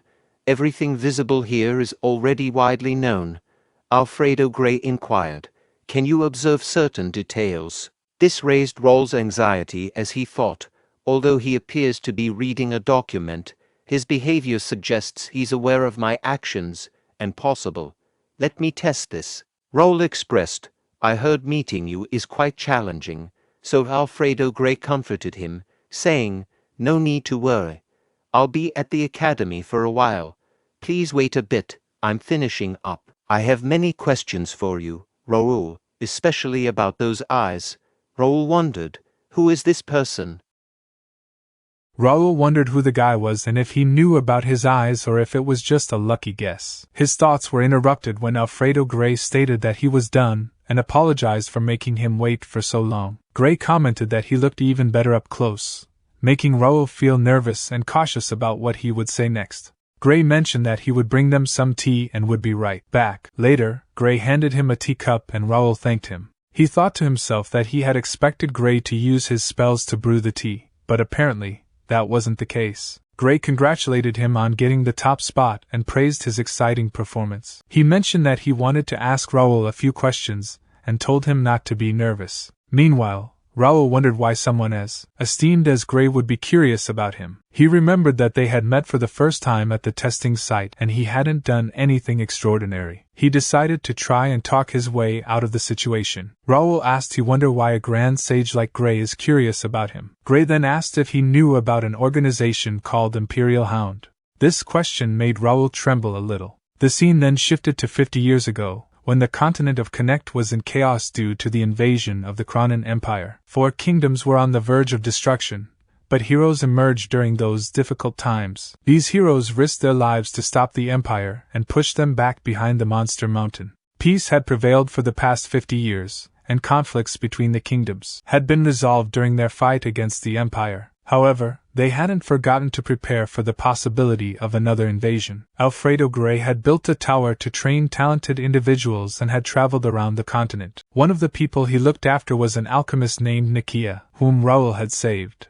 Gray had the ability to help Nikki with her expulsion from the association, but he couldn't because he was occupied with important matters. He had heard about Nikki being pardoned and went to Mira. He stayed in Mira to look after Nikki and witnessed Raul and his people's generosity. He figured out the truth behind the Imperial Hound conquest, the fact that Randall took advantage of Raul's work. Gray thought that Raul had given away the Merrick to a different family in order to avoid attracting the attention of the Empire. Despite being young, he had chosen to prepare for the future rather than revel in the honor before him. He didn't seek any compensation for helping the civilians either, making him the perfect man to be this world's hero. Gray wanted to watch him up close. This was how Gray ended up in the academy, but Raul would only find out about it in the future. Back to the present, he wondered why Gray was here but knew he had to stay sharp. He pondered how to respond to Gray's comment, thinking about how Gray was known for constantly generating quests related to the Cronin Empire. However, Raul couldn't mention the Empire yet as there was no need to be involved with them.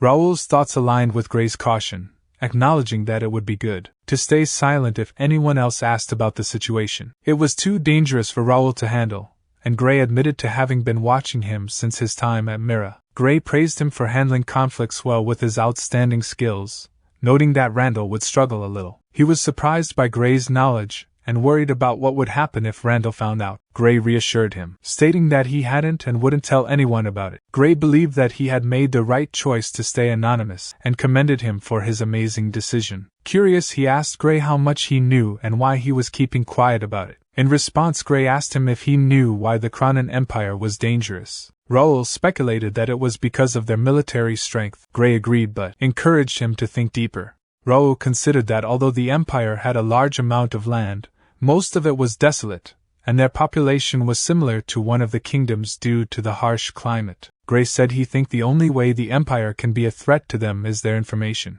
They are exposed to Empire but they don't know much about Empire. As you know, the Empire is behind the Monster Mountain and the Forbidden Barrier. The only way to get to the Empire is through the rift. We built a wall near the entrance, and have an army there to prevent an invasion, but the Empire still manages to send spies down here. This means that the Empire has a full advantage over them. If they invade them right now, they'll do it knowing that they have a good chance to win. Hearing this, Raul thinks frightening. It happened the same way in his previous life. The Empire used the players to start the war and were close to victory around the time when he died. Gray said they need more people like him. Young people like him are their wildcards against the Empire. Raul thinks was Gray related to Niki's growth in his past life. If that's the case, his attention might be helpful. He don't need to struggle after declining his offer. He can accelerate his growth and defeat the Empire. Gray said he only have one thing to say. Something is happening out there. He need him to lay low and make smart decisions. Raul said he will make sure of that. Gray said good. It's getting late. Let's get up. He would like to give him a gift for listening to him for so long. Raul asked a gift? Gray said he will need this in the future. Instructions on how to use it are in the box as well, so read it carefully later.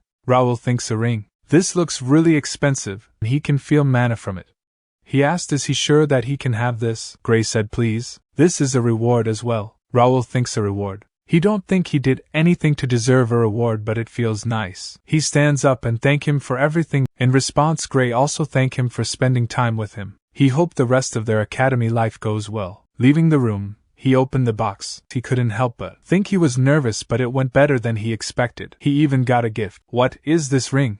He could feel mana flowing through it. Examining the ring closely through the system, he was taken aback. The system window showed information about the ring gray's polymorph ring grade unique. The wearer undergoes a perfect body transformation into the designated form. However, while in a polymorphed state, all stats decrease by 30%. He needed to be cautious as running out of mana would revert him to his original form. Additionally, the wearer could summon the Creator Grey once. He thought to himself he got an overpowered item. This was crazy. It was exactly what he needed. There were many limitations due to his position having to bring guards everywhere and watch every move. He had been looking for an item that could hide his identity, but this ring not only hid his identity, but also his appearance. Only a few magicians could use polymorph spells because it was a sixth circle spell. Moreover, he could even summon the Grand Sage Grey. He felt pressured by Grey's expectations, but he didn't need to worry about that now. Grey would be helpful to him in every way. He would use this wisely.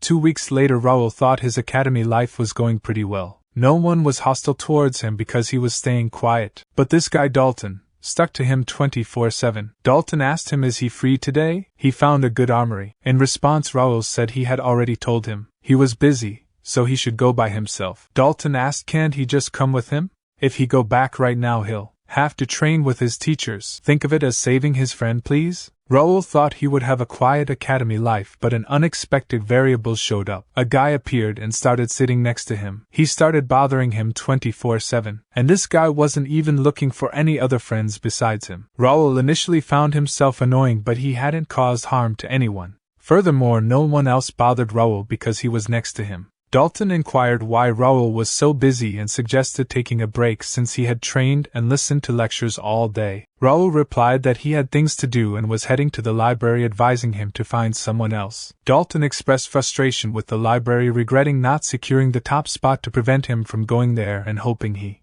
would encounter a ghost. Raul suggested that if he was bored he should read a book. Dalton retorted that he would rather swing a sword all day. Raul thinks that he had finally left. As he entered the library, he considered one of the benefits of being the first rank, which was admission to every floor in the library. However, realistically, he could only access the 4th floor at most. Only the royals and a few professors were allowed on the 5th floor, but the 4th floor was still impressive. There were only about 50 students who had access to the 3rd floor. He decided to go find some useful books. Meanwhile, on the 2nd floor of the library, a fairy with green hair pondered that she had seen everyone there before and didn't notice any new students. She also noted the absence of new books, wondering if they were hidden inside the students' bags. The fairy touched a student's head and thought that this student was always trying her best. She found it nice to see hardworking students. Suddenly, the fairy noticed a student sleeping nearby and was outraged. She slapped the sleeping student head hard, causing him to wake up. Although the other students couldn't see her, the student became frightened and ran away, claiming that a ghost had hit him. The fairy warned the student not to sleep on the books again and threatened consequences. She declared that she wouldn't forgive such behavior in the sacred library.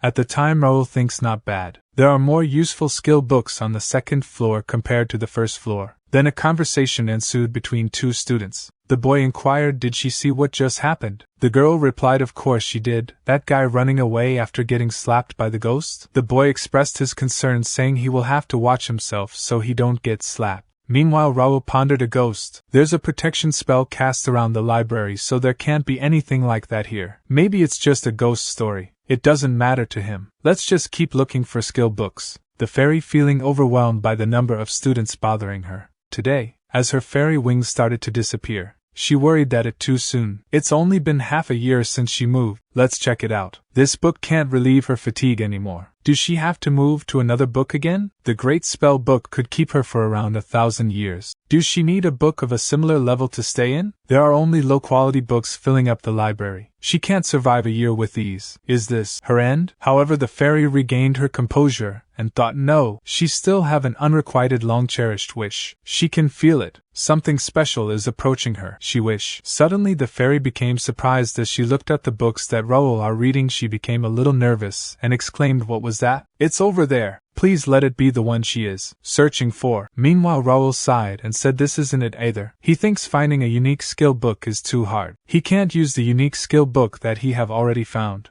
He wanted to find at least one psychokinetic skill book. He is trying to find it using the information he got from another psychokinetic user. It's still hard to find one. He should have asked more about it. He concentrated solely on searching for a skill book, putting aside his thoughts. He stumbled upon a rank C skill book titled as Acrobatic Horse Equitation, and it's a combat skill book. He found Artistic Brush Touch and Art skill before this, so this makes up for it. Let's register it to his dex. He knew that there were a set number of skill slots, so he would have to delete one of his skills to learn a new one. However, he could register the unused skills in his skill dex. He activated his dex to register, and placed the new skill book in front of dex. He was pleased to see it being absorbed. After being registered, a skill book became a normal book just like when any other player obtained them. He decided to find as many skill books as he could while this one was registering. Simultaneously, the fairy from earlier observed Raul's actions and pondered strange human. He is taking multiple similarly titled books and reading the same part over and over.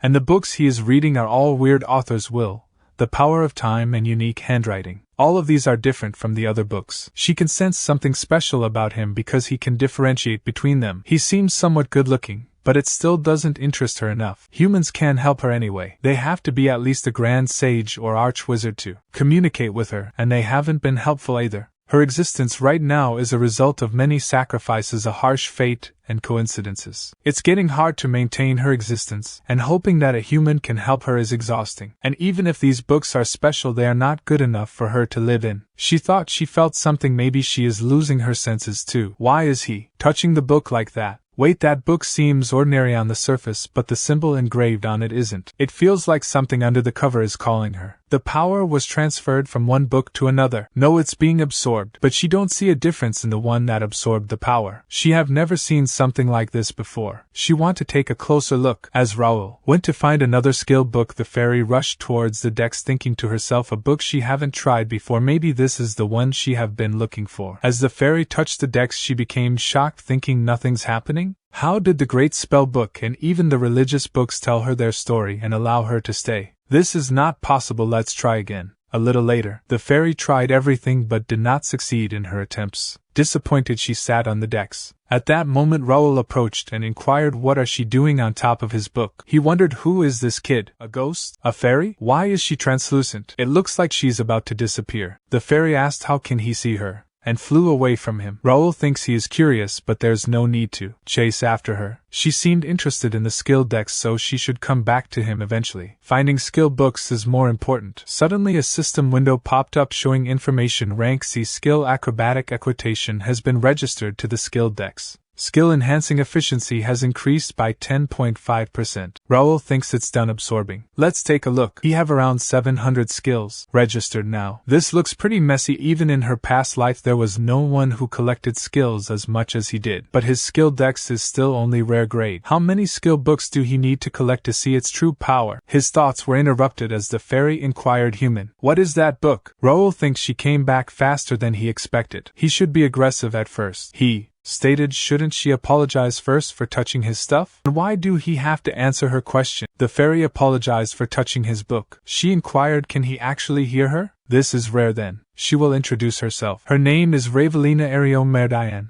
He can call her Ravel. She is a forest fairy, one who cherishes harmony and order. In response, he introduces him as Raul. He enrolled into the academy this year. He stated she don't seem like a normal fairy. Ravel stated she actually more of a ghost. Humans call her the library ghost as well. He inquired, a ghost? Like a specter? She responded, excuse me, does she look like a monster to him? She is just a soul on the border between life and death, a being that defies the ordinary. He questioned, sure, why she is interested in this book. She explained this book is special. It's special even among the special ones. He inquired further, do she even know what book this is? She admitted no, she doesn't. This one didn't talk to her, but she is sure this book is special. So could Raul please let her take a look? He thinks, to be honest, he don't even know much about the skill dex. There wasn't much information about it in his past life either. Maybe she can upgrade the skill dex for him? The item is bound to him, so she can't run away with it. He agrees, but she have to promise to tell him everything she learned about this book. She reassured him and expressed gratitude. And he opened the decks as she said let's see and touched the decks. She noted there is a lot of energy flowing through her. She became surprised, quickly moving away from the decks. She exclaimed, "What? How is this possible? There's no way. Did he truly predict something like this?" But the appearance of this book now goes against the rules.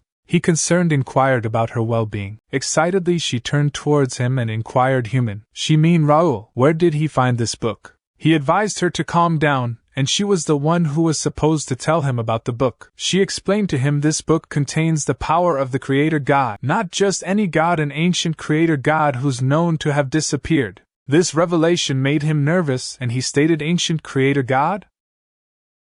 He asked her if the power of the ancient Creator Divine is embedded in the book. He thinks that he is not sure what it is, but it doesn't really appeal to him. She responded by inquired if he is not very interested, stating that this is the problem with humans and the Creator Divine in the past. He interrupted her and expressed his lack of interest in divines, requesting her to tell him what he found out about the book. She sighed and admitted that she doesn't know much about the book's detailed contents either, as she only saw it briefly. However, she mentioned that the book is currently under a curse and lost its power after taking a shock. He inquired about how he can restore the book to its original state, to which she replied by asking how she would know, as the prickly kid refused to tell her. He stated was it of no use, and she questioned how she is supposed to figure that out so quickly. She then suggested making it possible for her to enter the book. Suddenly the system window popped up, displaying information about Ravel's request to reside in the tome as its librarian. The window explained that appointing a librarian can enhance the rank, functionality, and efficiency of the skill tome, and once appointed the librarian cannot be forcibly dismissed unless the contract is dissolved. The window asked if he would appoint her as the skill tome's librarian. He thinks that she is trying to sneak into the skill tome, and although the conditions don't seem bad at a glance, he can't let someone he hardly knows come in without any cost. She questioned about his expression, and he responded by saying that he doesn't need to hear more from her. He already knows that the skill tome is under a curse and believes he can handle it himself. As it was getting late, he decided to head back. She requested, "Don't go.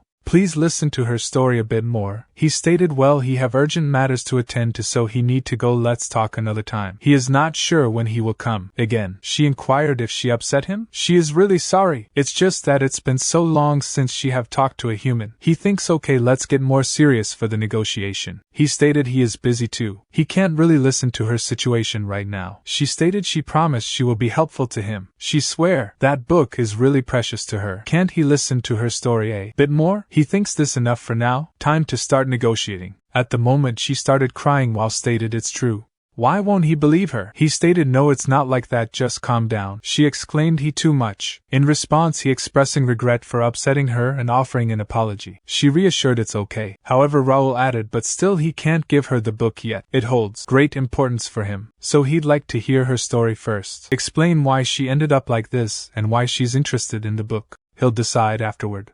She agreed, mentioning that it might be a lengthy tale. She began by recounting a forgotten war that took place on the Connect continent involving various races and divine beings as well as demons. The war had brought the continent to the brink of destruction, and her own race, the forest fairies, faced extinction. In an attempt to save her, the fairies used a certain magic to trap her soul in the book while they themselves were scattered across different dimensions. She explained that he had fallen into a deep sleep, and upon awakening she found herself constantly moving from one special book to another, barely surviving. Each time he woke up he lost many memories, leaving her unsure of how long he had been living. Despite his situation, she had a purpose to find his scattered kin and pass on their tribal wisdom and essence. However, she was bound to the library by the book and struggled to find books that would accept her. She believed that the book in question held a similar aura to the great magic book that had initially accepted her, possibly even possessing a greater hidden power. She pleaded with him to allow her to enter the book, as she believed she would aid him in his quest. He considered her story and decided it was enough to grant her permission to reside in the book. However, in exchange she would have to become the book librarian and potentially be bound to him. He inquired if this arrangement was acceptable to her. She stated, of course, as long as he allow it, but before that may she ask what he want to do with the power in the book? He replied he want to protect his family and his homeland. She might think it's a modest reason, but it's really important to him. She responded that's a noble enough reason. Then she looked forward to working with him, but she won't be able to help him right away. She needs some time to adapt to her new home. She thinks she'll be asleep for about a month, but don't worry, the book functions won't change. He reassured no rush, he just hopes she wake up safely. She thanked him, and she stated when she wake up she will do her best to help him. See him in a month, and that's how Raul gained a little fairy girl as a companion. Time flew by after meeting her, and now there's only a week left until the update. He thinks there's so much to prepare, and it's gotten really tight. Dylan said to him, working hard as always. This brother is proud of him, and he was right. A real oracle came down from the temple, can he believe it? He is an amazing guy. He inquired what did the prophet say. Dylan replied, well, it's a bit vague. In a week what disappeared will return and what was severed will reconnect. To prevent the rise of evil one must open the door, enter, and pick the void fruit. Raul thinks it's definitely ambiguous as an oracle, but it's unsettling to ignore it. He inquired how did the temple respond. Dylan stated nothing special, just preparing the troops as much as possible in case of a major crisis. Raul inquired what about the reaction of the royal family and nobles. He can guess, but Dylan answered just as he expected. Most of them are treating it as nonsense, or suspecting the oracle as a pretext to gain something. Well, he would have thought the same if he hadn't listened to him. There's precedent for it. Raul thinks that there are many precedents, such as the Holy Empire ruled by the Pope here in Connect. The Holy Empire consists of Garnelia, where the papacy is located, and several small and medium-sized cities. Although it is small in size, it holds the title of an empire, and is designated as a permanent non-aggression area due to its religious influence, delivering numerous oracles. Raul expresses his worry, stating that it will be too late if something happens. Dylan reassures him, telling him not to worry and to do what he can now. He mentions that he has already passed response methods to their domain, and hinted at their friendly families. He advises Raul to stop worrying like an old man and to use his strange power. Raul continues to think that their family never sits still when it comes to something mysterious, just like their father and brother. However, he acknowledges that because of this, when he presented the update information as divine revelation, he took it seriously instead of laughing it off. He also mentions that his brother discovered his telekinesis during the process, and now pesters him to show it every chance he gets. A little later at the training field, Dylan shouts, "Alright, next." Raul struggles to block the impact of the strike. Dylan reminds him that he had told him to focus on physical development, and not just rely on his strange power. Raul thinks no matter how many times he does this training, he never gets used to it. Although the training was initially started for his brother Dylan, it has also increased his strength, and he has managed to elevate his telekinesis enhancement to the level of his previous life. Dylan's only interest is in physical strength. Despite his superhuman body, he lacks in combat skills. If the world spirals into war, the enemies he will face will be formidable. To overcome that crisis, it's necessary to foster Dylan's growth. If he could just add proper combat skills to that incredible body, Dylan must be realizing that the gap between them is narrowing through their repeated sparring. Soon he'll understand that there are limits to overpowering him with just physical abilities. When that time comes, he will have to find the right skills for him. Once the dungeon opens, he can acquire more skill books, not only making himself stronger but also those around him. His plans for the future just got more interesting. After several days, Raul believed that the tasks leading up to the update were almost finished. It bothered him that nothing had changed despite the prophecy being announced, but he understood that it was expected. No lord would prepare for something that hadn't happened yet. However, he still found it regrettable. As the scenario progressed, the kingdom's power would become more necessary. There would be monster invasions through gates, chaos from the lifting of restrictions, wars with the Empire, and other scenarios requiring massive troops in the future. To prepare for these events, it was necessary to minimize the kingdom's damage and preserve their forces. But even with his future knowledge and being born into a prestigious family, he knew there were limits to what he could do. After all, he was just a 15-year-old from one of the many noble families without any special fame. So he decided to focus on what he could do. He attended classes at the academy and searched for skill books in the library. On days without classes, he used portals to visit the 4 other starting cities of the Ruben Kingdom: Mira in the south, Kezan in the east, and Bryant in the west, and in the north Jusek. He also proposed investments to the mayors of these cities, presenting a letter of introduction from Mira's mayor Reynaldo. Similar to Mira, the other cities welcomed the investment, and things proceeded smoothly. Raul initiated large-scale civil engineering works on prime lands in each city, and established branches of the First Guild. The total investment, including additional funds in Mira, amounted to around 3.5 million gold, but he believed it was worth it. He needed to advance the construction as much as possible before players started connecting in earnest. Additionally, he posted mercenary recruitment notices in the 4 free cities and the capital's mercenary guild, targeting individual mercenaries above C grade and small mercenary groups of less than 10 people. The contract offered twice the normal employment fee for a month from the update date, and a chance to be recruited into the guild, becoming a knight trainee for those who performed well. Thanks to the attractive terms, there were many applicants. Eventually, he was able to hire 50 B-grade mercenaries and 950 C-grade ones. The C-grade mercenaries were skilled soldiers from the domain, or those with over 3 years of experience. B-grade mercenaries were either solo sword users or captains of small mercenary groups forming a fairly solid force. He acknowledging that hiring them would cost over 30,000 gold and maintaining them would require significant expenses. However, he believed it was worth it as it would alleviate any worries in the event of a large-scale battle like a domain war. As people observed the guild members, they started conversing with each other. One person expressed disbelief, stating that Raul didn't have money to spare. Another questioned his intentions if nothing happened. Raul turned to Sir Philip and inquired about the gathering of the guild members. Philip informed him that all 45 members excluding administrative staff had arrived and were divided into 10 groups ready for group training. Philip also mentioned that he had just issued a summons order to the regular knights who arrived early. Raul commended Philip's work but reminded him not to let their guard down as they had an operation scheduled for that night. Philip acknowledged his instructions. Raul reflected on the significant changes that had occurred, noting that all 6 trainee knights had reached the expert level and had been officially appointed. Additionally, 9 knights including Philip, Jake and Pierce had joined the first knight squad as regular members. The knight trainees and soldiers had also been affiliated with the first knight squad as trainee knights. With these developments, his guild officially named the first knight squad had been launched. The system window displayed information about the first guild, including its small 10-level grade, influential regional guild status, Raul as the guild master, Philip as the vice guild master, Bernard as the chief administrator, a total of 50 members consisting of 9 regular knights, 35 trainee knights and 5 administrators and guild buffs, providing a 10% increase in experience and skill proficiency. He contemplated reviewing the specifications of the guild members, acknowledging that he had only recruited those with at least a B-grade potential and expressing excitement for their future growth. With this, all preparations for the update are complete, so now he hoped things go as he planned as he observed the update countdown window.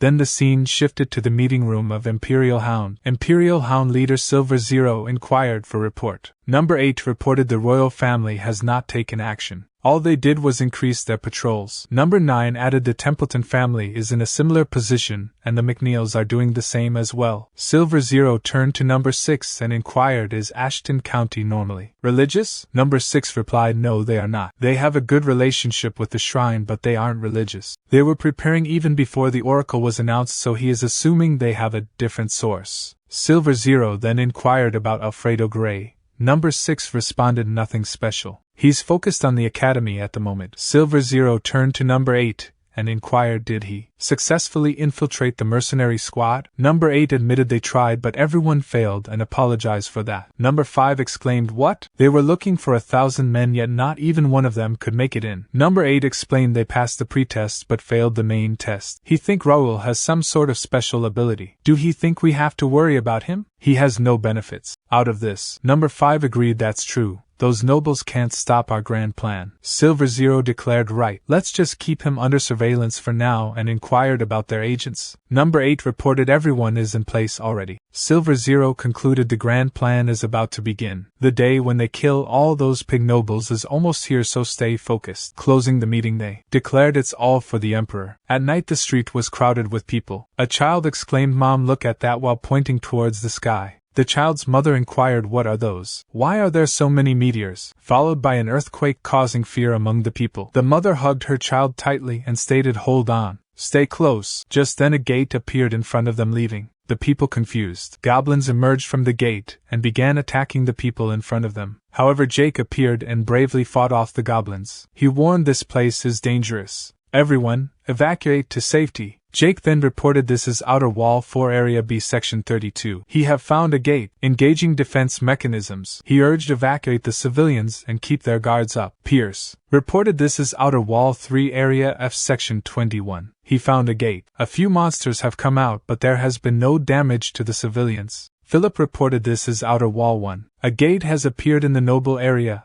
Section 3. We will control the area and hand it over to the guards. Raul acknowledged, stating good, keep reporting. Another report came in stating Outer Wall 4 Area B Section 32. A gate has appeared, requesting backup. Raul responded, understood. Everyone at Section 14 head over to Section 32 to support them. Another report message displayed information Outer Wall 3 Area F Section 21. A group of goblins came through the gate, engaging right now. Raul thinks it has begun the update. He called out to Bernard, who responded with a yes. Raul instructed him to decide who to dispatch from the squad and send them out to each section. Bernard acknowledged that. Raul thinks he knew it was coming, but he wasn't expecting it to happen everywhere. They had prepared as much as they could, but this was still a close call. There wasn't enough information about this quest in the first place. The only thing he knew was that the kingdom was badly damaged in Connect Year 521 due to the appearance of gates. He didn't know the number, location, or rank of the gates. He wished he could just clear the gates by himself, but he was not alone now. He had to minimize civilian damage by using the force of his entire guild. If he knew the gate's ranks, he could place his troops more efficiently. A window popped up showing information about the limited quest Gate Rush. It was ranked as X and the objective was to clear as many gates as possible within 30 days. The description stated that unknown dimensional gates had taken over the world of Connect, and the goal was to calm the civilians by clearing as many gates as possible. The reward depended on the ranking, and the number 1 guild or individual might receive a special gift. The gates refreshed every midnight. Raul saw the window and he grew angry and slammed his hand on the desk. He exclaimed, "What? Refresh?" He couldn't help but wonder if it was inevitable. He had his suspicions, but now it seemed like Connect's defensive system had implemented a special requirement for this quest. Usually it would give players a sudden quest or a follow-up quest, but this time it added a unique twist. No matter how many gates he cleared, it didn't matter. This wouldn't be easy, but he couldn't give up yet. He had to find a way to minimize the damage. A report window popped up showing information Outer Wall 2 Area 3 Section 17. Philip found the Golden Gate he mentioned. Philip added, nothing is happening at the moment, but the force is getting stronger. Raul shouted, do not engage, that gate can suck in anything. Be careful, deploy 3 rank B mercenaries. We will be putting that area under special watch. Philip grasped the situation. Raul thinks a rank D appeared, he can't just stay here and command anymore. He will have to deal with this himself. Then the scene shifted to a red-haired boy named Josh. He was a 21-year-old rank C mercenary who came from a small farm. He had started from rank F, and worked his way up to where he was. A noble who was looking for mercenaries offered him a chance to be a knight, along with a cozy house and an incredible meal that he had never experienced before. Josh thought he could enjoy a normal life by catering to the noble's mood, but he wasn't expecting something like this. As the monsters charged towards him, Josh swiftly assumed a combat stance and effortlessly dispatched 3 of them with his sword technique. Amidst the chaos he contemplated, this seems relentless. He might tire before they do. Suddenly a formidable boss monster emerged from the gate. Josh thinks there are so many and there's a big one now? He can't just push them off anymore. He have to gamble on this one. He will have to get the big one first to scare the small ones. In the heat of battle, as Josh charged and Raul joined the fray, he employed his psychokinesis trait to manipulate scattered weapons, swiftly eliminating all monsters except the boss. With a decisive swing, Raul beheaded the boss, ending the threat. Stunned, Josh marveled at Raul's power. Turning to Josh, Raul apologized and inquired, did he interrupt? He seemed familiar. Is he a part of the first guild? He replied, yes. He is a rank C mercenary, Josh. Raul stated he liked his ambition, but that was too risky. Ratmen aren't easily scared. He know he is a rank C mercenary, but rank D gates are too hard for him. Join them for now. Confused, Josh inquired, who is he? Jake replied, he guess you are new, but that doesn't excuse him from not recognizing their master's face. He is the master of First Guild, Ro Ashton. Josh was shocked at the revelation. Jake inquired if he had thought he would have an easy time because the guild was created by the son of a count. If that was what he was hoping for, he had come to the wrong place. Their guild was only for the qualified ones. He told him to stay awake and follow them. Raul shouted and told everyone to engage and wished them good luck. The knight agreed with Raul's statement. Josh thinks that it was a guild only for those who were qualified and started following them. Shortly after, a group of rat men approached the gate. One of them became confused and stopped when he saw Raul charging towards him. Raul swiftly dispatched 3 rat men and thinks that there were a lot of them, just as he had expected. He was glad he came himself because he didn't have enough time to clear every gate and needed to act quickly. Jake inquired if this was just an entrance, but there were a lot of rat men here. He wondered if their base was nearby. Raul responded saying that it was possible, and instructed him to send a scout to search. He emphasized the importance of prioritizing rescuing the civilians. Meanwhile, Josh rushed towards the rat men and effortlessly killed one monster after another with a single swing of his sword. Upon witnessing Josh's impressive sword technique, Jake remarked that he was special. Raul thinks was his name Josh, and while his sword skills were rough, he had good senses. He believed that Josh would be much better if he learned how to wield mana. One of the knights approached Raul and informed him that they had found the rat man base behind the forest. Raul expressed his appreciation. The knight added that they didn't see any civilians at the base, which was quite big, but there weren't any other monsters there either. Jake mentioned that they made sure there were no civilians near the gate, so there shouldn't be many civilians here. Raul insisted that they still search everywhere and emphasized the importance of not losing any civilians that day. Jake acknowledged Raul's instructions. Raul then stated that while clearing the gate was important, they should prioritize rescuing the civilians. He turned to Josh and told him to come to the base with him. Josh agreed. Raul announced that tonight was going to be a long night and told everyone to be ready. The following morning at the base, Dylan noticed that Raul looked exhausted after just one night. He asked him if he had been exhausted the previous night and suggested that they should work out together more. Raul, however, responded by saying that it wasn't a good time for jokes and asked what had happened. Dylan, puzzled by Raul's worry, questioned why he was so concerned and assured him that they had all the necessary information and were perfectly prepared. Raul then inquired about the number of gates that appeared at home, to which Dylan replied that there were about 100, with 10 of them being ranked E, making it an easy task. Raul, shocked by the numbers, exclaimed that it was worse than they had expected. Dylan admitted that he had thought it was less. Raul, feeling the need to assist, suggested that he should come there. However, Dylan, confused, inquired what Raul was talking about it since all the gates had already been cleared.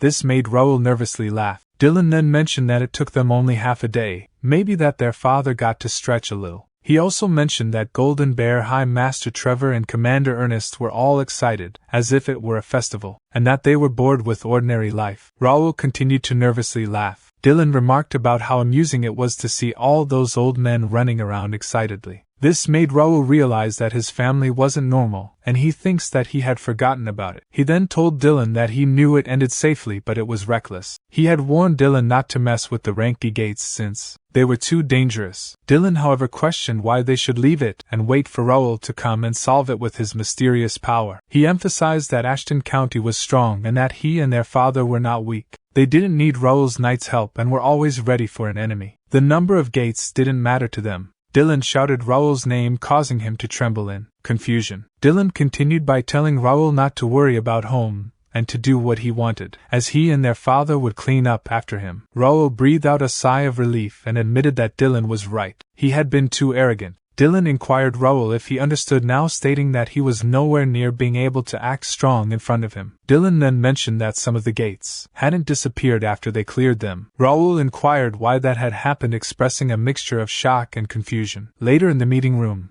Raul informed the others that clearing the gates hadn't destroyed them. He mentioned that his brother had said the rank E and D gates that appeared at home hadn't disappeared either. Raul expressed concern about the situation, stating that what they had been worried about had actually happened. Jake inquired if that wasn't a huge problem and mentioned that they could keep an eye on the gates, but there was a limit to it.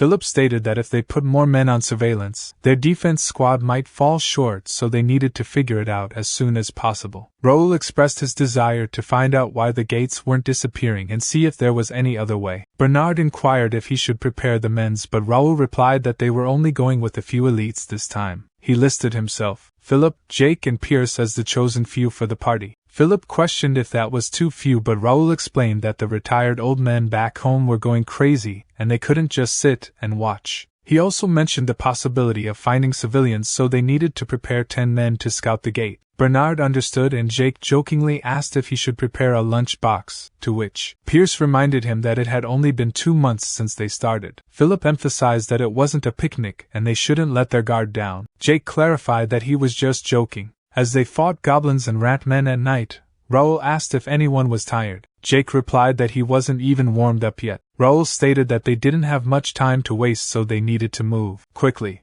As the monsters rushed to attack, Raul, Philip, and Jake started killing them. A little later, Jake inquired if those were all the monsters expressing boredom. Meanwhile, a goblin approached Jake from behind, attempting to sneak attack him. However, it was struck by 2 arrows, causing the goblin to crash to the ground and die, much to Jake's surprise. Pierce chimed in, saying no need to thank him. Jake shouted back he didn't need his help. He was doing fine. Pierce responded, of course. Jake then inquired, do he want to bet on who can get more? Philip intervened, saying stop it. They aren't here to play around. Raul thinks, is this it? There isn't anything special here except for the rough terrain. Just then Josh approached Raul, reporting. While Raul gave him permission to proceed, Josh reported the rough terrain is a bit troublesome, but there wasn't anything out of the ordinary. It seems like there are no civilians here either. Raul thinks they are designed in a way that only players can approach them. He expected this, but a gate or dungeon can easily be cleared by the NPCs of Connect because they are significantly stronger than the players. However, the players would not be okay with that happening. That's why there are strong restrictions on gates and dungeons. The NPCs are not allowed to enter gate guardian or dungeon boss rooms. No matter how strong he is, if they aren't a player, they can't close the gate. He need to figure something out. Just then a window popped up displaying the message, gate clear, conditions have been met. Warning, hidden space discovered. Hidden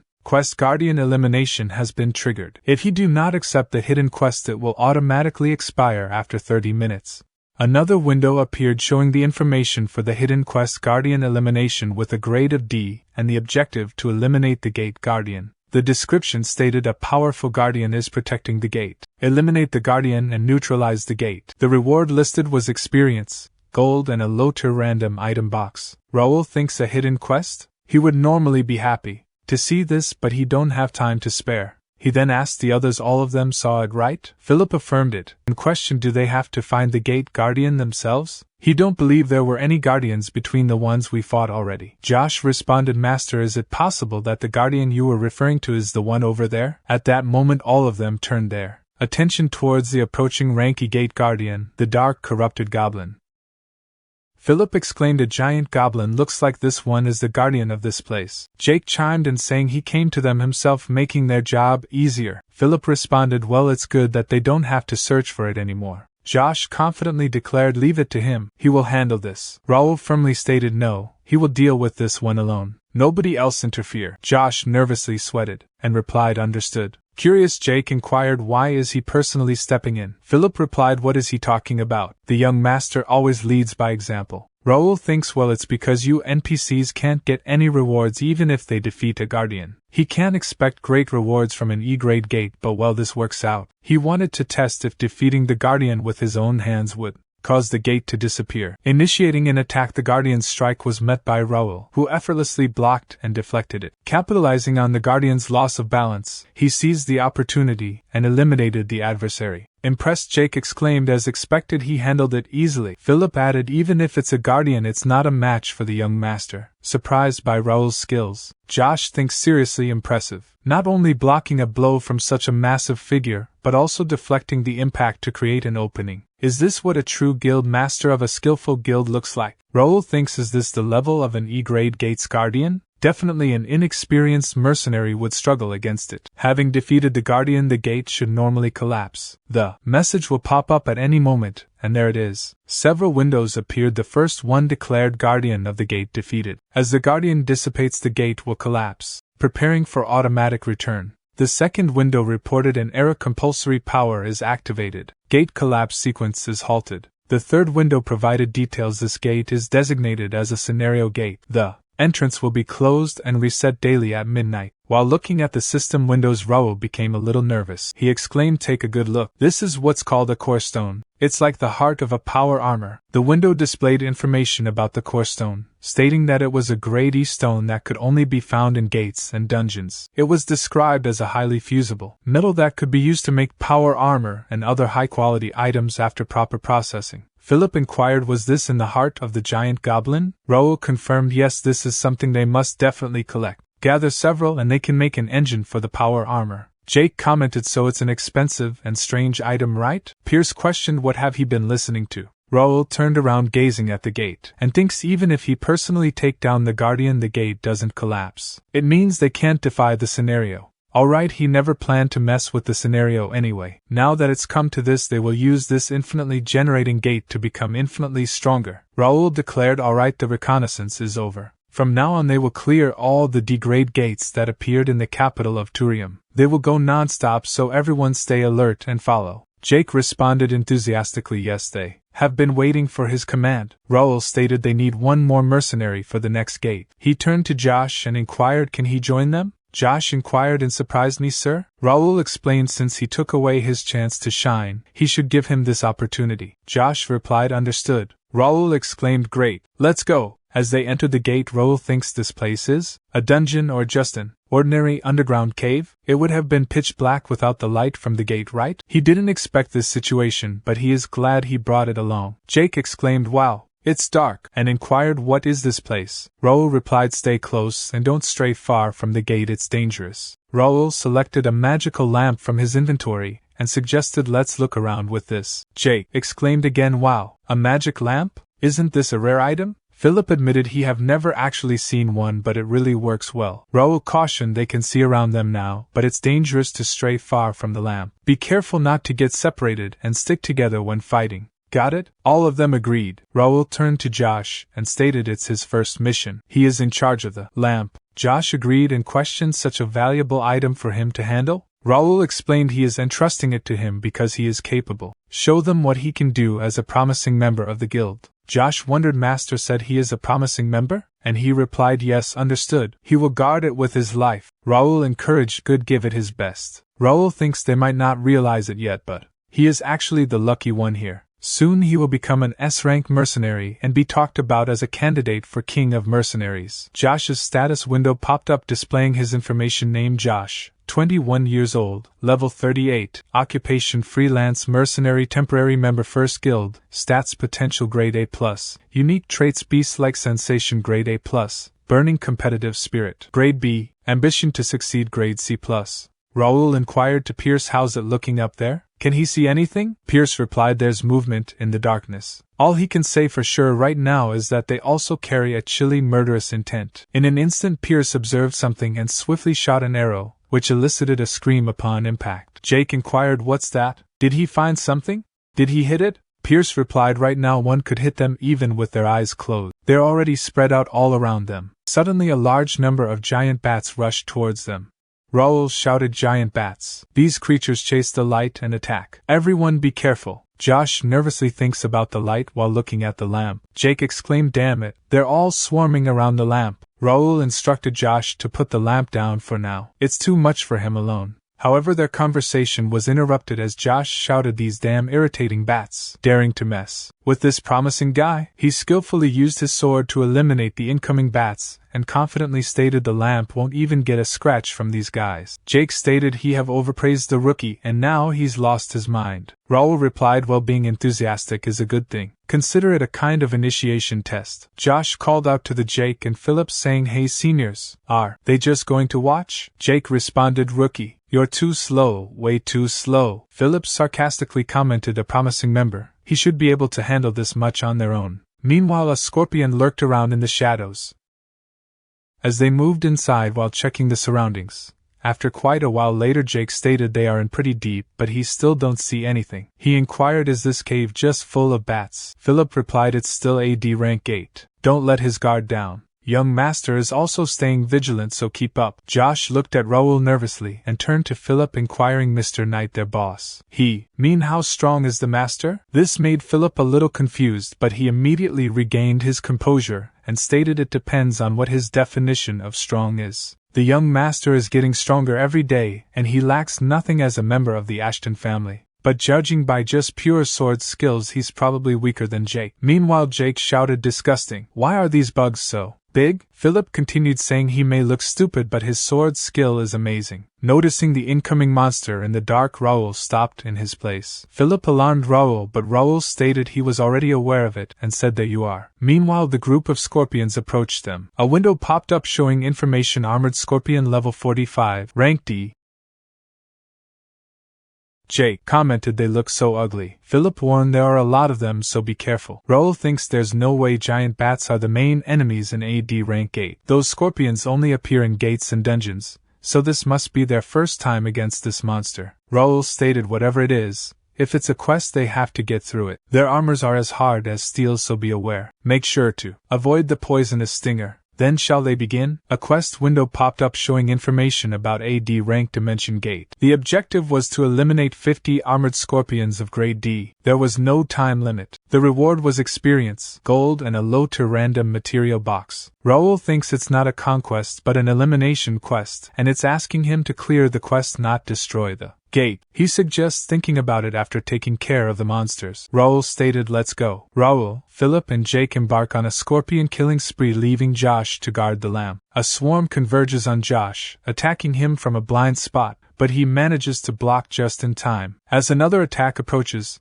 Josh thinks he can't dodge this. Suddenly several swords strike the scorpion, eliminating it. Perplexed, Josh questions why are the swords floating. Raul stated protecting a lamp and fighting is hard. He feel like he is stealing his chance to shine. He want to focus on protecting the lamp here, and directs the swords at the remaining monsters, killing almost all of them. Jake stated young master took care of most of them. He thought he could stretch a little this time. Josh, shocked at witnessing Raul's power, thinks he is not real. He heard he's only 15 right now. This isn't just a noble role playing a knight. This is the master he will serve. Then Raul kills the last one of the scorpion, and thinks that's number 50. Now he have met the minimum requirement to clear the gate. Raul stated let's go deeper. Jake chuckles and stating he thought the quest was over. Raul stated they have to make sure since they are here already. Jake exclaimed he thought they could finally get out of this cave. Philip stated stop mumbling. Meanwhile, Raul thinks they met the requirement, yet the hidden quest to destroy the gate didn't pop up. This means they have to find the Guardian themselves. It's dangerous to leave the Guardian alone. He have to find it even if it takes time. In that moment, Pierce utilizes telepathy to transmit a message to Raul, asking if he can hear him. Raul inquired to Pierce, did he find anything? Pierce stated he had found the end of the cave, but he thinks it would be better if the others took a look at it themselves. He described a circular arena in the middle of the cave and found it to be a strange sight. A little later, Jake commented that he guessed the one in the middle was the Guardian. Raul replied with a simple probably. Jake then inquired why the Guardian was not moving, to which Raul responded that it appeared to be waiting for them. Suddenly a window popped up displaying information about the D rank gate Guardian Scorpion Champion, revealing its level and grade. Raul found it amusing and remarked that the Guardian was inviting them, so they had no choice but to accept the challenge. Raul descended into the arena while Jake cautioned him to be careful. Raul thinks that he felt sorry for the Guardian but acknowledged that it would be a tough opponent. He couldn't back down from this fight, not just for the reward but for other reasons as well. Raul apologized for making the Guardian wait and told it to come at him with everything it had. The battle between Raul and the Scorpion Champion commenced. The Scorpion Champion charged forward wielding a sword that Raul blocked. He swiftly evaded the poisonous stinger attack, jumping backward. To his surprise, when he attempted a counterattack, it was blocked by the Scorpion Champion, who then forcefully pushed him backward. With a roar, the intense battle raged on, each combatant gaining ground in a back-and-forth struggle. Philip observed the scene and stated that monster is doing well against the young master. Jake replied he guessed ranked E-Gate Guardian champions aren't easy. Josh inquired shouldn't they help if the young master is struggling? Jake responded what is he talking about? The young master has a definite advantage. That Guardian is using a sword, claws and a poisonous tail. Yet the young master has only used a sword from the beginning, which means he's relaxed right now. He seems like he's enjoying the fight too. Meanwhile, Raul thinks it's been a while since I felt this. He finally got to get away from training, real estate and guild management. He can solely focus on this fight, but he can't enjoy this forever. He enveloped his sword with mana and stated he is busy at the moment. So let's move on to the next phase. He did enjoy fighting him, but unfortunately, he is short on time. It's time to end this. The Scorpion champion chuckled, revealing his mana blade to Raul, instilling a hint of nervousness. Without warning, he shot poison toward Raul, who narrowly dodged it. The poison splattered on the ground, melting the surface beneath. Raul, surprised, thinks he can shoot poison? He have to watch out for that too. The battle persisted as the Scorpion champion rushed to attack Raul, who skillfully blocked the assault. The clashes of their mana swords generated a powerful wind, hindering Knight's visibility of the ongoing fight. Pierce shouted that monster can use a mana blade. That's unexpected. Josh stated he think it's an emergency now and inquired is he sure they don't have to help him? However, Raul thinks, how did he forget and live without this? The days when he used to live to fight and fight only. He forgot about the thrill of a life and death situation and the intensity of combat. He will use Crash as much as he can, the paramount solo player. This guy isn't easy at all. Mana blade and ranged attacks. He has high strength and agility, but his moves are simple and big. He can use that. Charging forward, Raul thinks, what's first this time? Sword, claw, or tail? The Scorpion champion opted for the claw, but Raul agilely dodged by leaping backward. As the Scorpion champion's claw stuck in the ground, Raul seized the opportunity, rushing forward to cut off the creature's tail, eliciting a roar of pain. Swiftly, Raul landed a lethal strike, eliminating the Scorpion champion. Raul stated it was nice having a nostalgia trip through you. Farewell. Jake inquired, did young master just get stronger? Philip replied, right, it hasn't been long since he reached the expert stage, but he's already at the intermediate level. It's a matter of time until young master surpasses his level of skill with the sword. Jake shouted, young master, let's move on to the next gate. The next guardian is mine. He called dibs. Raul thinks, what's wrong with that guy? A window appeared showcasing details. Ashton's sword skill, Bear Crush, graded A+, has reached intermediate level 4. Class changed to Knight, intermediate sword expert. Elimination of gate guardian approved. Hidden quest complete. Raul finding it impressive. He then stated it took some time. He is sorry, it must have been boring to just watch. Josh quickly responded, not at all. That was amazing. Your combat just cleansed his eyes. Raul thanked him and acknowledged him. Philip inquired about their plans for the next gate, to which Raul replied, they are running late as per our schedule already. Let's get to it. He already told them that today's going to be a long day, so be ready. Jake expressed his excitement, stating exactly what he wanted. They cleared gates without rest, after spending 7 hours just clearing gates. They ended up clearing 4 rank D gates. Fully rested mercenary units were deployed on rank E gates under Bernard's command. They finished every mission safely, concluding every single gate that appeared in the capital Turium. There were approximately 500 casualties on the first day, and they rescued around 700. Most people think that this is it, but he know that this is just a little skirmish before the real war. On the street, one person asked another, did he see it? The gate or whatever? The second person confirmed, of course he did. He even saw orcs coming out. At the bar, someone mentioned he heard some people were dragged into it. The bartender responded that's why he saw many mercenaries and knights. The person added they predicted this and were preparing for it. Girl mentioned she heard they were from the prestigious Ashton County. Another girl chimed in saying yes, she heard the youngest son was in command. A third girl exclaimed, for real? That's so cool. The second girl wondered what was his name, Raul or something. Meanwhile, at the Randall County mansion, the Count of Randall, Hudson D. Randall, read the newspaper aloud, reporting on the neutralization of gates in the capital Turium. The prestigious warrior family Ashton County had made a comeback and was selected by Turium citizens. One particular individual, Ro Ashton, was being hailed as the man of the hour. Hudson D. Randall wondered who this Ro Ashton was and contemplated the significance of Ashton County's progress, possibly indicating a need for involvement in politics. Hudson D. Randall expressed his disbelief, stating that everything they had prepared had been destroyed in just a week. He turned to Brian and questioned whether any of it made sense. Brian reassured his father, saying there was no need to worry. Using his mana, Hudson D. Randall exerted pressure on Brian, causing him to crash to the ground and kneel in pain. Hudson D. Randall lamented the fact that he had fathered over 30 sons until the age of 60, yet deemed them all useless. He couldn't help but compare them to the sons of Ashton County. After some time, Hudson D. Randall retracted his mana and criticized Brian, stating that he couldn't even withstand that much pressure, and questioned how he could call himself an expert knight. Brian apologized, asking for forgiveness. Hudson D. Randall ordered Brian to report everything that had occurred since he began training in seclusion for a month. Brian informed him that around 2 weeks ago, an official document had been sent out by the shrine. This angered Hudson D. Randall as he read the report. The report confirmed that there were 73 gates, of which around 40 had been cleared in a week, but the number was still increasing. The casualties included approximately 3,200 missing or deceased civilians, as well as 15 knights and around 1,300 troops. The knights' fear of entering the gates had led to a higher number of casualties among the troops. Currently the gates had been blocked and were under surveillance. Brian trembled as he witnessed his father's anger. Hudson D. Randall used his mana to push Brian backwards, causing him to crash to the ground.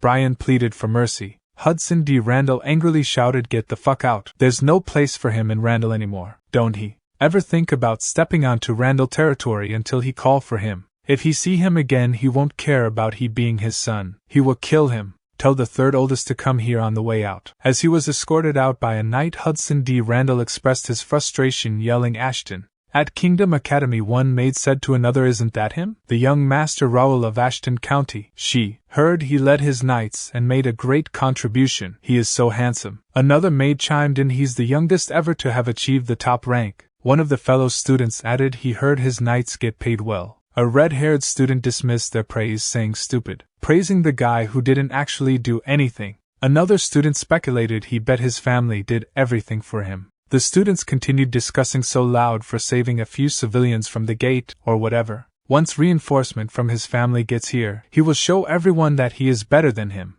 Raul thinks this is getting tiring. They're looking at him like he is some animal at the zoo. Why don't they just talk to him? Dalton commented he became a celebrity in just a week. He guess you did great. The entire capital is talking about him. He should know? Raul replied he don't want to know. Curious, Dalton inquired, really? But are the rumors true? That he is the real heir to the Ashton County? Raul questioned, what is he talking about? Dalton responded, that's what the rumor says. What family gives so many troops to a son who's not an heir? Raul exclaimed, cut the bullshit. Big brother is the heir, and he is not interested in being the heir at all. To clarify, he recruited his own knight order. He had no support from the family. Dalton inquired, how could that be? Raul replied, he have some money. Dalton responded, I see. That's great. Maybe he should visit that gate thing with him. Raul was surprised by his remarks and began staring at him. Dalton inquired what happened. Why is he staring at him? Raul thinks holy shit, caught one.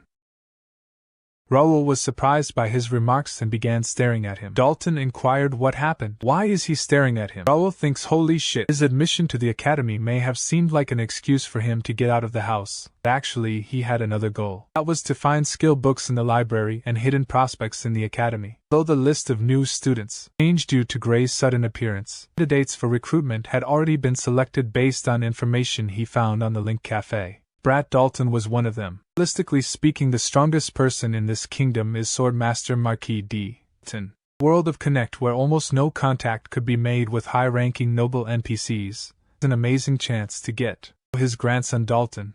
Currently, not just anyone is allowed to enter the gate. Must obtain official permission or have at least 50 troops and 3 official knights. It would be impossible for Dalton to enter the gate alone. Even if Dalton is at the level of an expert, he has never confirmed his skills himself. He must be desperate for a chance to get real battle experience like a gate. Subjugation. Thinking about all these things, a smile appears on his face. He inquired, do he want to do it together? It's an F-rank gate, there won't be any danger. Dalton laughed and questioned, really? Stated, but he has a few conditions. Dalton asked about his conditions. Stated first, he is the only one he will be bringing into the gate. Take any servants or guards along. Replied it doesn't matter to him. Contrary, it's nicer to have a less number of annoying people joining. Raul continued by saying second, keeps the fact that he is going into the gate with him a secret. Because he doesn't want anyone talking behind his back. Dalton replied that is acceptable as well. He hate getting involved in family matters too. Raul thinks, is this brat not worried? What would he have done if he had bad intentions? Then again, who in this kingdom would dare to turn a big noble family like the Templeton Duchy into their enemy? Stated lastly, he must get permission from the Duke. Dalton, surprised by his remark, asked why does he need to get that? Raul replied, isn't that obvious? What if something happens to him? They need someone to take care of the situation if something were to happen. He is not taking him there to have fun, he is taking him there on an official visit. He have a knight troop to take care of. He can't be bothered with his personal affairs. Dalton nervously replied, that's true.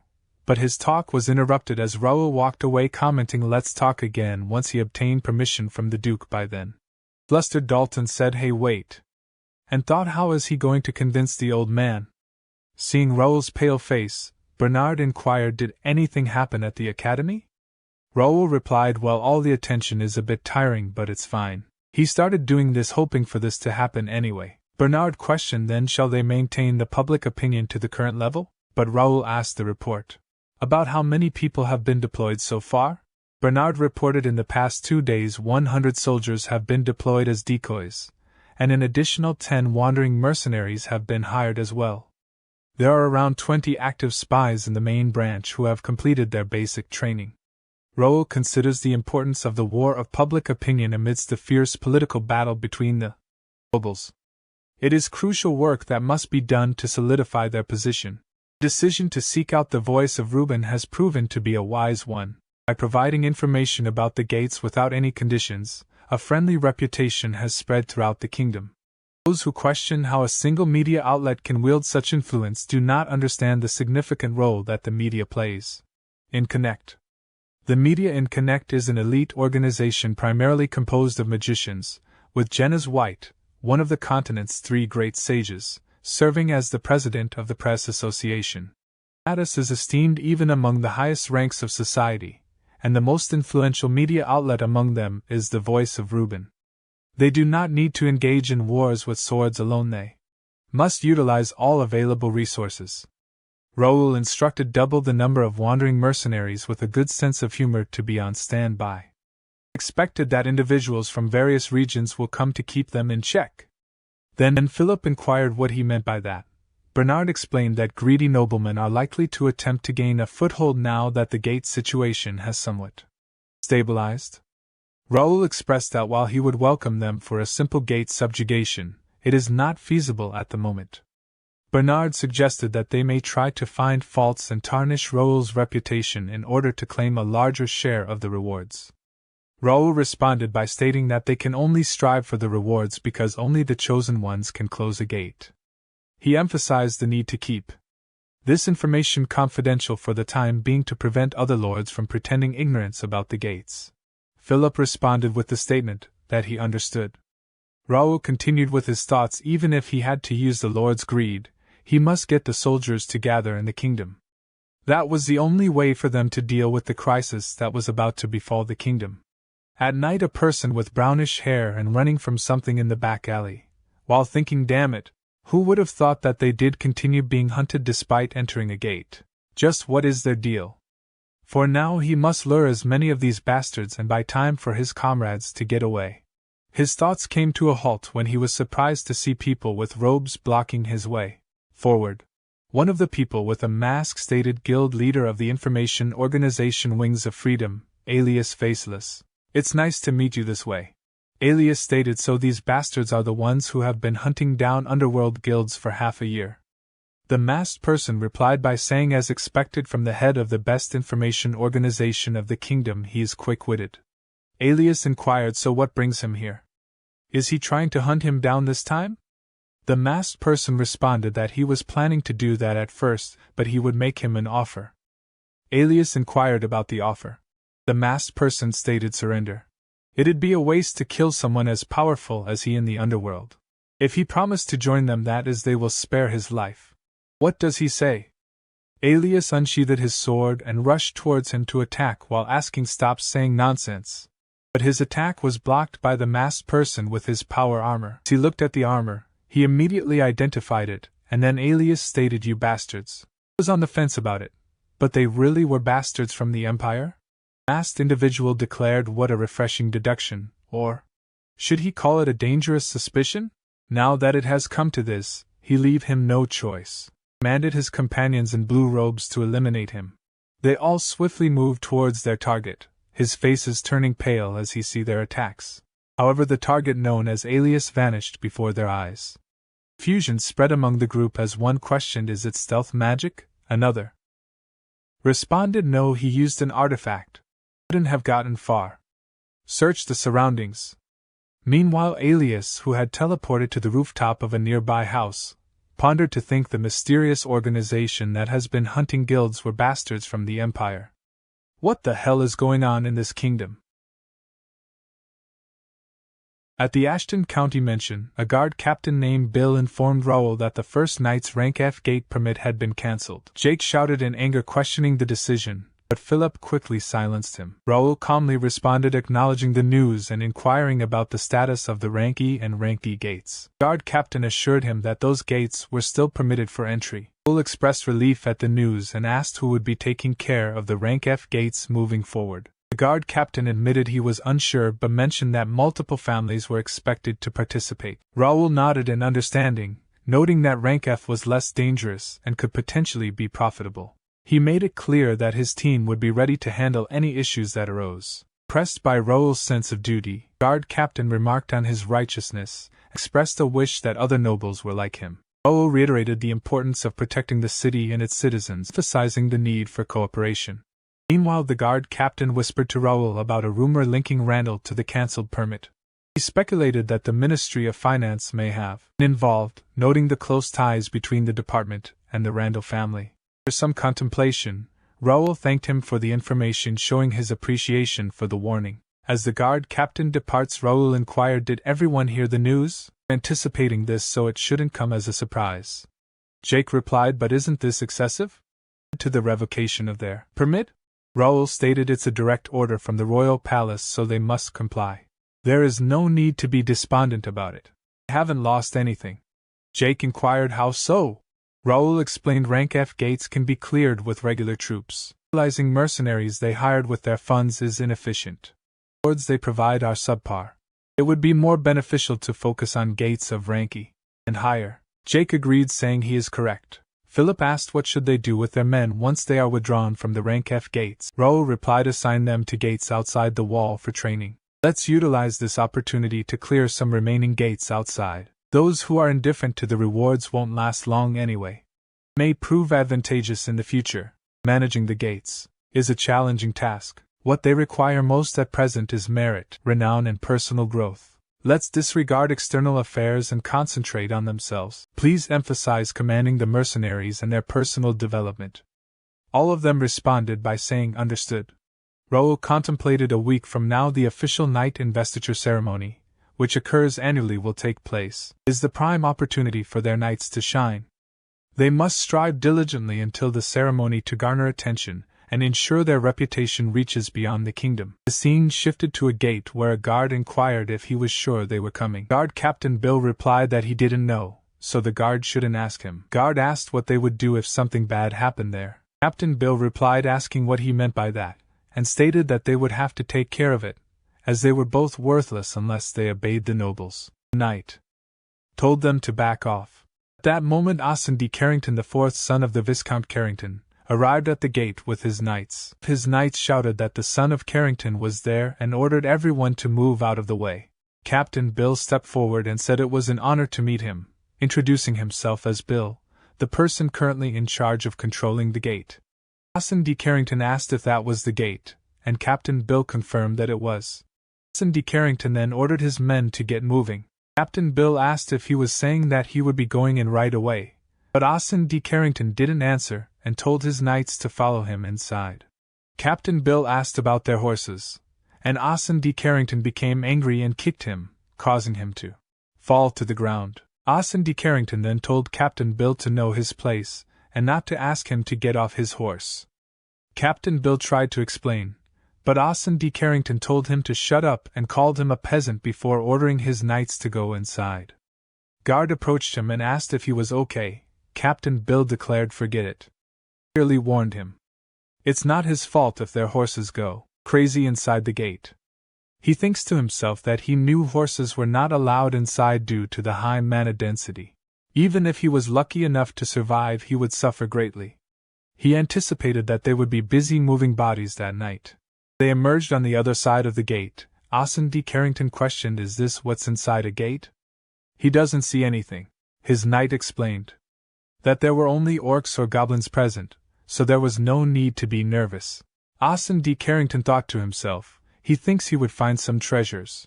If only Ro Ashton, that fraud, hadn't shown off.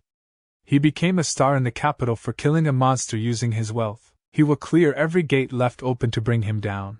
He ordered his knights to clear the gate, instructing them to eliminate every monster. He divided them into units and commanded them to eliminate the creatures.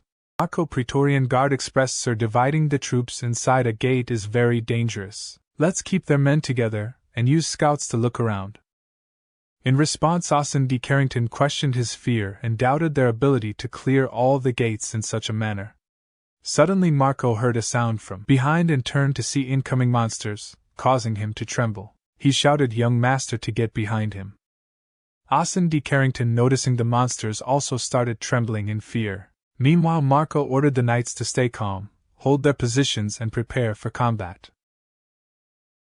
Night Guard Captain Bill came to Raul's office and reported about the missing people. Raul asked what he was talking about, specifically mentioning the people who had entered the rank F gate. Captain Bill confirmed that yes, he was referring to those individuals, explaining that every team that had entered the gate had gone missing. Concerned, Raul asked how many teams had entered the gate in the past 2 days, to which Captain Bill replied that 10 teams had disappeared, all of whom met the requirements to clear the gate. Raul pondered the possibility of the gate transforming, a phenomenon typically seen in higher-ranked gates. Wondered if there was something else inside the gate that was causing the teams to vanish. Before he could delve further into his thoughts, Bernard approached him and called his name. Raul instructed Bernard to gather the high-ranked knights, including Homer. Bernard questioned whether the training instructor should also be included and asked what was happening. Raul simply stated that they were heading to the gate for a rescue mission. A little while later, as they arrived at the gate, a frog monster rushed to attack Dalton, but he swiftly dealt and expressed frustration at the situation. He commented on the gate's boring and nasty nature, to which Raul reminded him that they couldn't predict the terrain inside a gate, and that they were not there to play around. Philip approached Raul and informed him that the scouts had returned. Raul inquired about their findings, learning that monster sightings had decreased as expected. Raul exclaimed, "Right, they are well prepared," and he believed he already possessed information about the gate. The window popped up displaying information on the rank F dimension gate, with a maximum capacity of 300 and no concurrent access limit. The current occupancy was 132 out of 300, with a current stack of 0 out of 2, and the gate type was elimination. Raul continued his thoughts, suspecting that no one else should have entered besides the conquest teams, but the data indicated otherwise. He realized it was a trap, but he was confident that they were not expecting to be the ones trapped instead. After a brief moment, Raul questioned that here should be good. He believed it was a suitable spot and asked Homer for his opinion. Homer replied, "Yes, master. They can look down toward the flat area, facing the swamp." He also believed this is a good location. Raul stated, "Then let's start working. This place will be the base. Set everyone in their trained positions." Homer acknowledged his command. Upon hearing their conversation, Dalton asked, "What is he trying to do on this hill?" Raul responded, "They are going to build a fort." Confused, Dalton questioned, "A fort out of nowhere?" Raul advised him to keep his eyes open and learn from the process. Raul activated the magic formation and instructed Homer to begin. Homer then directed everyone to activate the artifact. The magic formation appeared in the sky, accompanied by strong winds and a multitude of stone bricks emerging from it. Dalton, puzzled by the events, and closed his eyes due to dust, as the stone walls formed in front of him. As he opened his eyes, he was astonished to see a fort standing before him. Meanwhile, Raul declared that the structure was made in a rush but would serve its purpose. He believed it was better than sleeping under a tent. The fort was 3 meters tall and 20 meters wide, providing enough space for at least 100 people. It was the ideal base to wait for enemies. Dalton inquired if Raul was planning a siege and if the gate was dangerous enough to warrant building a fort. Raul explained that gates were indeed dangerous places, but only this one required a fort. He had used a similar simple fortress method before and believed it was worth it, despite needing many artifacts to reduce the brick's weight and size. Raul had trained guild members to use artifacts for this moment, although he had not expected to use it so soon. Dalton expressed his curiosity but limited himself to one question, asking why Raul needed the fort when they were supposed to be rescuing missing people. Raul responded by stating that they needed the fort precisely for that reason. Dalton pointed out that forts were typically for defending against enemy attacks and questioned why Raul needed it for a rescue mission. Raul simply replied that he would see. Raul pondered that their opponents likely believed they were fully prepared for the mission, but he doubted they were anticipating any chance of failure. He concluded by stating, "Let's see whose preparation is more thorough." Meanwhile, Jack, the commander of the Imperial Hound from Reuben Kingdom District Team No. 8, sat comfortably on a chair while enjoying his meal. One of the members of the Imperial Hound reported that they had successfully held their hostages as he had requested. Jack inquired if the rescue team had arrived yet. The person replied affirmatively, stating that they had found a rescue team similar in size to the one they had captured, and that the scout team was closely monitoring them. Jack expressed his hope that they would be able to entertain him this time, as he had found the nobles of the kingdom to be weak and lacking in excitement. He decided that they would have to follow the captain's orders and go out for a hunt. At that moment, the person nervously shouted for Jack, reporting an urgent update. The scout who had been watching the rescue team had revealed that they were currently in a fortress doing nothing. Jack was surprised by this news and questioned the person about the fortress. Meanwhile, at the fortress, Dalton yawned and expressed his boredom, questioning whether they were certain that they were coming for them. Raul reassured Dalton not to get comfortable, as they would be arriving soon. Dalton asked Raul to at least inform him of who was coming for them, to which Raul suggested that Dalton ask them himself. Nervously, Dalton looked towards the approaching group of people led by Jack and asked Raul if they were the ones they had been waiting for. Raul confirmed that they were indeed the ones. In anger, Jack inquired, "What is that fortress? How did they build that?" Scout replied that he was not sure. Raul stated that they probably thought they had trapped them perfectly, and must be confused to realize they were the ones trapped. Philip ordered everyone to be ready and aim their arrows. Raul thought that they didn't expect a siege on the gate, and must not be prepared for it causing frustration. He considered teasing Jack, who seemed short-tempered. He shouted, "Hey, Empire's dogs! Why are you walking around without a leash? Is he lost by any chance?" Jack chuckled and called the young man arrogant, wondering if he was from Ashton. He admired his guts and vowed to personally kill him and take the fortress. He ordered his subordinates to charge. Raul believed that they had fallen for their plan. Confused, Dalton stated that he still didn't understand what was going on but was sure they were from the Empire. Raul ordered the members of his guild to fire their arrows. The Imperial Hound did not back down and rushed to attack, proclaiming for the Emperor's glory.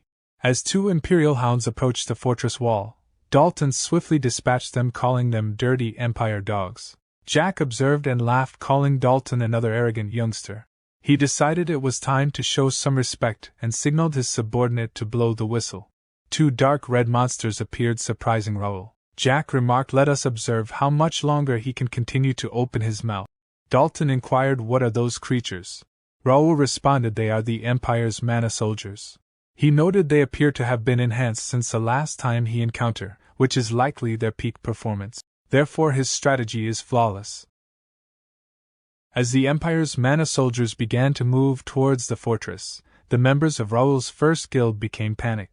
Philip instructed them to stay focused and reassured them that they could win this. As they saw the mana soldiers roaring and rushing towards them, Dalton inquired about the monstrous creatures the Empire had created. Philip ordered everyone to not let the soldiers get close to the fortress and to fire their arrows, but the arrows were deflected. Dalton commented on the soldiers' ability to deflect the arrows, and Raul confirmed that ordinary weapons would not harm them. Dalton asked Raul what he planned to do about the soldiers, to which Raul replied that he had a plan but needed some assistance. He asked Dalton if he was up for it, to which Dalton agreed. Raul then stated that they would proceed with the plan. Meanwhile, a mana soldier reached the fortress wall and punched it with great force, causing cracks to form. The guild members became frightened, but Philip urged them to stand their ground and ordered the spearmen to move forward. Jack laughed and exclaimed at the guild members' belief that they would be safe within the fortress. He vowed to show them the consequences of fighting against the Empire and to destroy the fortress. However, Jack was shocked when he saw Raul and Dalton jump down from the fortress wall to attack the mana soldier. Dalton expressed shock at the ineffectiveness of his sword against the soldier, and Raul acknowledged that the situation would not be easy. Jack mocked them for leaving the fortress undefended, praising their foolishness. Dalton turned to Raul and asked, his words getting more annoying than those monsters? Is he just going to listen to him talk trash? Raul replied, definitely not, as he enveloped his sword with mana and stated, "Let's shut him up." Dalton smiled and also enveloped his sword with mana, exclaiming, "He said he could do whatever he wants, right? That's all he needs." As mana soldiers rushed towards them to attack, both of them used their mana swords to dispatch the monsters immediately. They then rushed towards the remaining 2 mana soldiers, defeating them in an instant. This shocked Jack and grind his teeth in anger, while guild members became happy and started cheering for them. Dalton thought, "Damn it, that was close." Raul inquired, "He is quiet now. Was this all he had? They were saying for the Emperor or some bullshit." He guessed their loyalty depends on whether or not they have those mana soldiers. Jack laughed and exclaimed, "This is getting interesting. He will be able to have some fun. He will have to send his regards to his family since he have to face him." Dalton warned Raul he's a commander of the Empire, which means he's stronger than those monsters. Does he need help?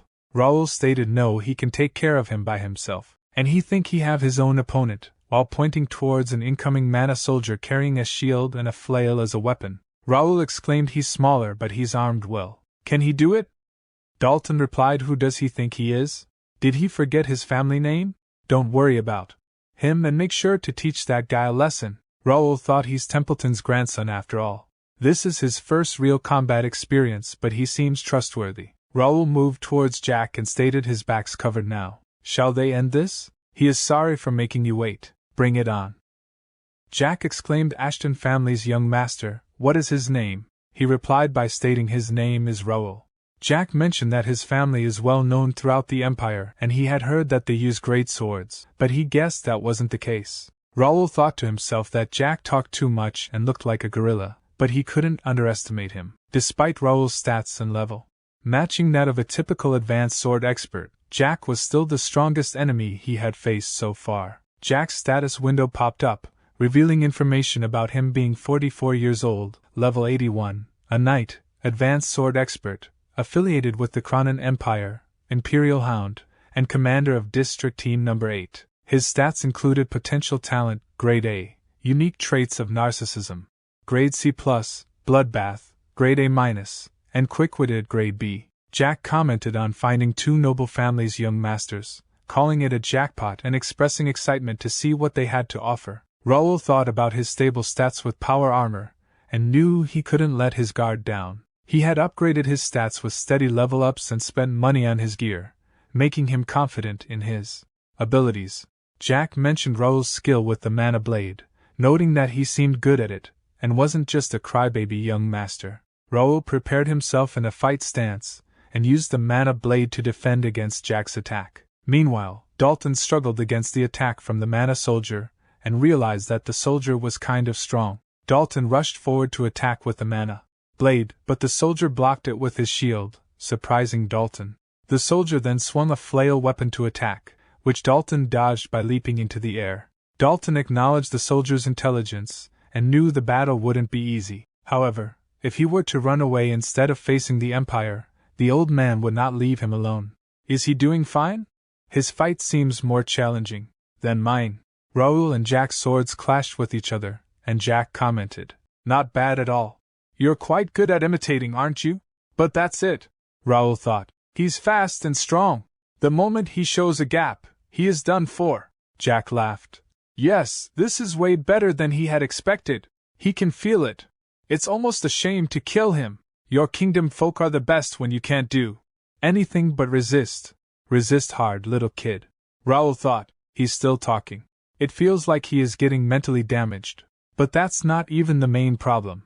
The longer and harsher the fight gets, the harder Regnator keeps shaking. If he releases Regnator, he can probably defeat him in a split second. But his allies might get hurt since he can't fully control it.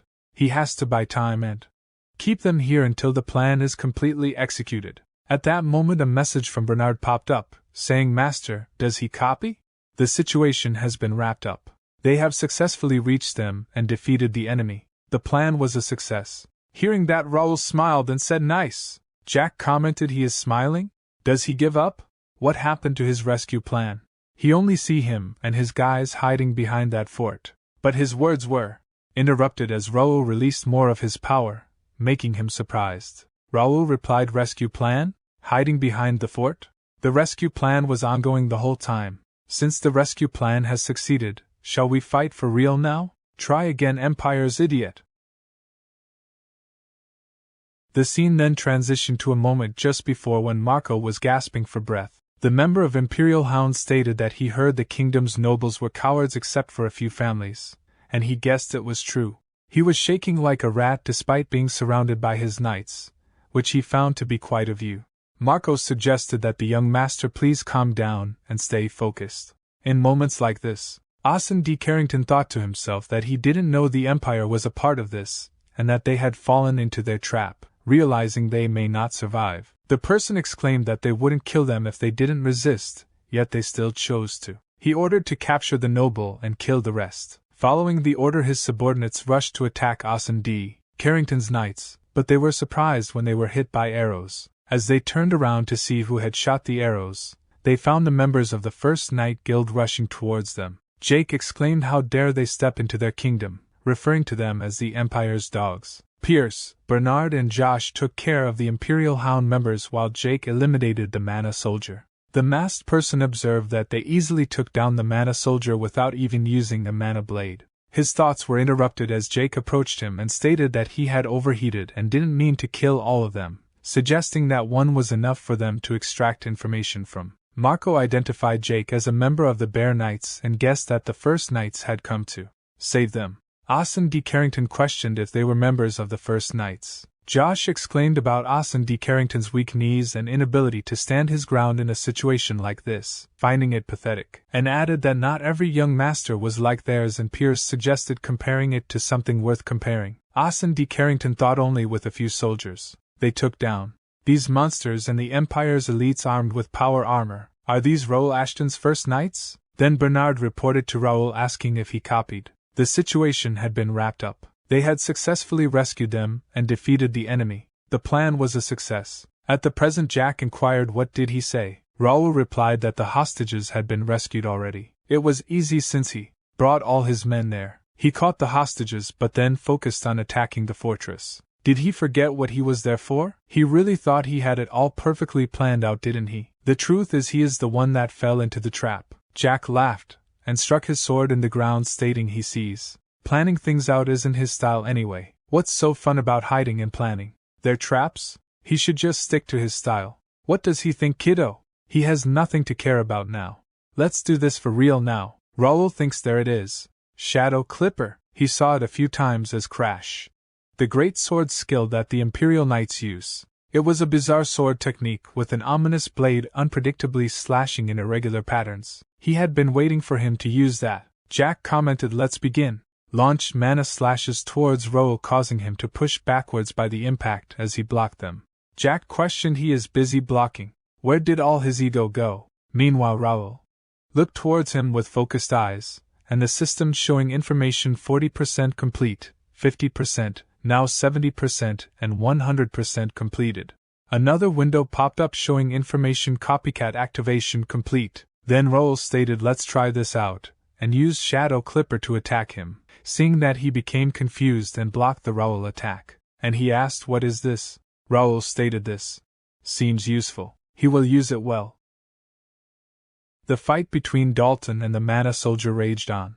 Dalton deflected the Mana Soldier's attack and countered, but his attack was shallow and didn't inflict much damage on the Mana Soldier.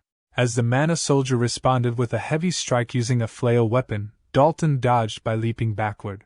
Dalton thinks he is fast and has enough intelligence to strategize, but his attack pattern is simple.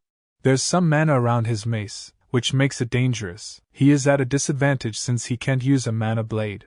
There must be a way, so let's try using the landform. As he looks toward the fort, seeing Dalton from the fort, Homer noted, "This isn't easy for him at all," and asked, "Is he sure they can just watch? They can still help them." Philip stated they have been ordered to not interfere unless they ask. Stay put and wait. They rescued the hostages, which was the most important part. Let's believe in their young master and wait. But his talk was interrupted by Dalton saying, "Hey you, knight, over there, your name's Philip, right?" "Yes, that his name," Dalton stated. "He has a favor to ask of him. Can he tell his men to hold on to whatever surround them? He is going to use the fort now. It will shake a bit." Surprised, he asked, "The fort's going to shake?" and immediately ordered, "Everyone, get away from the wall, get low and prepare for impact. Hold on to something so they don't fall off." Dalton thought, he's fast. He understands why Raul trusts his men so much. "Let's go again. Try parrying this one," and rush forward, jumping into Mana Soldier Shield to leap backward into the fort wall. As the Mana Soldier attacked the wall, causing it to shake, Philip ordered the knights to hold on. Using the wall, Dalton jumped into the air and landed a critical hit on the Mana Soldier, that defeating it. He think that was risky. Thank God it worked. The wall was damaged a little. He hope he's okay with that. Surprisingly, Homer noted, first real combat experience, yet he's confident. Philip stated, "Yeah, almost to the point of arrogance." Homer remarked, "He's the Swordmaster's grandson, Templeton's wolf, after all." Seeing Dalton defeated the Mana Soldier, Raul stated, "They are done. It's about time they conclude their fight too. Standing here is getting annoying." Jack exclaimed, "That's what he wanted, but it won't end the way he think." He copied it pretty well. But a replica is only a replica. He will show him the difference between them, and rushed to attack while covering his sword in dark red mana. In response, Raul easily blocked his sword attack and pushed him back, then used a charged-up attack that Jack barely evaded. Then he asked, "How about now? The replica doesn't seem bad at all." Jack stated, "You arrogant kid." However, Raul think it's actually not bad. It's strong and easy to use. It's been a while since he has obtained a decent skill. At that moment, a red system window popped up showing information error and explained, "The Regnator has detected prohibited traits. By the covenant with the Regnator, the skill Shadow Clipper A will be discarded," which confused Raul as he saw it. Raul think, what does this mean? Prohibited traits? Is he saying he can't use the copied skill? Another window pops up, showing information, searching for an alternate skill. He thought he found a decent skill, and now he is losing it without even having used it once. It seems like he can use it until an alternate skill is found. He has to end this fight before that. Whatever, he will use it as much as he can. He immediately rushes forward and launches an attack that he blocks. Then Jack asks why is he being aggressive all of a sudden? Is he in a hurry now? As he is pushed backward due to Raul's attack, and he's about to counterattack. But Raul uses the psychokinesis trait to fling a sword towards him, which narrowly misses. Jack asks, "What is this? A sword flew? Where did it come from?" To his surprise, multiple swords are floating in the air. He asks, "How is this possible?" But Raul states he didn't notice. Does he have tunnel vision? He said he wanted him to do his best, right? He will show him his best. And he uses the sword to attack him. Jake asks, "What is this ridiculous trick?" He called this his best, as he blocks them one after another. "How disappointing! Stop these tricks and face him. He doesn't have time to play with him. Come at him for real, kid!"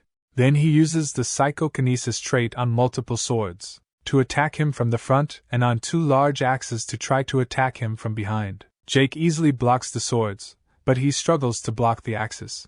At that moment, Raul uses more of his psychokinesis trait power to push Jack back towards him, and Raul also covers his sword in golden mana to strike him from behind. Raul thinks he knew it. He can't break his power armor with improvised sword skills, but that doesn't mean there's no way to win. He uses psychokinesis power on his sword and also employs the Regnator power armor that covers his arm. He distracts him with that sword and closes the distance between them, and he stated he is strong, but he talked too much. Time to shut it, Empire Dog. Then he lands a powerful attack that causes an explosion on impact. As the dust settles, Jack is lying on the ground defeated. Raul thinks finally it finished. He was a tough one. Considering how hard the fight was, he can expect some level ups. Then a system window pops up, and he thinks, did it finally find an alternate skill? That was close. Let's see. And the window shows information. Alternate skill found. Acquired skill. Radiant Aura, grade A+.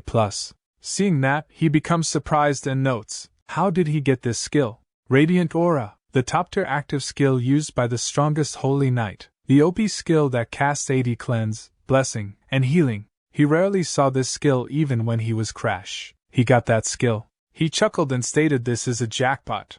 Raul think ambushing a conquest team by hiding inside the gate. He didn't expect this. They were well prepared too. There must be a strategist behind this. He needs to be vigilant. His thoughts were interrupted by Dalton, saying, he really went crazy there. He punched him in the face because he couldn't slash through his power armor. Raul replied it's nothing compared to him using the wall. Dalton stated whatever, they took care of the rest as well. This mission is a success, right? Raul appreciated his help. Dalton stated he came along to have fun, but he couldn't let his family name down. The old man would have killed him if he just sat here and watched. Raul thinks he also performed beyond his expectations. He can't believe this was his first real fight. If he becomes a part of the First Knights, he will be massive. Noticing the rescue team, Philip immediately informs him. Jake laughs and says, "Young master, they are back." Pierce notes he told him not to call him that during a mission. Raul states, "Nice work. Everything is good?" Jake chuckles and exclaims there can't be a problem when he is here. Everything went flawlessly. Bernard reports there were no wounded, but there are a few casualties. They might need some help to move the bodies. Raul says he understands. They can ask the guards for help. Meanwhile, seeing Raul Arsene, Carrington thinks he was iffy about it, but Raul is actually a master. Did he really make this knighthood by himself? However, his thoughts were interrupted by Dalton asking, isn't he Arson? He was one of the captured hostages? He didn't know that the Carrington Viscounty was a part of this. And Arson thinks Templeton's Dalton? He's also part of Raul's knights. This guy, how much influence does he have? Raul stated the hostages have been rescued, and they have gotten rid of the Empire's dogs. The mission's over.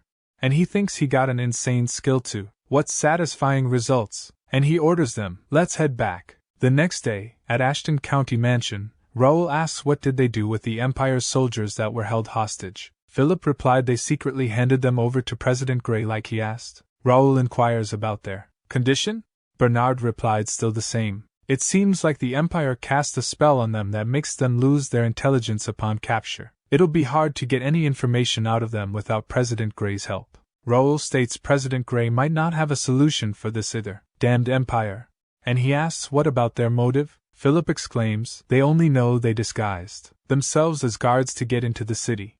There will be a massive internal inspection due to this. They don't have any other information about them, so it'll be hard to figure out their motive. He wished they had an actual information organization. And he thinks the way they're operating is very precise and dangerous. They will need better information to prepare for the next attack. He will have to do something about it. And Raul said they will leave that to the kingdom and President Gray. Tomorrow's the night ceremony, right? Philip affirmed. Certainly. The capital is a bit chaotic right now, so the ceremony will be small and quiet. Raul guessed there will only be an actual review instead of a ceremony to show off. That's better for him. Raul stated the ceremony still means a lot. Make sure to prepare for it. Both of them exclaimed, they comprehend, Master. Raul continues with his thoughts. The ceremony will be a gathering of the kingdom's most renowned families and knights. It'll be their first knight's first time on an official stage. He has to make an impression of their first knight's strength. Past the kingdom, all the way to the empire. They will show them. The majesty of the first knights will reign over the entire continent. The following day, as they traversed the capital, Raul and his first knights order drew astonished gazes. Citizens praised him as the guardian of Turium's capital. Excited girls called out, Young Master Raul, please glance this way. Raul acknowledged them with a greeting. However, Josh seemed uncomfortable. As the girls shouted, Red-haired knight, he looks splendid. Please look this way. Homer asked he never experienced this as a mercenary, did he? Josh replied affirmatively. Homer remarked, get used to it. As long as he's under the first knight's flag, he will always get such a welcome. Answer them. He deserves it. Nervously, Josh greeted the girls, thinking, he is glad he joined the first knights. The crowd cheered as they walked through the capital. Upon reaching their destination, Raul commented, there are more here than he did thought. Philip added he thinks some free knights are here as well. Some knights began discussing among themselves. The knight on the left asked, look over there, aren't they the first knights? The knight on the right remarked, yeah, they are the new knighthood who resolved the gate incident. The knight on the left stated, there are so many of them. Is every member of the knighthood here? The knight with the flag noted, what's so great about them? They are show-offs. The knight on the left remarked, he heard there aren't many regular knights. Raul thinks, they seem to have attracted some attention. Nothing wrong with it. They are only here to show them what they are capable of. It's great that they are aware of them. The person approached Raul and said, so this is how he meet the esteemed guardian of Turium. And Raul asks, about him. The person stated, nice to meet him, young master. He is the kingdom's financial director, Jerry D. Plank. He heard that he played a big part in the gate incident. Could they have a private chat? Raul thinks. The kingdom's finance director, Jerry D. Plank. What is he planning? As Josh struck a victory pose, the audience erupted in cheers, exclaiming that the first knight had won and defeated Randall's shooting star. They expressed amazement at his performance, noting that Randall had lost to a newcomer mercenary. They proclaimed the first knight as the best knighthood in the ceremony. The black-haired boy expressed astonishment at the new knighthood's impressive strength. The brown-haired boy acknowledged that the rumors were true, believing the knighthood's master to be Ashton's son, and mentioned his intention to write Ashton a congratulatory letter. The black-haired boy added that he would also search for other Ashtons in the capital. Hudson D. Randall, Count of Randall, angrily thought about how his knight lost to a mercenary despite being allowed to use lethal force. He was frustrated that even extreme measures to disable his opponent were ineffective. Randall questioned if Ro Ashton had truly gathered such a powerful people without his family's assistance. Realizing the urgency of the situation, he resolved to take swift action. Hudson told his knight captain there was nothing more to see and instructed him to leave. When the knight captain questioned the sudden departure, Hudson ordered him to leave the knights to someone else and return, taking only a few followers. The knight captain then asked where Hudson was going, and Hudson replied that he needed to visit the financial department to see Plank. After they leave, the duel continued. This time, an expert knight advanced to face Philip in combat. The knight initiated an aggressive attack, only to have Philip skillfully block it, leaving the knight visibly stunned. Sweating profusely from the unexpected turn, the knight's distraction allowed Philip to maneuver behind him. With a swift leap, Philip launched a decisive sword strike from the air. However, at the last moment, just before his blade would have connected, Philip skillfully halted his attack. The knight, taken aback by Philip's rapid movements, showed signs of confusion. Despite this, Philip complimented the knight, acknowledging the intensity and quality of their fight by saying, "It was a nice fight." Acknowledging defeat, the knight conceded, and the referee declared the first knight the victor. The crowd erupted in cheers, celebrating the first knight's continued winning streak. Jake commented that Philip's victory seemed effortless for him. Meanwhile, Josh expressed his admiration for Philip's win. Another observer remarked that Philip had decisively defeated a fellow advanced expert, emphasizing the dominance displayed in the match. A person with reddish-brown hair noted that Philip's performance confirmed that who is the main knighthood of the ceremony. Meanwhile, a bold individual named Jaden D. Ashton, Viscount of the Jaden Viscounty, observed the scene from a distance and questioned if it was the first knight. Mentioning the knighthood Raul formed, the observer recognized familiar faces among them. Turning to Titus for insights, the discussion shifted to Raul's character. Titus described Raul as someone who had been calm and composed from a young age. He speculated that Raul had likely matured further since the gate incident. Jaden remarked on the Ashton family's transformation, noting their previous satisfaction with rural swordplay. However, impressed by their recent developments. Meanwhile, Medeiros, commander of the kingdom's holy knights, expressed his interest in the first knight and their knighthood. He mentioned hearing from the capital that they were considered the finest in the kingdom, attributing this reputation to their exceptional performance. Medeiros likened their prowess to that seen in pre-war ceremonies. Sitting beside Medeiros was Carson, commander of the Royal Guards and president of the Reuben Kingdom Knights Association. Carson questioned the validity of crowning the best knighthood through a ceremony where prominent families like Templeton, Greer, and Ashton's Golden Bear did not participate. He expressed skepticism about the ceremony's ability to truly determine the kingdom's finest knights under these circumstances. Medeiros responded, acknowledging Carson's point but also highlighting the surprise that a new knighthood had managed to defeat Randall, one of the 5 renowned warrior families. Seeking his opinion on the matter, Carson interjected with an intriguing detail, mentioning that he had heard the master of the first knight was a student at the academy.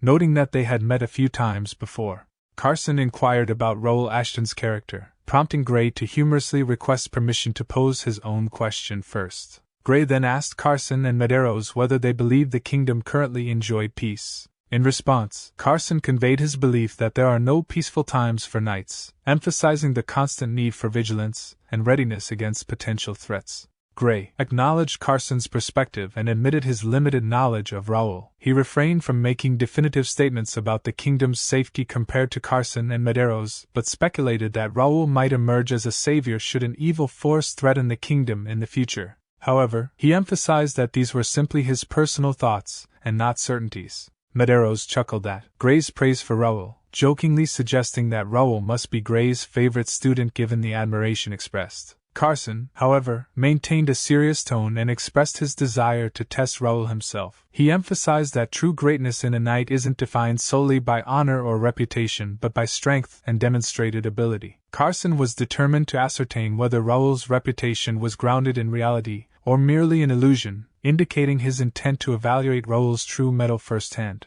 A little later, amidst the anticipation of the kingdom's official knight induction ceremony, a knight announced the commencement. He called for Sir Ro Ashton, the representative and master of the first knight, to step forward. The crowd erupted in cheers, expressing their admiration for the young master. Before proceeding, the knight turned to Carson and asked if they should begin. However, Carson paused and addressed Raul directly. He expressed a request to Raul, asking him to humor him. Before they officially started the ceremony, Raul contemplated Carson's words carefully, reflecting on the current president of the Knights Association's intentions. Carson acknowledged the exceptional performance displayed by the first knight during the ceremony but expressed disappointment that only one of the esteemed warrior families had participated. He continued, stating that as the president of the Knights Association, he desired to personally gauge the strength of the first knight. Carson then turned to Raul directly, seeking his opinion and asking if he agreed with the assessment. Raul pondered the significance of Carson's challenge,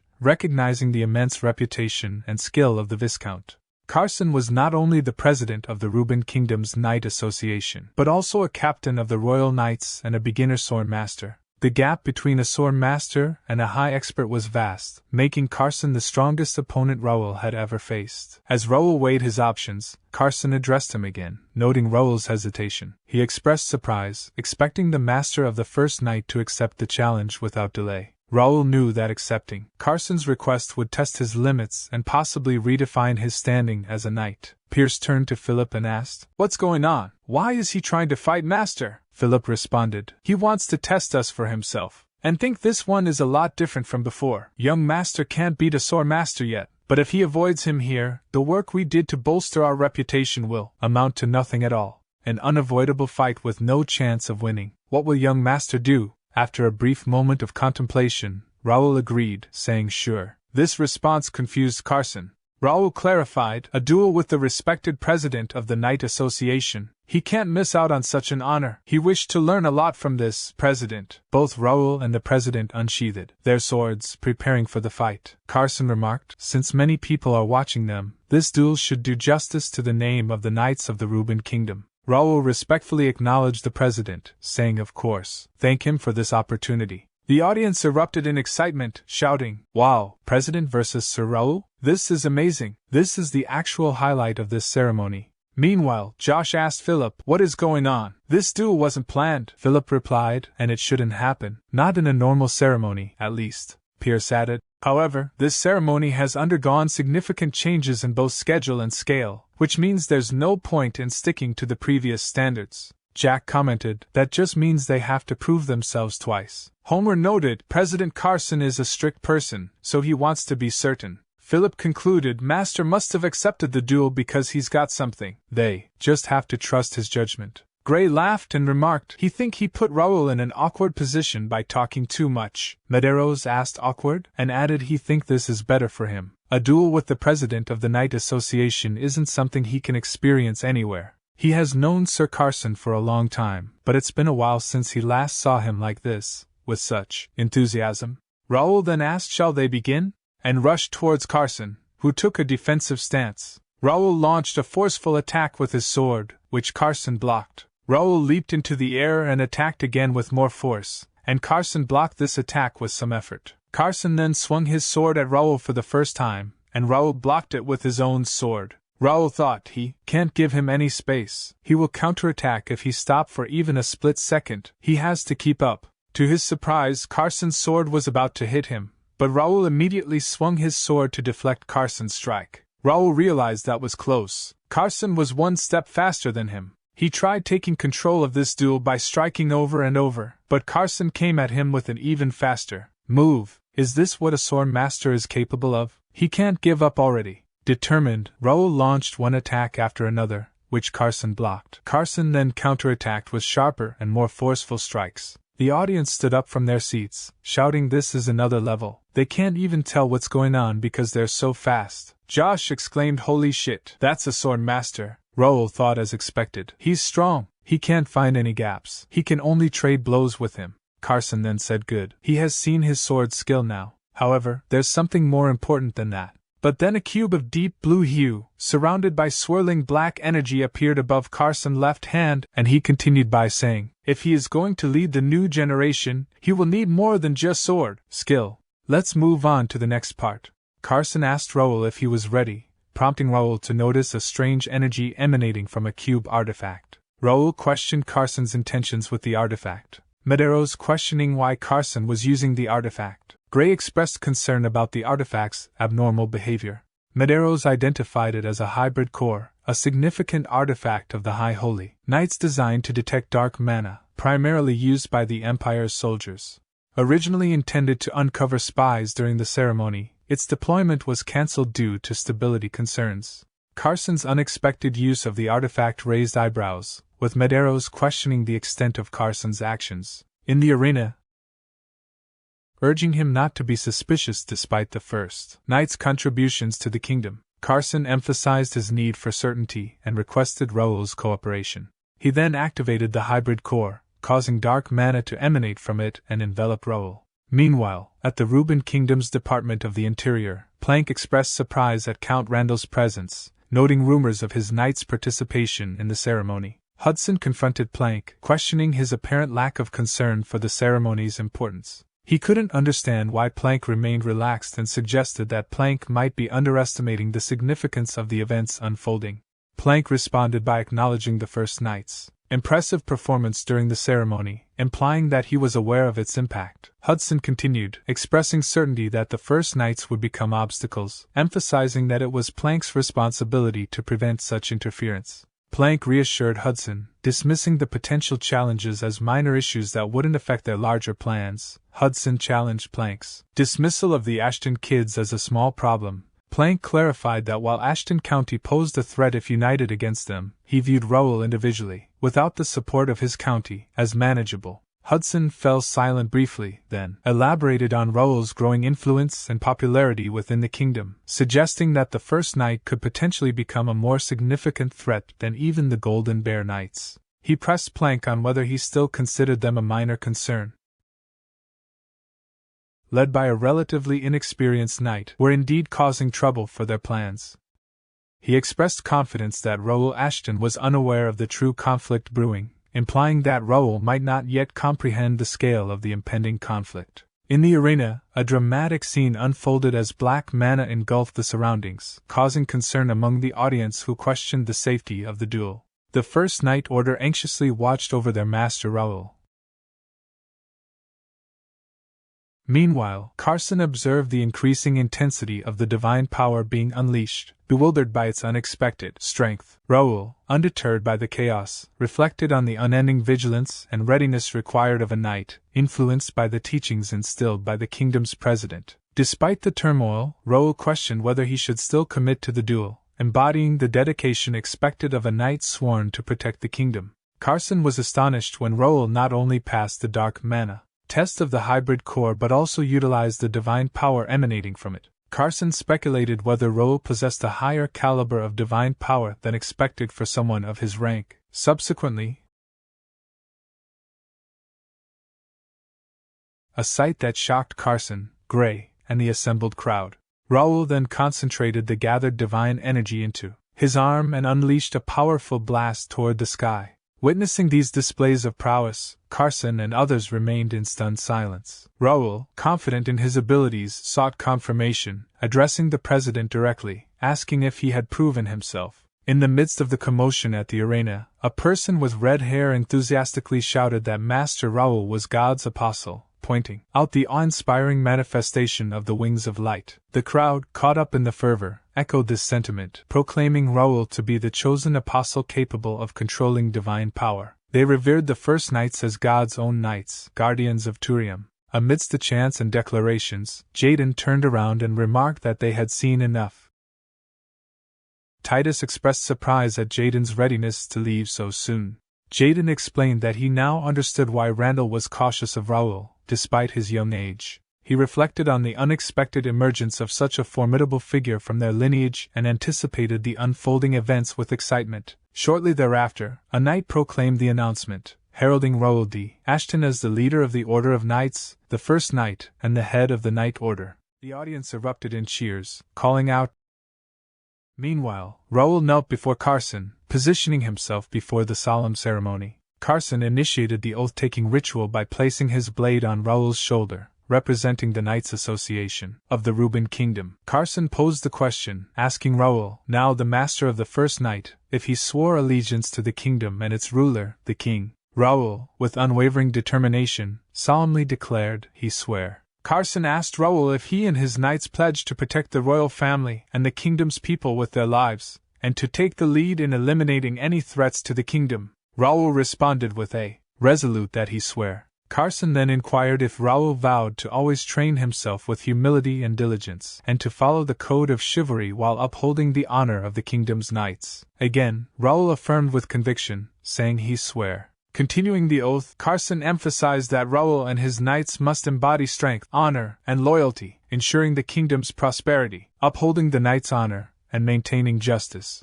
Carson officially recognized Raul and his knights as integral knights of the great Reuben Kingdom. After the ceremony concluded, Medeiros approached Carson and inquired about his feelings regarding Raul Ashton. Carson initially feigned ignorance, prompting Medeiros to clarify that he was asking about Carson's impressions after dueling against Raul. Carson, somewhat dismissively, asked if Medeiros had not witnessed the duel, noting that Raul displayed all the qualities expected of a knight of the kingdom. However, Medeiros persisted, indicating that he wasn't interested in Carson's assessment of Raul's combat skills. Carson then questioned what is then he wants to know. He saw from Raul Ashton during the duel. After a moment of silence, Carson revealed his motives behind testing Raul Ashton. He explained that he wanted to understand the meaning behind President Gray's statements, which had left him troubled. Carson outlined 3 particular points that had unsettled him. First, Gray's warning about an impending threat to the kingdom. Second, Gray's suggestion that Raul Ashton might be the savior of all. And third, the fact that these statements came from President Gray himself. Carson questioned Medeiros about whether President Gray had ever mentioned such concerns about a threat to the kingdom, or singled out someone as a potential savior. He mentioned that while Gray had attributed these remarks to personal thoughts, as a knight of the kingdom, Carson couldn't dismiss them lightly without seeking deeper understanding and clarity. Asking if Carson believed President Gray, stating that Gray had indeed sensed an imminent threat that necessitated a savior. Medeiros then questioned Carson further, asking if he saw Raul Ashton in the same light as President Gray did now. Carson admitted uncertainty but asserted one certainty. If Raul remained loyal to their cause, he could potentially fulfill the role of the kingdom's savior. However, should Raul turn against them, Carson warned that he could become their worst nightmare. Medeiros brought up Raul's successful passing of the hybrid cores test, but Carson reminded him that the test only verified the use of dark mana, not allegiance or true intentions. Carson emphasized the ambiguity surrounding Raul's relentless actions, suggesting it was prudent to approach him with caution until his true motivations became clearer. Medeiros reflected on Carson's character, noting how unchanged and steadfast he had remained over the years. At the Ashton County mansion the next day, the first knights were engaged in training. Josh sparred with Jake, rushing in with a vigorous attack. However, Jake effortlessly countered Josh's assault with a single move, sending Josh crashing to the ground. Frustrated, Josh questioned Jake about his ability to consistently block his attacks. Jake explained that while Josh's attacks were swift and forceful, they were predictable and lacked subtlety. He pointed out that while such tactics might be effective against some opponents, they wouldn't suffice against adversaries who had real combat experience. Jake advised Josh to adapt his fighting style according to different types of opponents, emphasizing the need to recognize and adjust to the strengths and weaknesses of each adversary. Acknowledging Jake's advice, Josh accepted the need to modify his approach in combat. Jake remarked to Josh that many new recruits had joined after witnessing the ceremony, largely inspired by Josh's performance. Flustered, Josh asked after watching him. He emphasized that Josh now bore a responsibility to serve as a role model for these newcomers. Jake expressed concern that this situation would likely lead to significant trouble. Josh sought clarification, asking Jake to explain what he meant by his ominous statement. Meanwhile, Raul observed the exchange between Josh and Jake from his window, sighing at the situation unfolding. At that moment, Bernard approached Raul, informing him that the initiation test for the new recruits he had mentioned earlier was all prepared and ready to commence. Raul expressed gratitude to Bernard for preparing the initiation test, noting that their efforts during the ceremony had proven fruitful. He anticipated that their previously quiet knighthood would now become bustling with new recruits. Curious about Raul's sudden push for expansion,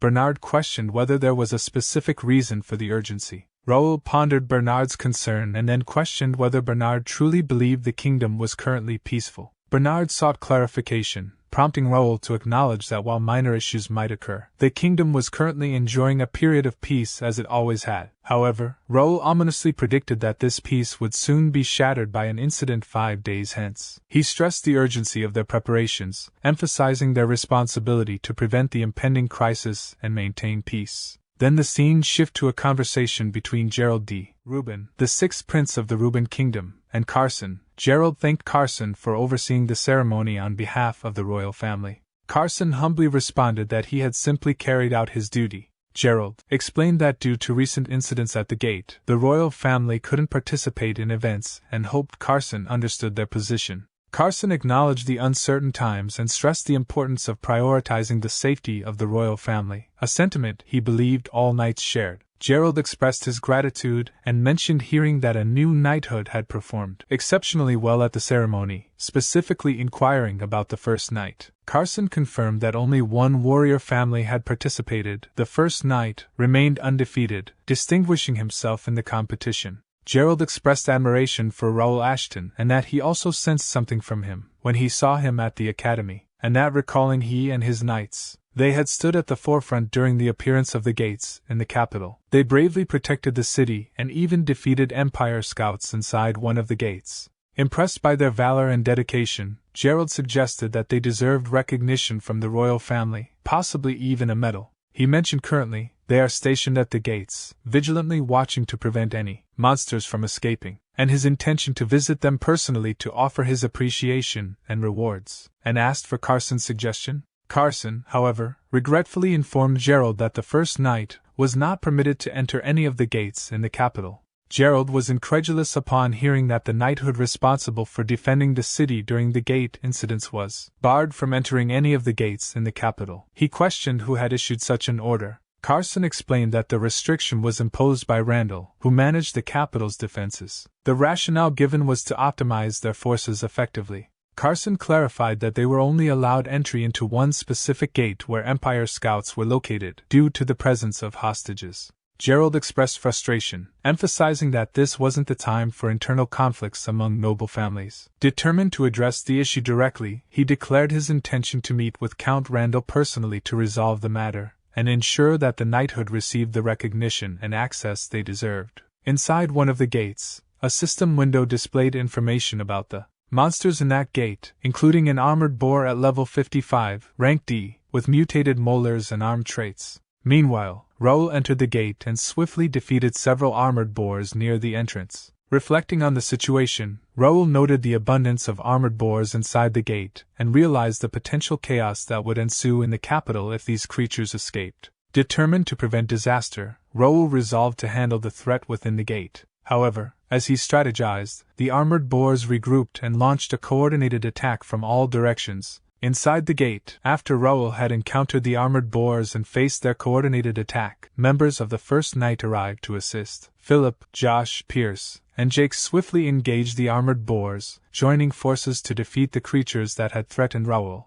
Assessing the situation, Philip remarked that dealing with the armored boars would take considerable time. Jake emphasized that they were only at the entrance of the gate, and that this was just the beginning of their task. Pierce stressed the importance of halting the armored boars within the gate to prevent them from escaping into the capital. Josh expressed concern about their ability to achieve this daunting task. In response, Raul assured them not to worry, stating that they were not the central figures in this gate's scenario. As he said that alchemist Nikki arrived on the scene, apologizing for her tardiness due to the time needed to brew a potion. Raul reassured her, emphasizing her crucial role in the mission. Encouraged by Raul's words, Nikki unleashed her alchemical power, creating a massive explosion.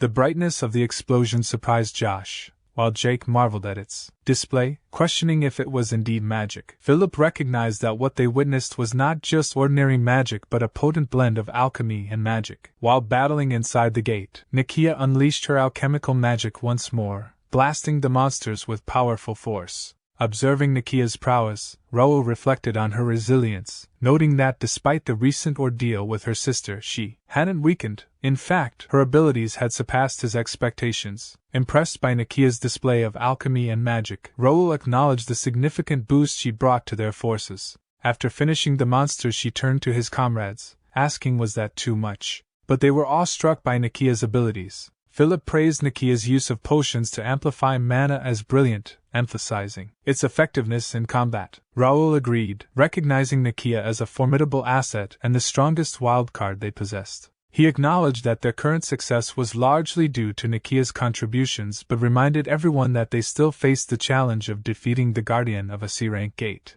After some time, Gerald D. Reuben, the sixth prince of the Reuben Kingdom, paid a visit to Randall County. Upon his arrival, Hudson D. Randall, the Count of Randall, greeted him with an apology, explaining that he had not been informed of the prince's visit in advance and therefore could not prepare accordingly. Prince Gerald reassured Count Randall that it was unnecessary to apologize, as he did not expect any special preparations for his visit. The Count expressed his gratitude for the prince's understanding. The prince then shifted the conversation to a pressing matter, stating his desire to discuss it immediately despite his wish for a more relaxed conversation. He mentioned that he had heard about a ban on gate entry requested by the Randall family, specifically affecting the first night, and asked for clarification on the situation. Count Randall explained that the gate entry ban was a strategic decision aimed at efficiently managing the gates and the capital. He clarified that this measure was taken in consultation with the capital guard and was not exclusive to the first night but applied to all knighthoods. Prince Gerald D. Reuben acknowledged Count Randall's dedication to the capital's security but emphasized the critical nature of the current situation, where every soldier's contribution is vital. He declared that the gate entry ban would be completely lifted, allowing all knighthoods and mercenary groups to defend the capital. Gerald assured that he would personally inform the Capital Guard commander and instructed Count Randall to leave gate control to the Capital Guard. Count Randall complied with the prince's orders. However, as Prince Gerald departed, Count Randall's frustration and anger surfaced. He felt disrespected by the sixth prince and internally fumed, vowing that Prince Gerald, the first Knight Ashton, and others would soon regret their actions. Meanwhile, the first Knight's party, having entered the gate, was engaged in combat with monsters. Jake expressed frustration over the narrow terrain hindering his ability to wield his sword freely, while Philip noted that at least they couldn't be surrounded. Pierce encouraged his team to stay focused, reminding them that the terrain would remain challenging for a while. Jake commented on how well Noia was managing in the narrow space despite the challenging terrain. As Noia stumbled, Josh quickly caught her, advising her to be careful. Noia thanked him, and Josh offered his help whenever needed. Observing this, Jake remarked that Josh needed to get himself together. Raul noted the difficulty of traversing the C-rank gates terrain, which consumed a lot of stamina. He mentioned that he was able to enter the gate due to his favor with the Capital Guard but, since the operation was unofficial, he couldn't bring many members. He acknowledged Noia's valuable contribution to their forces, but worried that everyone would be exhausted before the raid even began. Raul was uncertain about the usefulness of taking a break due to the terrain.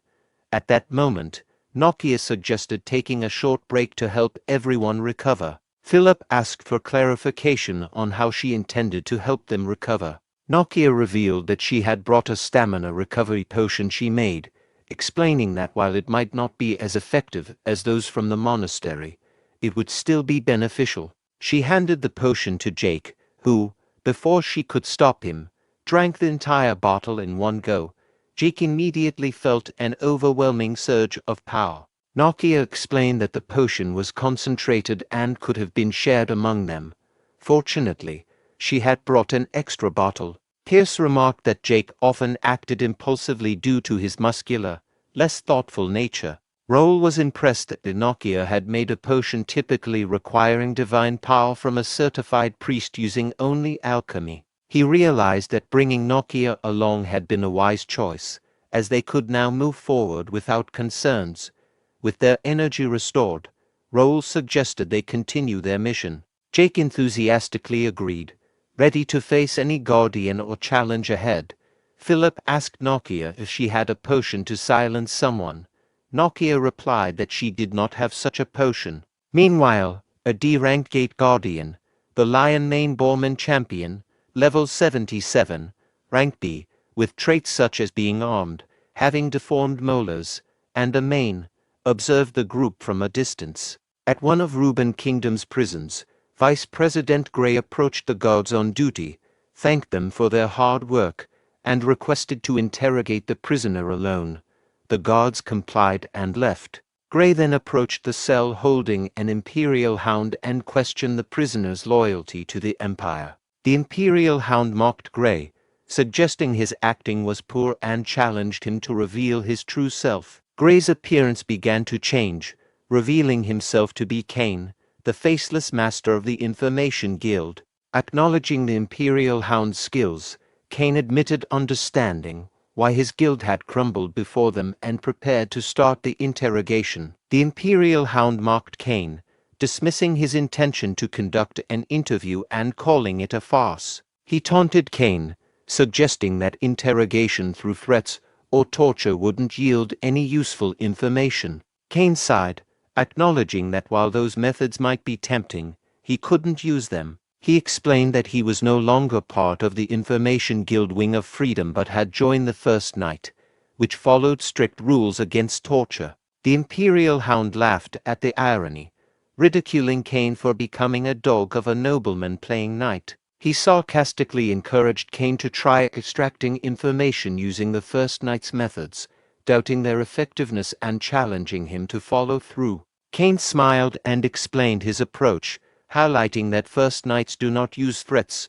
torture, or coercion during interrogations. Instead, they use artifacts. He revealed an artifact that paralyzes the mind, compelling the subject to divulge information. With slight adjustments, it can also erase memories of the past few hours, ensuring the subject forgets the interrogation and their betrayal. Kane proposed this method as fair, as he would obtain the information without the Imperial Hound feeling guilty about betraying the Empire. He then asked the Imperial Hound about their final goal. The scene then shifted back to the gate, where Jake expressed frustration upon encountering a dungeon immediately after barely passing through the gorge. Confused by the gate's challenges, Nokia sought clarification from Raul. Raul explained that the dungeon had formed from the mana of the gate, and it appeared to still be in the process of forming. He warned that if the gate's rank rose to C, the terrain itself would undergo significant changes. Therefore, they needed to act swiftly. If they didn't defeat the Guardians soon, it could pose a serious threat. Josh raised concerns about the dungeon potentially engulfing the gate's terrain, which could lead to monsters of a much higher level pouring into the capital. Jake, understanding the urgency of the situation, urged Raul to proceed quickly, addressing him as master. Raul, however, found the timing and circumstances suspicious. He noted that such a challenging gate had appeared shortly before that incident. He reflected that gates of C rank or higher typically required significant time to conquer and that this dungeon seemed particularly formidable. He suspected that someone might be deliberately trying to tie down their knighthood to this gate, possibly as a distraction or trap. As Raul contemplated the suspicious timing of the gate's appearance, Jake interrupted his thoughts, addressing him as master and asking if there was a problem. Raul brushed it off, reassuring the group to take their time to scout the area and prepare thoroughly before entering. He emphasized the uncertainty of the unfolding situation and the need for ample preparation. All the members acknowledged Raul's instructions, expressing their understanding. Raul questioned himself, wondering if he was overthinking things. Despite his suspicions, he acknowledged that they couldn't leave the gate and decided to focus on breaking through it as quickly as possible. Meanwhile, from a distance, two figures observed them, who are Imperial hounds. As the first knights entered the dungeon, Josh held onto the magic lamp, while Jake remarking on the dungeon's size and eerie silence, speculating it might be due to its incomplete state. Pierce cautioned against dropping their guard, sensing a latent danger despite the apparent quietness. Josh asked Philip if dungeons typically looked like this and marveled at how such structures could form naturally. Philip explained that dungeons come in various types, with rune-type dungeons like the current one being larger. He described dungeons as formations created by a concentration of mana, allowing their shapes to change and potentially spawn monsters. Philip emphasized the unpredictability of dungeons and urged everyone to stay vigilant.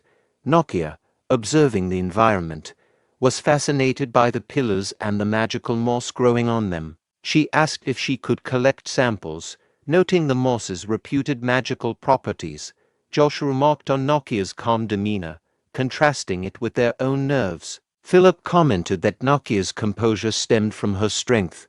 Raul, meanwhile, noted the dungeon's unusual aspects. Despite its size and potential rank C growth, the perceived danger level was surprisingly low. He sensed an unnaturally rigid flow of mana, suggesting someone had artificially suppressed the dungeon's magical power. Josh then spotted something on the wall and alerted Raul. Raul swiftly turned on as Josh pointed out a magic circle engraved on the dungeon wall. Josh asked if dungeons naturally formed such things, prompting Noia to identify it as a magic suppression spell. Raul wondered why such a spell would be present in this dungeon. Sensing something amiss, he immediately warned his knights to be cautious, suspecting a trap. Suddenly, a group of attackers descended upon them with swords drawn, forcing the first knights to dodge explosions. Jake voiced confusion over the sudden attack. Meanwhile, Imperial hounds blocked their path, with their leader acknowledging the knights' unexpected arrival and thanking them for making their infiltration easier. Seeing the Imperial hounds, Raul realized they had infiltrated the dungeon and likely suppressed its mana flow. He questioned their motives and swiftly drew his sword from his inventory, preparing to confront them and determined to uncover their plans. Gerald de Ruban returned to Ruban Kingdom Palace and encountered his older brother, Herdian de Ruban, the kingdom's third prince. Herdian reminded Gerald about the order to stay within the palace, questioning why he had ventured outside. Gerald explained that he had to discuss urgent matters with Count Randall regarding the gates, apologizing for not following the order. He acknowledged the necessity of facing the consequences and promised to inform the king himself. Herdian reassured Gerald that there was no need for immediate consequences, expressing confidence that their father, the king, would understand the urgency of the situation. However, he advised Gerald to use messengers or call meetings in the future, emphasizing the king's absolute orders. Gerald respectfully accepted his brother's advice, affirming that he understood and would comply with proper protocol moving forward. As Herdian de Ruban walked away, he pondered when Gerald had started concerning himself with the gates, wondering if the king or another brother had influenced him. A girl accompanying him clarified that Gerald acted on his own, likely inspired by his classmate Ro Ashton's achievements. She asked if they should take any action. Herdian instructed her to secretly summon Viscount Plank for a discussion. Meanwhile, inside the dungeon, the Imperial Hound group leader taunted the First Knights, mocking them for falling into the trap and confirming the rumors about Raul's fascination with gates. The First Knights, now aware of their opponent's identity, became nervous. Jake angrily called the Imperial Hounds weirdos for hiding in the dungeon, while Philip questioned if their plan was to lure the Conquest Squad. The leader smugly replied that regardless of their thoughts, the knights had indeed walked into his trap. Raul felt something was off, questioning why the Imperial Hounds had set a trap with only a few members and no high-ranking personnel. He nervously considered a possibility and turned to Noia, asking about the effectiveness of the magic circle for mana restriction. Noia confirmed that it was a powerful high-class restriction spell, further enhanced by a dagger artifact in the center. Raul deduced that the magic circle had restricted the mana within the gate, causing the condensed mana to enhance the gate's rank. Noia agreed with his assessment. Raul pondered whether the Imperial Hounds had manipulated the gate's rank to lure them in and if there was another purpose behind it, given the small number of enemies present. Jake taunted the Imperial Hounds, questioning their confidence in defeating the First Knights. The Imperial Hound group leader retorted, asserting that they were stronger than the kingdom's forces and that their bait had successfully lured the First Knights into the trap. Hearing the Imperial Hound leader refer to themselves as bait, Raul nervously pondered the implications. Jake, Philip, and Josh charged at the Imperial Hounds, with Jake sarcastically hoping they weren't trapped just for a conversation. Philip swiftly defeated 2 Imperial Hounds, Jake took down another 2, and Pierce eliminated 2 more. Josh defeated the group leader, who dropped to his knees, and his sword falls to the ground, and admitted he expected defeat but hoped for a better outcome. Philip questioned why the leader had planned such a stupid trap if he anticipated failure. The leader cryptically replied that everything was going according to plan. Meanwhile, Noia approached the magic circle and noticed another spell cast on the artifact, realizing there was more to the trap. As Noia recognized the spell cast on the artifact, she started trembling.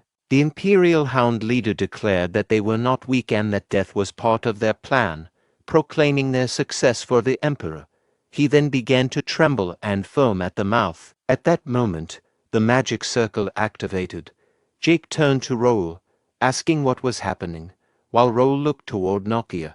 Noia explained that the artifact had a self-destruct spell chain. When the caster died, the restricted mana would be released, causing the condensed mana in the dungeon to go berserk.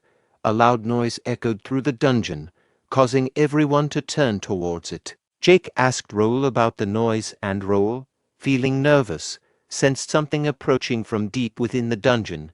Soon, they saw a large number of armored boars rushing toward them. Philip remarked on the gravity of the situation. Raul shouted that there were too many boars and ordered everyone to run and escape the gate. They followed Raul as he led them, urging them to run faster towards the gate's entrance, which he indicated was just past a set of stairs. Meanwhile, the gate guardian stood before the dungeon entrance, weapon in hand, blocking their escape route. At Reborn Kingdom Palace, Herdian D. Reborn, the kingdom's third prince, apologized to Viscount Jerry D. Plank for the short notice and the difficulty of entering the palace secretly due to the king's order to restrict entry and exit. He emphasized the necessity of the meeting to prevent their plan from falling apart. Plank, the kingdom's financial director, reassured Herdian that it was his fault for causing concern. Herdian dismissed the formalities and directly asked about the execution of Plank's plan. Plank reminded Herdian of his initial advice about the need for patience to achieve his ambitions. Frustrated, Herdian expressed his unwillingness to wait any longer, having risked everything for the plan. Plank then shared that he was pleased to bring good news, finally delivering results that justified Herdian's patience. Herdian asked Plank what he meant by good news. Plank cryptically replied that Herdian would see the results of patience after tonight. Meanwhile, as Raul and his team ran towards the exit, Raul announced that the exit was visible but abruptly stopped as he noticed a monster blocking their path. Jake exclaimed in shock, asking what the monster was, while Philip speculated it might be the gate guardian. Raul, feeling nervous, wondered why the guardian was in that place. His thoughts were interrupted by a system window displaying an urgent quest: eliminate the gate guardian. Rank B objective: eliminate the gate guardian that appeared with the monster wave. Reward: 28,000 experience coins and a random B rank material box. Raul continued to think anxiously, lamenting the timing and realizing that if they could reach the valley, they could use the narrow path to escape the gate. He pondered if facing the gate guardian at the dungeon entrance was part of a larger plan, regretting his earlier arrogance. As they heard the approaching footsteps of armored boars from behind, Jake informed the group that they had caught up to them. Philip expressed concern to Raul, noting that they were likely to be surrounded soon. Raul, feeling the pressure, considered the elite guardian as a formidable raid monster that couldn't be quickly eliminated. He wondered about his options, realizing that using Regnator's power could potentially eradicate both the monsters and the guardian, but he was unsure about his ability to control it fully, which could endanger his companions. Noticing Raul's unease, Nokia took action by retrieving something from her pocket and bravely stepping forward to confront the armored boars. This unexpected move puzzled everyone, prompting Josh to inquire about her intentions. Meanwhile, Nokia revealed a bottle of potion and assured Raul that she would handle the monsters. She then commanded the knights to assist Raul in clearing a path forward. Raul, alarmed at Nokia's bold move to confront the approaching armored boars alone, shouted out to her, expressing concern that she couldn't handle them by herself. However, his surprise grew as he noticed the potion she carried. Reacting quickly, Raul instructed his knights to stay clear of Nokia and prevent the Guardian from reaching her, emphasizing that while it might not be the safest approach, they needed to trust Nokia's judgment. As Nokia began to use the potion, a mixture of potion and mana started to emit from the bottle. The armored boars closed in on her, poised to attack. Undeterred, Nokia began chanting in a language unfamiliar to the others. Soon, a powerful magic began to manifest, freezing the armored boars in their tracks. The knights and Raul alike were stunned by this display of magic. Raul realized that Nokia had already attained a remarkable level of skill, employing a form of magic known as the Dragon's Tongue. This ancient magic was considered the highest form below that of a god's, allowing her to wield draconic magic with incredible proficiency. Meanwhile at the dungeon gate, 2 soldiers were stationed at a gate. One soldier inquired about the time and expressed frustration over the delay caused by the Randalls, a group known for their tardiness. The second soldier, dismissing concerns about the absence of the Randall standby team, implied they were likely just neglecting their duties. When the first soldier questioned why the Randalls were in charge of the gate, the second soldier noticed them arriving and called out for their tardiness. At that moment, both soldiers were attacked by an individual they assumed was from the Randall, but who was actually from the Imperial Hound. Additional members of the Imperial Hound arrived, confirming there were no more witnesses and preparing to initiate chaos by disrupting the gate's control. The scene then moved to a prison where Kane was taken aback by the information from a captured member of the Imperial Hound. In disbelief, Kane asked the prisoner to repeat what he had said. The prisoner revealed that the Imperial Hounds had already infiltrated the entire kingdom and that their plan was in motion. When Kane questioned if the recent attacks on the gates and guilds were merely provocations, the prisoner clarified that these actions were not intended to provoke but were preparations for a war. He ominously stated that the war would commence that night, targeting the heart of Reborn. Upon learning the imminent threat from the Imperial Hound, Kane without disguised himself as Alfredo Gray and rushed out of the prison cell. The guards, surprised and trying to stop him, were unable to catch up as he fled. Kane's thoughts were filled with dread as he realized that everything had been orchestrated for war and that Reborn Kingdom was on the brink of falling that night. Meanwhile, within the gate, Nokia, using a potion and wielding draconic magic, advanced towards the armored boar. Josh, witnessing the unfolding situation, remarked on the unusual and alarming events.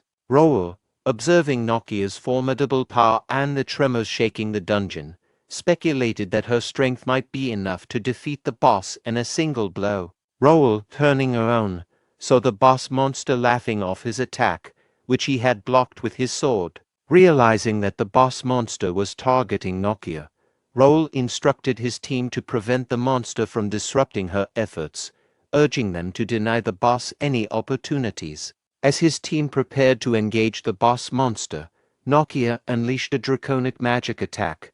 Her powerful spell decimated all the armored boars in front of her and created a tunnel through her magic. Her team members were stunned by the sheer magnitude and effectiveness of her attack. Raul, impressed by Nokia's overwhelming power, thought to himself that she had exceeded his expectations by annihilating the wild boars with a single spell. He noted that the boss monster's attempt to stop her indicated it was threatened by her magic. Exhausted from her powerful spell, Nokia was about to collapse, but Josh caught her, expressing concern for her well-being. Jake remarked on Nokia's solo achievement, and Philip was astonished. Raul instructed Josh to look after Nokia, which Josh confirmed he would do.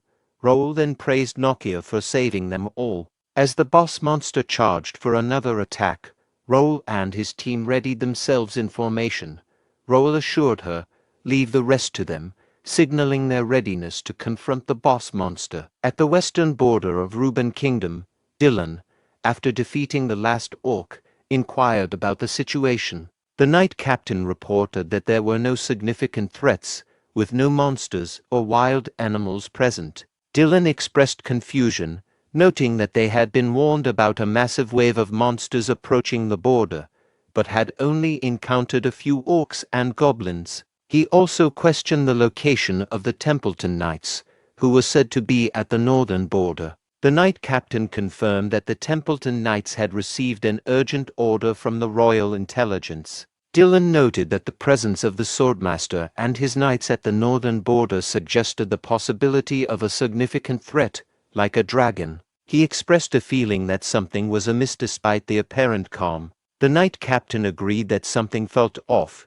explaining that while knights are typically dispatched to handle monsters, it was unusual for elite knight orders to be sent to the borders. This unusual deployment of main forces could leave the capital vulnerable.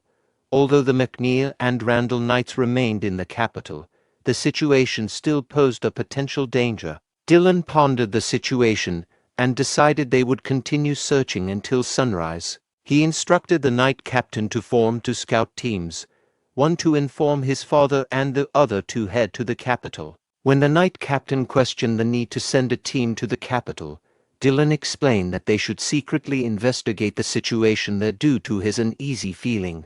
Meanwhile, inside the gate, the boss monster launched a ranged attack that Raul had blocked with his sword.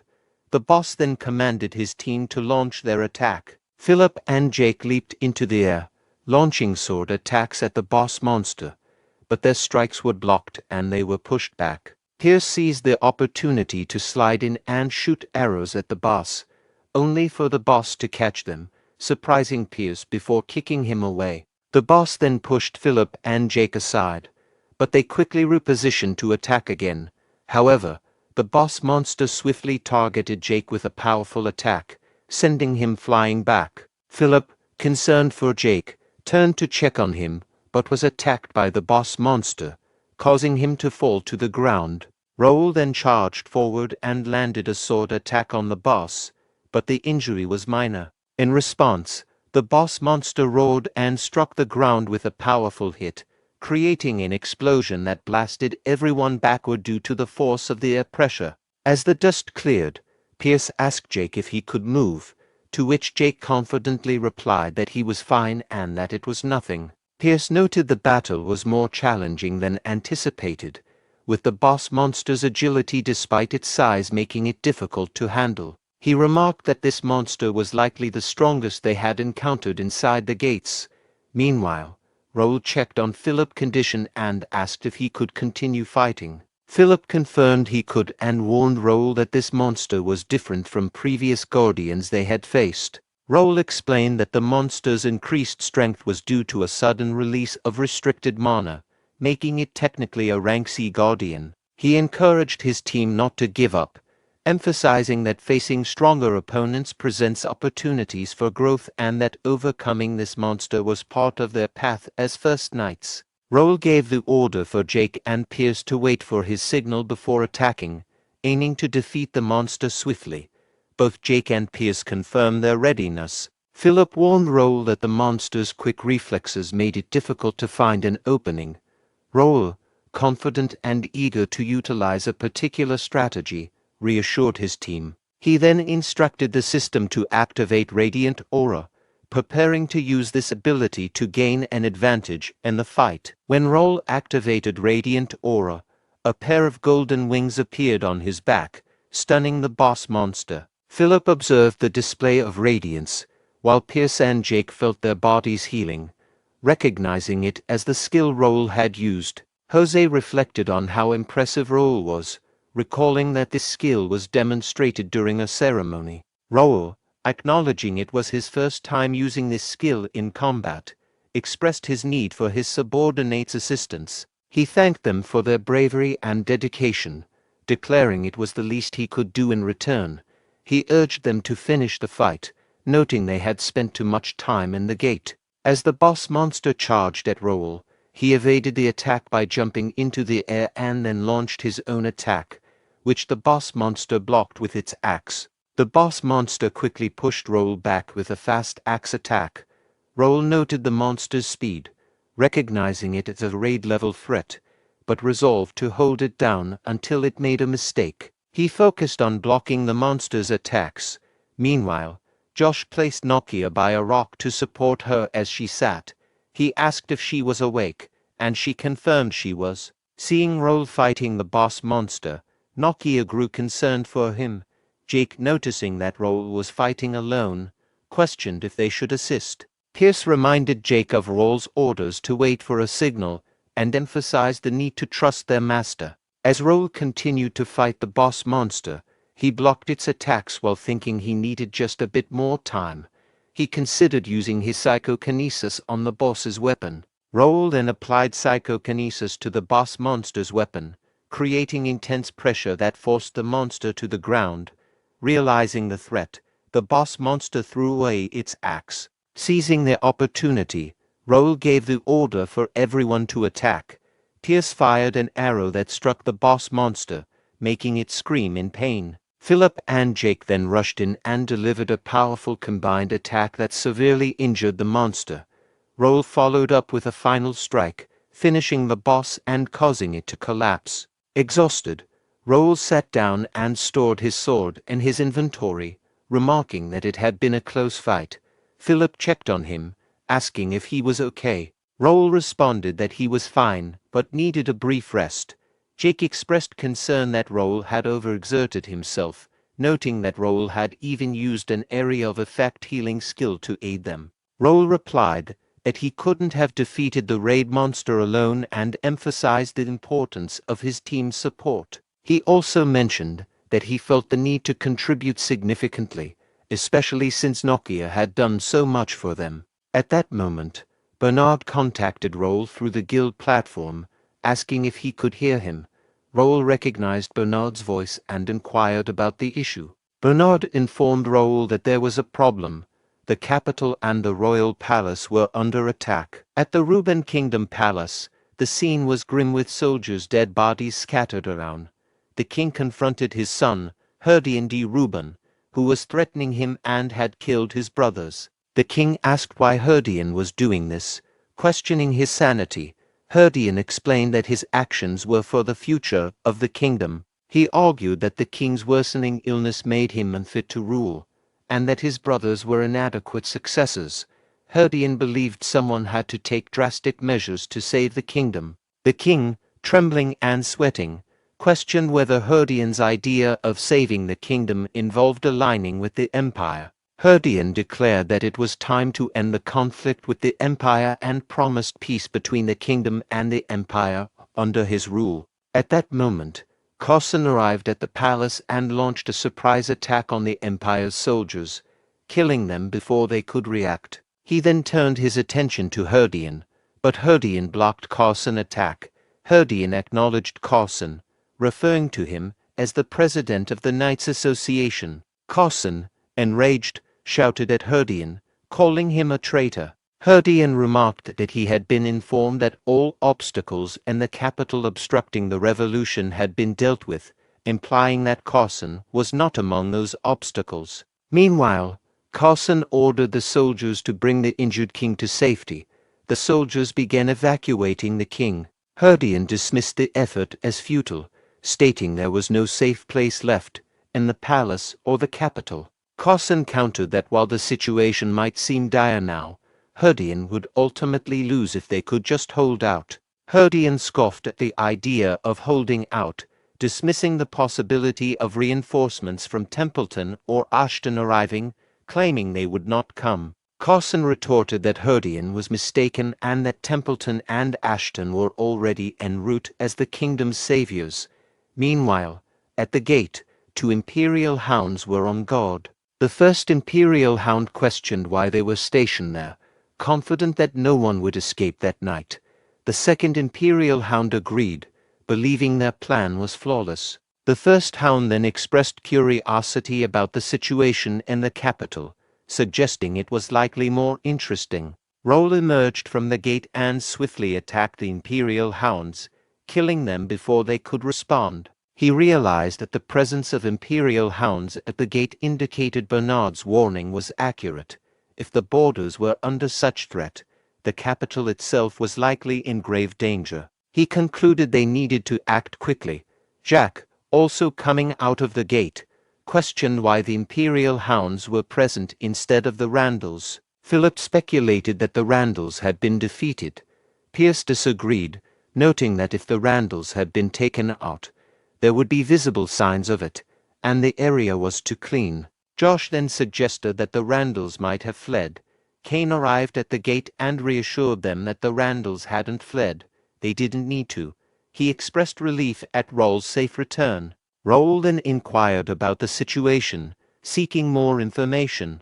Kane explained that the situation was dire, revealing that the Imperial hounds, who had been hiding in the capital, had launched an attack. He confirmed that the Randalls were leading the Imperial hounds in the assault on the capital, verifying that the Randalls were indeed collaborating with them. The revelation that the Randalls were collaborating with the Imperial hounds shocked everyone. Raul reflected on the situation, recalling the Reuben Kingdom Rebellion, a historical incident where key factions within the kingdom conspired with the Empire to stage a rebellion and seize the throne, leading to the ruin of Ashton County. He questioned whether his own actions had accelerated the Empire's plans. Raul then asked about Bernard and the Knights. Kane reported that Bernard and Harmer had led their forces out, but it was challenging to approach the palace due to the absence of the kingdom's main forces in the capital. Raul acknowledged that the Randalls' significant role in the rebellion made sense given the circumstances. Jack, infuriated, demanded that they take action against the rebels, expressing his frustration over their alliance with the Empire. Pierce advised him to remain calm, noting that they were low on stamina and mana, and would be ineffective if they rushed in immediately. While they were discussing their next steps, Josh helped Noia by setting her down nearby and told her to rest. Noia thanked him. Meanwhile, Jake was visibly distressed by their depleted stamina and mana, worrying about their ability to continue. Philip asked Noia if she had any potions remaining. Noia responded that she did, but they would be ineffective as everyone had already reached their daily dose limit. Taking more could even cause side effects. Kane speculated that the rebels had planned the situation to eliminate any obstacles that could interfere with their plans. Raul, realizing that he couldn't use radiant aura due to their exhaustion and the energy spent in the gate, was concerned about their next steps and what they should do. A system window appeared, showing a request from librarian Raul to use a rank D mana stone from the inventory, asking Raul for approval. Raul was surprised by this and wondered about its significance. At that moment, a book materialized in front of him. Raul emerged from the book and greeted Raul, acknowledging that he seemed to be in trouble and noting that it had been a while since they last met. Raul, recognizing her, responded with surprise and asked how she was. In the capital, soldiers' lifeless bodies were scattered on the ground as one person worked to save a woman and her child from the Imperial hounds. One Imperial hound member, surprised to see someone still resisting, asked if the person's knighthood affiliation was known. Another member dismissed the inquiry, suggesting they should simply eliminate him. The third member revealed that the person had been part of Carrington County's nobility's personal guard, but had quit after the gate incident. He remarked that if the person had stayed, he could have been part of the ongoing revolution. Marco, reflecting on the situation, questioned whether Carrington was involved in the rebellion and collaborating with the Empire. With Templeton and Ashton at the border and McNeil and Greer's whereabouts unknown, he feared that the only force left to oppose the rebellion were the Guards. Contemplating whether this was the end, the Imperial Hound member threatened the person, assuming he would have rejected any offer to join the rebellion and promising a quick end. At that moment, Dalton arrived from behind and confronted the Imperial Hounds, questioning their audacity. He then swiftly defeated all the Imperial Hound members with a single, efficient sword attack before they could react. Dalton's swift defeat of the Imperial Hounds astonished everyone. Dalton expressed regret for killing all the hounds, wishing he had spared one for interrogation. Turning to Marco, Dalton recognized him as a knight from Carrington and asked if he was indeed Marco. Marco confirmed his identity and expressed surprise that Dalton was still in the capital, given that he thought the Templeton Knights were stationed at the northern border. Dalton explained that he had sneaked out of the northern border, noting how difficult it had been to avoid detection and expressing surprise at the turn of events in the capital. Marco agreed with Dalton's assessment. The woman expressed her gratitude to Marco for saving them. Marco redirected her thanks to Dalton, indicating that Dalton was the one who had truly helped. The woman's child asked if the Templeton knighthood would protect them. Marco, feeling anxious, did not respond. Dalton, however, explained that the Templeton Knights could not provide protection as they were far from the capital. He reassured them by mentioning that Raul, the guardian of Turium, was present, implying that he would provide the necessary protection. Meanwhile, at the gate, Raul greeted Raul, questioning whether he had forgotten about her. Raul responded by asking if Raul was now okay. Raul assured Raul that she was fine, her mana overflowing due to Raul's earlier assistance, and expressed her gratitude. Raul expressed his relief and happiness that she has recovered and is feeling better. Raul, noticing how tired everyone was and recognizing their predicament, requested to borrow the mana stone to help them. Jake, puzzled by Raul's conversation with seemingly no one, asked if Raul was okay. Raul realized that Jake couldn't see Raul, but chose not to explain.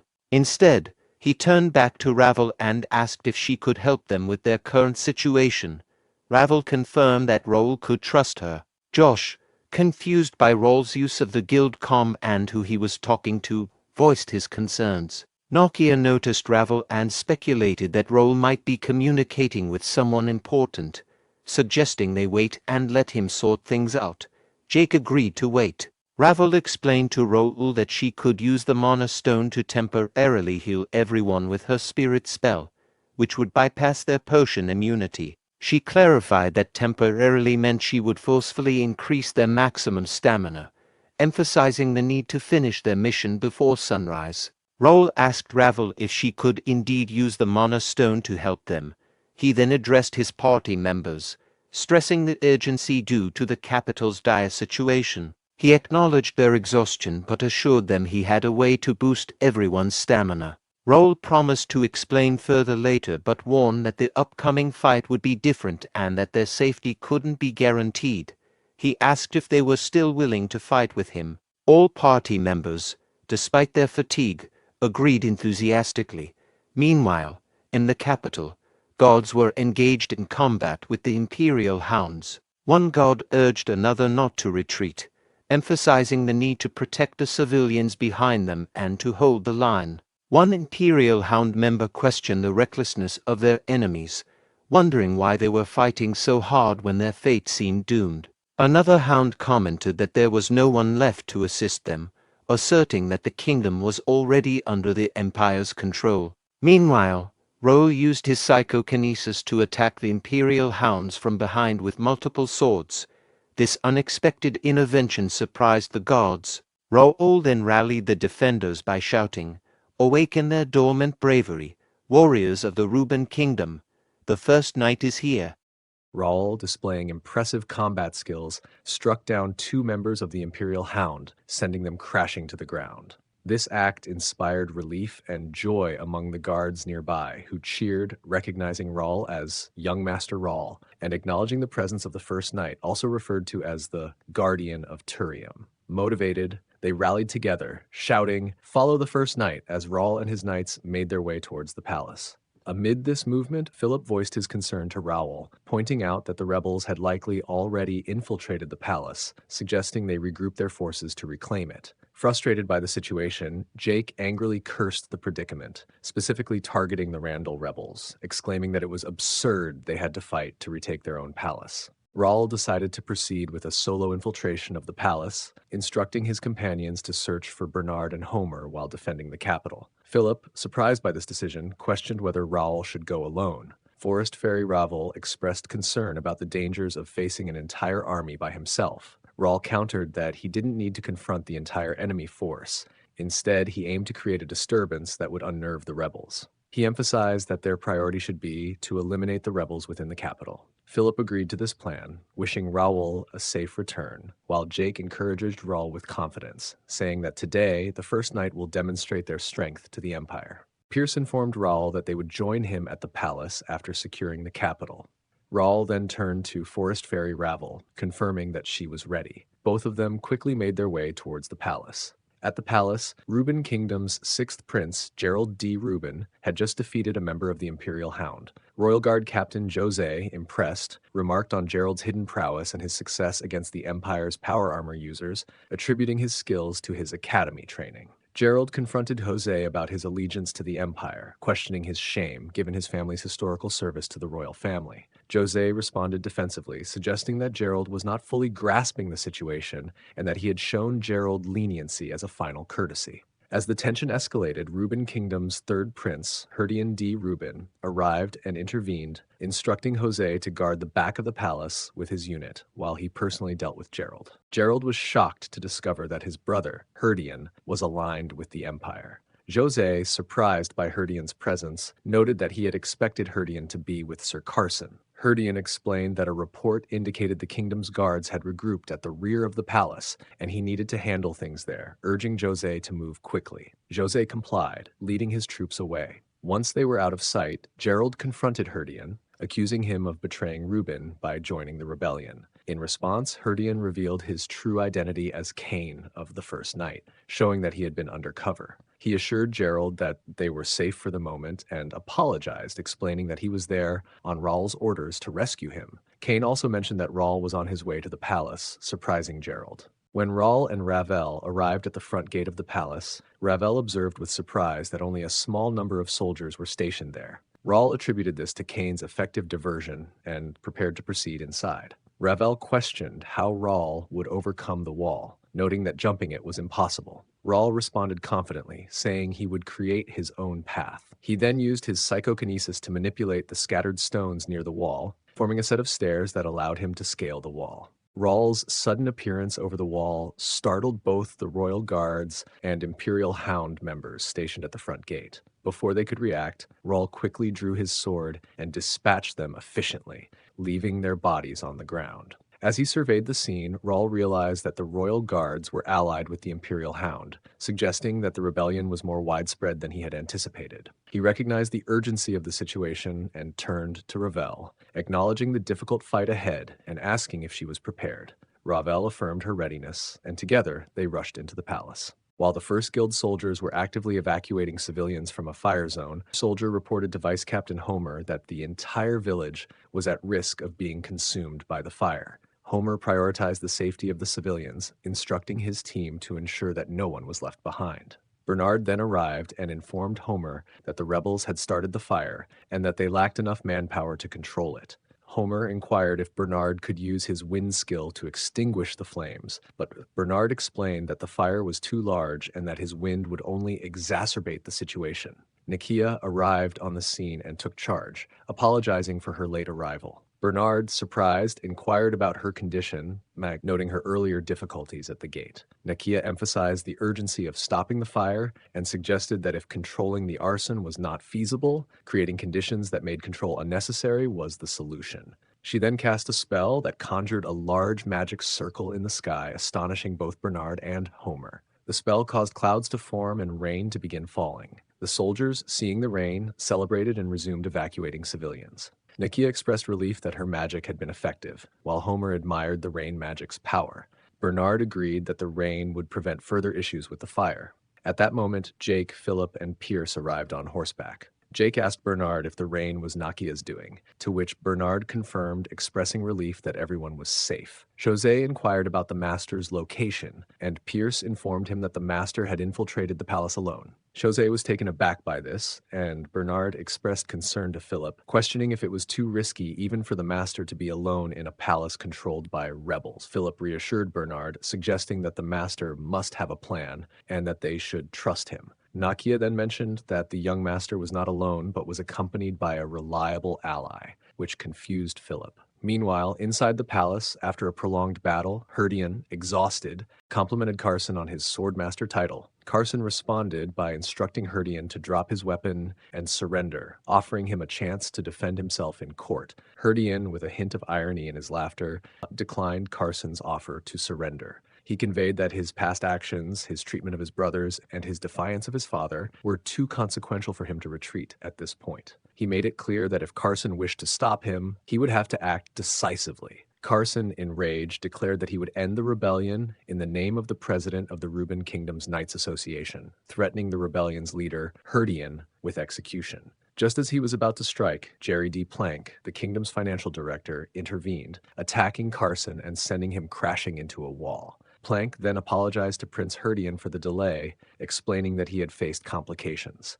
Herdian, relieved by Plank's arrival, questioned why Carson hadn't been removed from the capital. Plank explained President Carson had too many doubts and might interfere with their plan, but now Carson was powerless to act on his own. Carson, struggling to stand, wondered if Plank and the Randalls had orchestrated the rebellion together and questioned Plank's true nature due to his unusual mana. Plank then advised Prince Herdian to move quickly, as his survival amid the royal family's fall could cause future complications. Herdian agreed, acknowledging that being branded a traitor would complicate his succession. He asked about Carson, and Plank coldly responded that Carson's knowledge and resolve made him a liability. Plank then attacked Carson, but Raul intervened, blocking the attack with his sword. Plank was taken aback by Raul's unexpected appearance, and Raul greeted Plank with a smile, expressing pleasure at seeing him again. As the king sat on his throne, his anxiety was palpable. 2 guards stood at the ready, their presence a reminder of the danger surrounding him. The king lamented the dire state of his kingdom, expressing his despair at having to flee from his own son, who was leading a rebellion.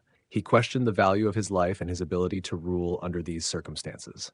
One of the guards urged the king to remain resolute, stressing that surrender would lead to the kingdom's downfall. The king, however, was deeply troubled. With the crown prince and second prince dead and the third prince now leading the insurrection, he considered surrendering as a possible means to avoid further bloodshed. Just then, Cain and Gerald entered the room. The king was taken aback by Gerald's presence. Gerald approached the king with relief, expressing his gladness at seeing his father safe. The king, visibly relieved to see Gerald, expressed his deep concern over the madness of his son Herdian, who had not only killed his brothers but now threatened the king himself. Gerald reassured his father that his safety was their priority. When the king questioned how they could possibly overcome the rebels who had already taken control of the palace, Gerald confidently mentioned that there was still one person who could save the kingdom.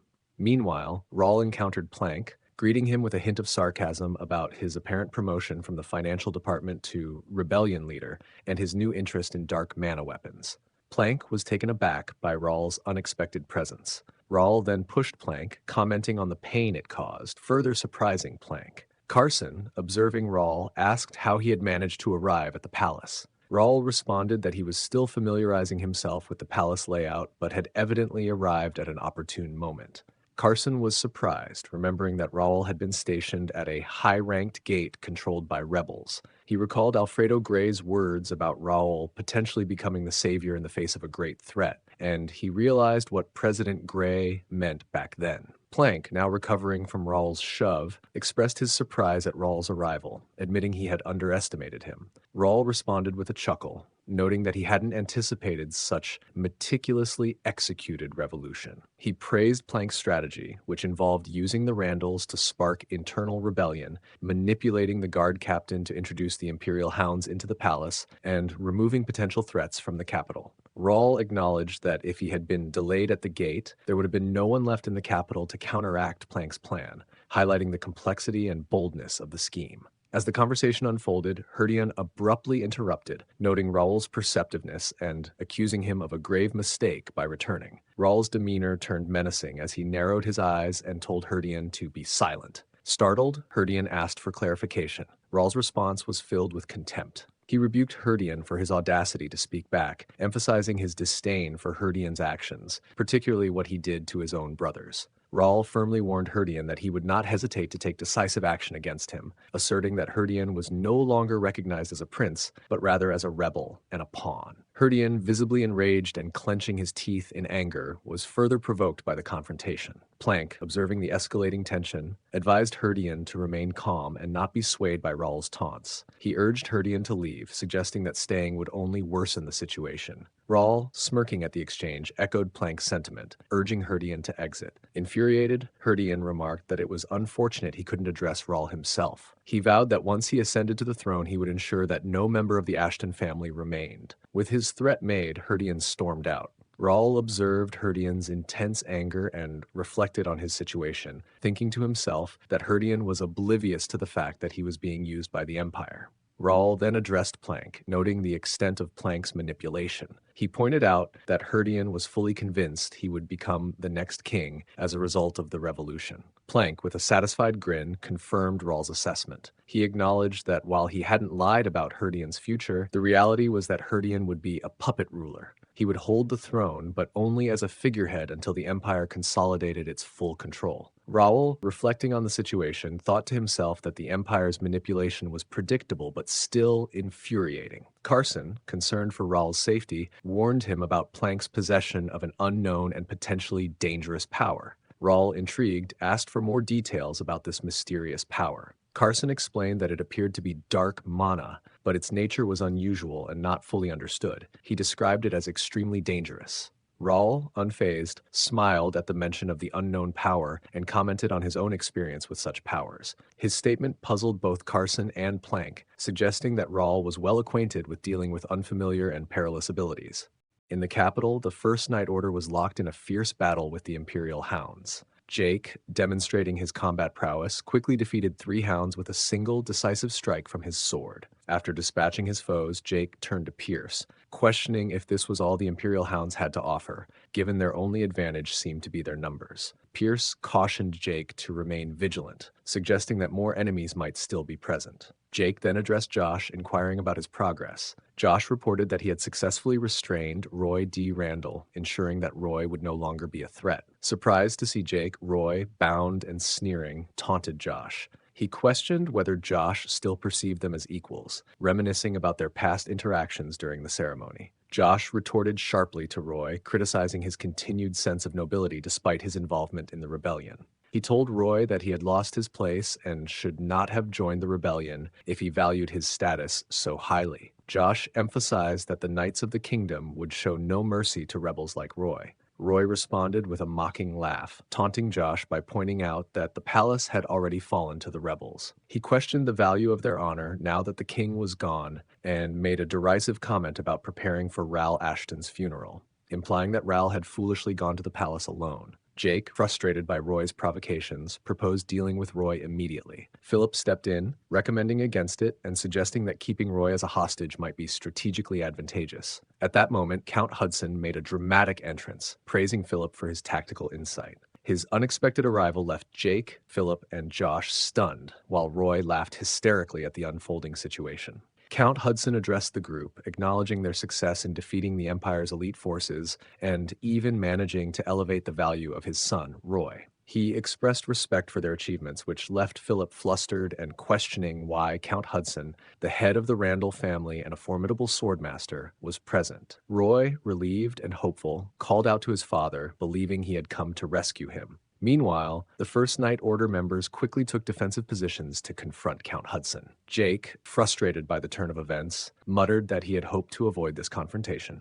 Philip, recognizing the gravity of the situation, noted that without their master present, they stood little chance against Hudson, one of the kingdom's strongest figures. Count Hudson, surveying the scene, remarked on Ro Ashton's absence and inferred that Raul had indeed entered the palace alone. He decided there was no reason for him to stay longer, but saw an opportunity to deal with the First Knights by showing their corpses to their master, Raul Ashton, which he thought would be a fitting form of retribution. The group prepared to attack Count Hudson. Meanwhile, Roy, noticing the distraction, pushed Josh aside and taunted the First Knight about not being able to hold him hostage forever. In the next moment, Count Hudson's aura blade struck Roy, leading to his immediate defeat. The First Knights watched in shock as Roy fell to the ground. Count Hudson dismissed Roy's death with a scoff, calling him a shameless insect and turning his attention back to the knights. Jake, in disbelief, remarked that Hudson had managed to deal with his own son effortlessly, displaying a concerning level of detachment. Pierce echoed this sentiment, suggesting that Hudson was even worse than the Empire's forces. Bernard, observing the cold-blooded nature of Hudson, was taken aback by his ruthlessness, which exceeded his expectations. Count Hudson, smirking and noting that he had spoken too much, signaled the start of the battle, urging that they should not prolong the confrontation. Meanwhile, in the palace, Plank faced off against Raul with a smirk, intrigued by the clash of their unknown forces. Raul agreed to start the fight and charged at Plank, landing a direct hit. However, Plank remained unharmed and began to laugh, expressing that Raul's attack had been worth the wait. Ravel, witnessing the exchange, asked what was happening. Plank, unperturbed, suggested that the current location was unsuitable for a real battle and proposed moving to a more appropriate place. With a powerful strike, Plank sent Raul crashing backward through a window. Carson and Ravel expressed concern for Raul, while Plank's maniacal laughter signaled the beginning of the true battle.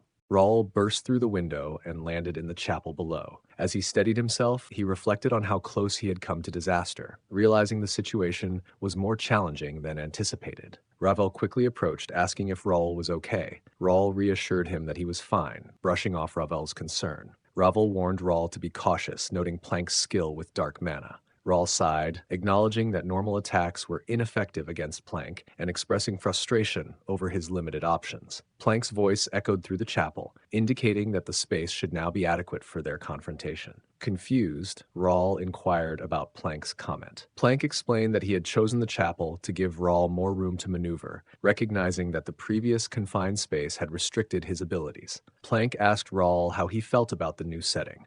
Raul, frowning at the unexpected venue, admitted he hadn't planned to fight in a chapel, but realized he had no choice. Plank smirked, eager to see what Raul would bring to the fight. As Raul and Plank faced off in the chapel, the clash began with a small piece of shattered glass falling to the ground. Both combatants charged at each other, Raul with his sword drawn and Plank's arms enveloped in dark mana. Plank swung his arm, but Raul successfully blocked the strike with his sword. Plank quickly countered with his other arm, grazing Raul and tearing his shirt while scratching his skin. Plank laughed and launched another attack. Raul blocked it, but the force of the blow pushed him back. Plank taunted Raul, questioning whether he thought a mere sword could defeat him, and rushed at Raul again. In response, Raul steadied himself and used his psychokinesis to summon multiple mana swords, which he sent flying towards Plank. The swords struck Plank squarely in the back, but he remained unfazed and continued to laugh, asking Raul if he didn't understand. Plank unleashed a surge of dark mana, easily shattering the mana swords Raul had summoned.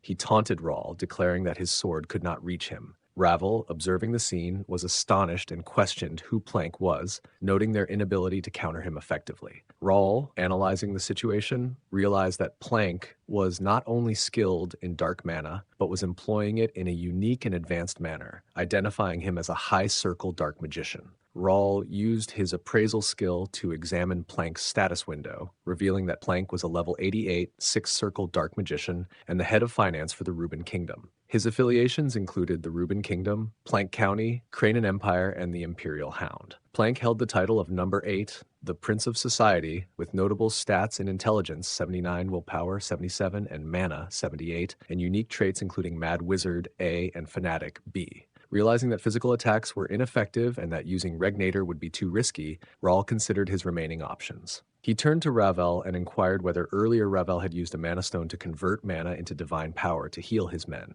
Ravel was taken aback by Raul's request, but confirmed that he had indeed used a mana stone to convert mana into divine power, a process known only to a few fairies. Raul asked if Ravel could also convert divine power into physical force capable of countering dark mana. Ravel agreed to give it a try. As Raul and Ravel discussed this, Plank sneered, mocking Raul for either talking to himself or casting a spell. Raul then launched another sword attack, which Plank effortlessly blocked with his dark mana-covered arms. Plank taunted Raul, reiterating that his sword could not harm him. However, as Plank spoke, Raul's sword began to glow with divine power. Realizing the change, Plank was startled and shoved Raul back, surprised that Raul could harness divine power. Raul thanked Ravel, acknowledging that the divine power had allowed his sword to finally reach Plank. He then activated his radiant aura, offensive mode. Ravel cautioned that using divine power was a complex technique requiring 10 mana stones and asked if Raul was sure about proceeding. Raul confidently reassured him, stating that the cost was not a concern. In response, Plank, now serious, conjured 2 short swords made of dark mana and prepared to focus on the battle. He noted that Raul's resilience meant he would need to take the fight seriously, and, with a grin, acknowledged their growing familiarity. Raul smirked and invited Plank to continue, signaling that he was ready for the next phase of their duel. Both combatants charged forward, their swords clashing in a fierce encounter. Plank's blade, infused with dark mana, met Raul's glowing sword. Plank attempted to exploit an opening by swinging a second sword, but Raul successfully blocked both strikes. As Raul struggled to maintain his defense, he used his psychokinesis ability to push Plank back, causing him to crash to the ground. Plank quickly recovered and smirked, complimenting Raul's skills. The two charged at each other again, their swords clashing in a rapid exchange of strikes. During this intense melee, Plank activated a magic circle he had secretly drawn when he fell earlier. Shadowy hands emerged from the ground, seizing Raul's feet and immobilizing him. Plank, taking advantage of Raul's predicament, grinned triumphantly and taunted him, declaring that Raul had fallen for his trap. With Raul restrained, Plank launched another attack that Raul barely managed to block. Trapped by the spell and struggling to keep up, Raul found himself at a significant disadvantage. Plank taunted Raul, expressing disappointment and implying that Raul's power was insufficient against his magic. He ridiculed Raul's efforts, suggesting that despite his abilities, he couldn't counter Plank's spell. In response, Raul used his psychokinesis to lift the ground beneath him, shattering the magic circle and freeing himself from the shadowy hands. Plank, clearly entertained by Raul's unique power, laughed and praised his creative use of object manipulation. He released even more dark mana, eager to continue the fight and enjoy the challenge. Raul, reflecting on the close call, thought to himself that he had narrowly escaped a dangerous situation and felt uncertain about his chances of winning. Meanwhile, at the back of the palace, 2 Imperial Hounds stood guard. Let us refer to them as Imperial Hound 1 and Imperial Hound 2. Imperial Hound 1 noticed the rain and wondered if it was magical, impressed by the apparent advanced magic of the kingdom. Imperial Hound 2 shrugged and questioned the significance of the rain, considering that they had already taken control of the palace. They discussed their guard duties when Imperial Hound 2 noticed someone approaching. Imperial Hound 1 turned to see a man arriving, and the person who had just arrived addressed them, requesting that they open the gate because he was carrying a noble. Imperial Hound 2, intrigued, questioned if there was still a noble remaining in the capital. Imperial Hound 1, puzzled by the stranger's identity, asked for more information. The man introduced himself, saying he was escorting Dalton D. Templeton, the grandson of the Swordmaster of Templeton, and emphasized that Dalton was too important to be left behind. Imperial Hound 2 was surprised by the mention of a Swordmaster's grandson and wondered why someone from Templeton was still in the capital. Imperial Hound 1 decided to investigate further and instructed Imperial Hound 2 to open the gate. After the gate was opened, Imperial Hound 1 inquired about the man's origins, asking if he was a citizen of the kingdom. The man identified himself as the vice captain of the Carrington Knights. Imperial Hound 2, clearly impressed, acknowledged the significance of this revelation, remarking on the high status and potential value of Dalton. Imperial Hound 2 then approached Dalton, who was unconscious on horseback. He expressed surprise at Dalton's reputed skill, referencing the Swordmaster's grandson, and commented on Dalton's impressive appearance, suggesting that the rumors about his abilities might be true. Dalton suddenly woke up and surprised Imperial Hound 2 by responding to his comments with a single word. "Really?" Before Imperial Hound 2 could react, Dalton quickly incapacitated him and offered a light-hearted apology for his unexpected arrival. Marco, Dalton's companion, then turned to face Imperial Hound 1, drawing his sword. He told Dalton that their association with the Carrington name had allowed them to avoid suspicion and suggested they could now proceed as rebels. Dalton expressed hesitation, feeling that their actions might be morally wrong, but agreed that if the palace had indeed fallen, their mission might no longer be relevant. Marco inquired about their plan after infiltrating, but Dalton admitted he hadn't planned beyond that. At that moment, a man named Jose arrived and commented sarcastically about the lack of activity at the palace's rear, implying that the prince's request for help was misguided. Marco recognized Jose as Viscount Jose, the captain of the royal guard. Dalton was dismayed to learn that even the royal guard had betrayed the kingdom. Jose, with a smirk, taunted Dalton, mentioning that the swordmaster had given up on him and that Dalton had defied orders by staying in the capital. Dalton retorted by disparaging Jose's abilities, suggesting that despite his title, he hadn't achieved the rank of swordmaster and was relegated to mundane duties. Jose responded with a sneer, indicating he could easily kill Dalton but preferred to have some fun first. Dalton laughed off the threat, and Jose, still smiling, said he planned to deliver Dalton's head to the swordmaster upon his return.